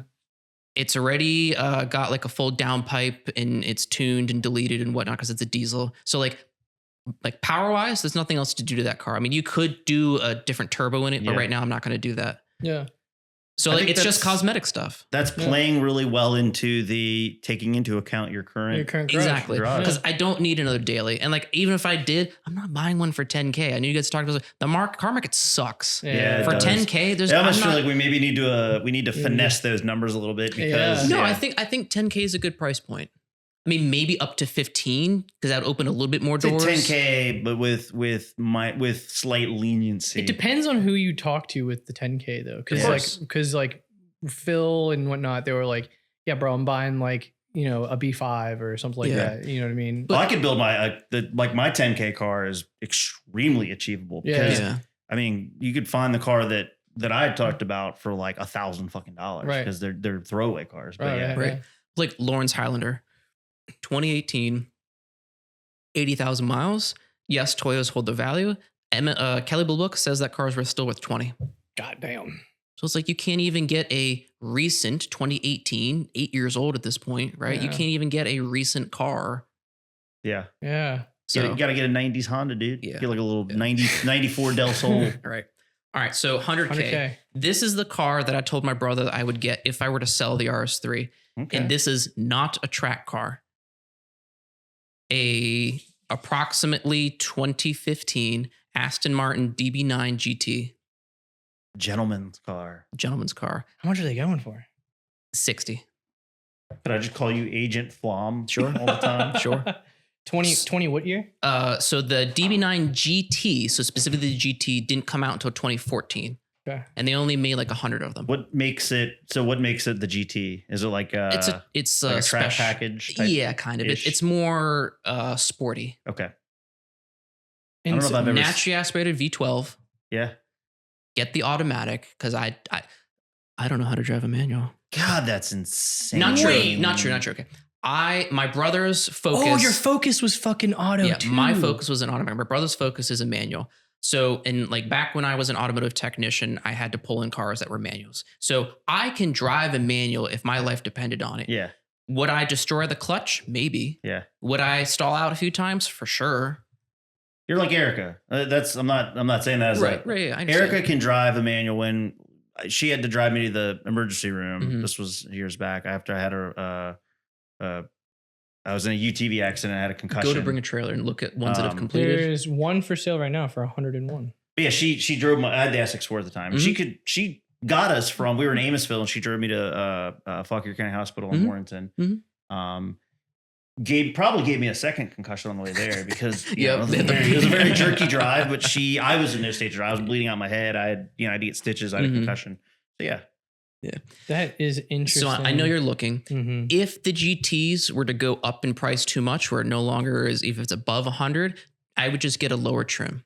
I would not want the Volante, which is a convertible. Yeah, or convert. Volante. I would just want, I don't remember what the other trims are other than the Volante and the GT. I don't know what the standard trim is. But yeah, just naturally aspirated V12, still sporty, put a mild exhaust on it, sounds amazing, and that's it. Just drive it. Just a GT. Dude, they're cheap. Yes, they're cheap. They're cheap as fuck. They're under 40 grand. Yes. Yeah. The standard trim ones, yeah, like under With 40. no mileage. Yes. Yeah, This there's a one's lot of sold- cars. there's Like a- you can get a Bentley Continental GT for like $10. Fuck right a now. W12. I would never own a You can W8 get or a what is it, W12. the Maserati Gran Turismo? You can get that for like Mhm. $10. Like Yeah. like a 2013 DB9. Yeah. 14,000 miles for Mhm. 49,000. Yep. Here's a 2008 with 31,000 Yeah. miles for 33,000. Put some wheels on it. I don't know what. Put some wheels on it. Put like just a cap back on there just to open up. Let that V12 sing. Yeah, well, good sounding cars. Yeah, But definitely that's a exactly. car that 100% needs an exhaust just to like fully take advantage of the Yeah. exhaust note. I'm And curious. like whatever leftover cash, like do an entire paint treatment, like correct the paint, Make it do look brand whatever. new. Yeah. Yeah. PPF it, ceramic coat the PPF, get the interior looking brand new again. Glad do you said that, 'cause do whatever maintenance needs to be done to No it. Speed Shop made fun of me when I said that with the XC20 that I would do PPF as. And they were like, "Oh, sick mod, bro." And I'm like, "Look, man, I'm just trying So, to figure out ways I to think- use the residual leftover funds." Okay, I think with a So funny. historic race car, right? yeah, That has already been raced, it's not going to be perfect when you get it. sure. So understanding you want to preserve it at the same time, like a lot of people tell me, like he was telling me in like at Vag Fair a couple weekends ago, people were telling me because like I was wiping down the RS3, he's like, "Oh, it's dirty." But like people are like, "It's a race car, it's supposed to be dirty." He's like, "Yeah, but I want it to be clean." Yeah, it's no, I get presenting that. it. Yeah. Yeah, get that. exactly. Like So, Vantage, dude, Aston Martins are fucking cheap. yeah, This is Aston Martins don't hold their ridiculous. value. They don't. Well, but they're cool as shit. They're Yes. they're an iconic Aston Martin's, build. Bentleys, like Jaguars. Right. Like I remember when Ali bought his F-Type. You know, he paid Mm-hmm. a premium for it because it was relatively new. During Dude, you can get COVID. F-Types for like fucking nothing now. Yeah. like because they were just. I Yeah. mean, Ali will tell you. He'll be the first person to tell you Yeah. that they're just It's- so- giant steaming piles of crap. So but- the DB9, it's still a sports car, right? But it's a GT, so it's a grand touring car, right? It technically has a back seat that you would never use, Yeah. right? But it's like I was thinking about this a little bit, and like I said, this was during the winter time. My daughter had been born. It's like my daughter won't be able to ride in the RS3 for years Yeah. because I have the racing seats in it, right? You can't Yeah. put a child seat in there. They don't work. Like Yeah. they just don't. You True. can't attach it securely. It's not safe. So like she won't be able to ride in that car with me until she's big enough to sit with harnesses on. right. And those are like standard 6-point track Which harnesses. is probably like, 12, 13 years old. Yeah. Yeah. so So it's a long ways out. exactly. So it's like if I want something that I would eventually be able to take her to Cars and Coffee like EJ does with his daughter, Yeah, right? Absolutely. Other than like a standard passenger vehicle or something, right? Something like that, right? Because in theory, you can put like a kid seat in the front seat of the DB9. Yeah, and you could technically, if it has a back seat, you could technically. I mean, like when she's like, maybe like say 5 or 6, when she becomes forward facing, but still in like the car seat, like booster seat type of thing. Right. Yeah, I would say its back seat's probably like, well, like a lot of It's cars like a did that 911 for back seat. a lot of cars did it for insurance purposes. Supra, Yep. Mark IV Supras, 3000 GTs. Yep. The 300ZX 2+2, they literally, if you read up the history on why they made the 2+2, it was literally just an insurance loophole. Mhm. So they had to, because they have a non 2+2 model, which is just a 2-seater. Yeah. But they were running into issues with insurance where people were buying them and they couldn't afford to insure them. Mm. So the Nissan was like, oh, we'll just slightly extend the wheelbase and put a useless back seat in it, where the back seat literally touches the front seat. Yeah. You have to be like Lieutenant Dan with no legs to actually sit in the back. But Yeah. yeah. The FDR7. Dude, I have Are you not. done obsessing over Aston Martins They're now? so cheap. Like, cause like my 100K You car. gonna go buy an Aston Martin I now? don't know, man. Like, I'll fix anything, but you know what I mean? Like, I don't a know. car is a English car. engineering's Yeah, something it's, else. yeah. Well, English because like engineering is my something 100K else. car was a Gen 1 R8, Yeah, and I that's like still my goal. Or you can get two Yeah. Aston Martins. You Oh, no, could. wait, nope, breaking my own rule here. Parts car. It can only be one car. Parts car. Parts It can only be one car. You could buy one full car and one parts car for when all the shit breaks. There you go. Yeah. Just keep it as you just have critical spares. Yeah. Critical spares. Oh, sorry, that's data center talk. But yeah, you just have critical spares hanging up. Yeah. So No. my 1 million, unfortunately, Yeah. I can't afford my dream car. So I know it's a little bit of a tangent. My ultimate dream car, Yeah. Pagani Zonda R, specifically Oh, the yeah. R. Just go for yeah. it. Because they don't still make this. That'd be 10 used. They mil. don't make them anymore. 3+ million. Jesus Christ. So- Yeah, we're gonna have to. You'll see a common theme between Yeah. that car and the previous car. Still a naturally aspirated V12, but that has so Pagani, they get their engines, their V12s from Mercedes AMG. So it still has like the Mercedes AMG 11 like million. architecture, but they do different tuning, different heads, different exhausts. So that's the reason why they sing the way they do. And then now the Utopia and like the Huayra are turboed. Yeah. So the exhaust is a little bit more quiet. But even the Huayra R sings like a banshee too. But the Zonda R, for those of you at home, go to YouTube, go find a track video of the Zonda R on track. It's a track only version of the Pagani Zonda. That V12 is just glorious. I'm gonna literally do just that. Glorious. I'm gonna go home and watch Yes, YouTube videos please because do. my favorite sounding car, and this is stupid, but is like a 3-rotor RX-7 with like a Sings as well, with like a exactly. peripheral port or like Yep. a bridge port. Yep. But Same concept. I kind of speak on the exotic high end. I mean, I've always thought that there was nothing that was better than like either, and these, I would say they're kind of in contention with one another, is a Carrera GT Mhm. and a Lexus LFA. Yeah, the Yeah. V10 is great. Yeah.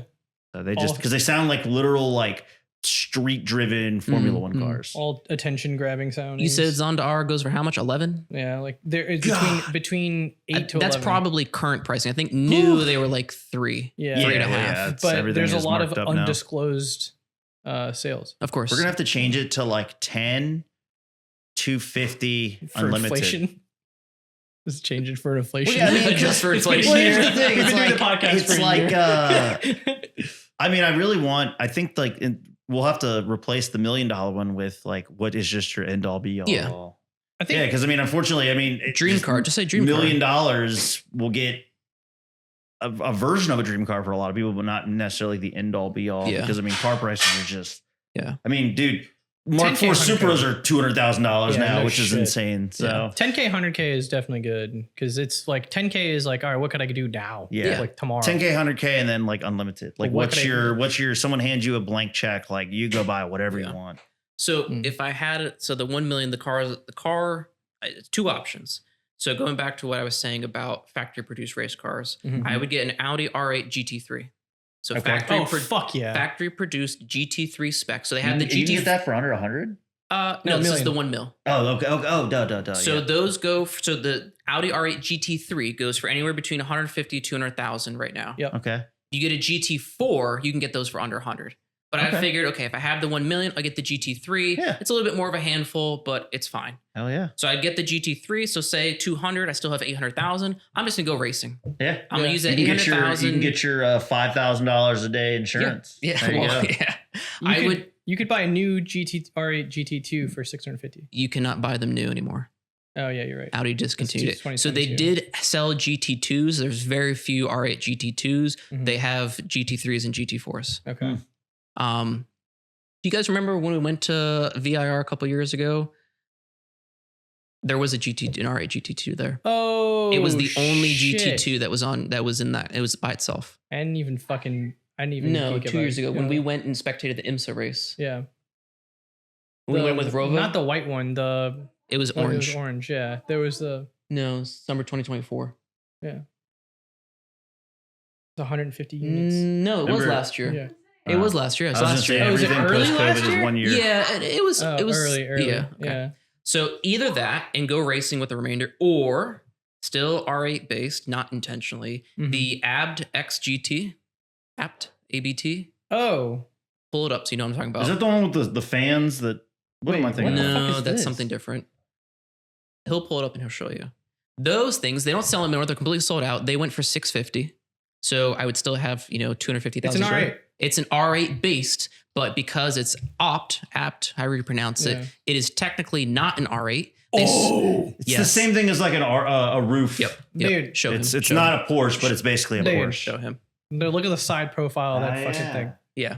So I'd get one of those, and at then that same shit. thing. So, but So those it's literally like an RUF and versus Yeah. a Porsche. where Those, it's basically you can put a license plate on, but they're essentially ready to rip.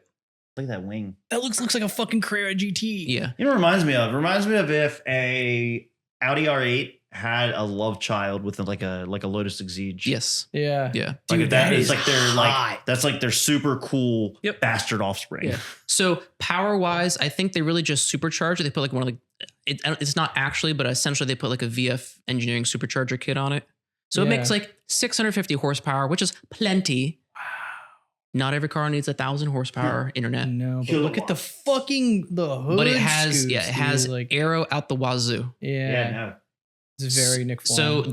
So that would be 650 for that if I were to get it at MSRP, which you probably can't because they're all sold out. yeah. But we'll just say 650, and then still just take the rest and go have fun, go racing. And you can do different colors. I have a too. question for you. Yeah. This is kind of Dream Garage adjacent. Sure. So obviously, I see you have a very clear affinity for European cars. Mhm. I mean, all your cars minus the Highlander, are It's not European. I mean, it's yours through osmosis. Of you being, Yeah. I get it. Through Like, osmosis. Erica has a Volvo V90, but I mean, it's not mine. But like, we're married, so like, it's at least Yeah. partially mine. But anyways, so you have a very clear affinity for European cars. Gun to your head, what Japanese car would you ever want to build? And don't say, well, I don't think I ever want to build a Japanese car. Like if you had to build a Japanese car, Sure. because obviously my bread and butter is more like Asian cars. Of course, yeah. And I mean, when we met, I had a Crossfire, which mhm. is not an American car; it's a European Yeah. car. I'll die on that hill. It's a made in the European same car with It's made in the American same factory as on the same assembly line as SLKs. But yeah, Yeah. what would be your Japanese car? Just out of blissful curiosity. Yeah. Like I'm thinking like chassis, but I'm also thinking like powertrain, right? Because Sure. you could swap it, of course. I don't care if you swap the motor. If you want to get a FDR X7 and 2J swap it, I say go nuts. So I like the way the FD looks because there's some really cool body kits It's out there. very timeless. Like it is to me, the FDR X7 just does not age. It Yeah. will always look modern. It will always look Yeah. Like I said, relevant. there's plenty of body kits to make them look even cooler all than what sorts they of do. different. Yeah. Liberty Walk makes the full silhouette kits Yep, for them exactly. now. Yeah. But also like I think a very like so like I mentioned earlier, I really like GT racing, right? Not necessarily open wheel as much. I think it's cool. They go very fast, but I like more production based. Sure. And like specifically leaning more towards like DTM, right? So Yeah. like box flares type of shit. Mhm. Love it. Ooh, love me some box flares. There's a lot of ways you can go here. IS 300. Oh shit! Not the current one, like the old ones that came with the Yeah. 2J. Yeah. yeah. In a GT. Have you seen the HKS DTM Altezza? Yes. So they used to race Yeah. because you say box flares, and I think of the old HKS. It was like in the early 2000s. Yeah. I'm It I'm set a sure. bunch of records. It was dry carbon. Yep. And it had like a body kit similar to what's on your RS3. Mhm. Yeah. So Yeah. something like That's cool. probably something like that. I don't know what engine, because like I know JDM engines, but I don't know like which engine would be best for like TT. And like not TT where like it only has to survive one lap, but like TT where it's like a 20-30 minute session. Yes. It's like your it's like that's me if I had that's to do you if you if had I had to do JDM. Yeah, because I mean it's dry carbon, it's wide body, Yep. There's a lot of like visual parallels to your car. Yeah, no, I like that. Something along the lines of that. I dig it. It's a good question. Yeah. Shit, I like that. Mm. That's a fucking stellar car. I completely forgot about that. Yeah. That came in what video game? Because like I remember that car. So from that was a Time Attack. HKS campaigned that car really heavily in, I want to say, the late 90s and early 2000s. It was definitely in Gran Turismo. I don't know if it was in any video games. Probably, I don't remember it being in. Yeah. I mean, it was very successful on like the Japanese Time Attack circuit. Yeah. They ultimately ended up Scuba. replacing it. Fucking love Scuba. They basically retired that and then built for their Time Attack program. They built an Evo, then shit. Evo 8 or an Evo 9 Mm. because Maybe an Evo. Evo, dude, Evos are one of those cars that it's like a weird bucket list car for me because, and I'm not just saying this because like I have a Mitsubishi, but I think that as far as Japanese cars go and like iconic and successful within different facets of motorsports, I think you're hard pressed to find a better car that can do it all than an Evo. Mm-hmm. I think they look amazing. I think that if you've ever driven one, I mean, they're just they're very engaging. They're very analog, but they have enough. There's not really a lot of drive rate, but with the all-wheel drive system in this cars is very like technologically advanced for its time. Motec. What about it? If I'm building an Evo, I'm getting rid of the entire factory wiring harness and ECU. Straight Motec. Motec, yeah. Motec is the epitome of motorsports. Yeah. If I had the money and the budget, the RS3 would be on a Motec. Yeah. Because like, side tangent, bringing it back to me because I'm self-centered because it's a podcast. I'm the guest. I'm the guest. With the carbon doors and a lot of the modifications, like my dash is very angry with me whenever I turn on the car. Just flashing lights. It's not flashing, but like he knows. It's like when I start the car, I get, I think probably half a dozen error messages. Yeah. And then like my airbag light is on and like I get like another couple other lights that are just constantly on and whatnot. So it's like if I went with a full Motec for chassis harness and powertrain harness, you remove all that. You don't have to display all that shenanigans. I don't need it. I need the car to go. I need it to stop. Fair. I think I don't know what I would get if it was just like full blown JDM. I'm sure. I guess you're a big. Soar. I'm in the company of Euro guys. Yeah, I think it'd be a Soar. Soars are sick. Like I love the SC300 so fucking okay, much. so that generation Soar. The bulbous one. I mean, not the one that I stole the wheels off of. Like the 7M, the 430 is cool. I love the 4. I think it's like the most unappreciated. I know that there's the running joke because Top Gear said it was the worst car they ever reviewed. Yeah. But I think that with the right mods and the right vision, I think 430s are super cool. Yeah. But I agree that like the SC300, SC400, that generation Soar is definitely the most iconic. Yeah. Like it's either that or like if I had even more money, it'd be like a Gen 1 NSX or. Oh, yeah. Yeah. An like, NA1. Yeah. Because the interiors, both of those interiors, like even the Mazda. The Cosmo. The wraparound interior. Dude, I fucking love that. Well, because the Japanese, I will, and I'm a big Japanese car fanboy, but one thing I will say that Japanese car manufacturers did better, especially in like the 80s and 90s during like the like weird quirky design phase, is they truly wanted to make the interior of the car feel like a cockpit. Mm-hmm. Yeah. They wanted it they wanted all your gauges and everything S2000. to be driver facing. They wanted you to like feel encapsulated within the car. Yeah. Yep. And then like but like and then luxury, like Lexus was doing really well. And then because I like the luxury side of it. I like the comfort part of it.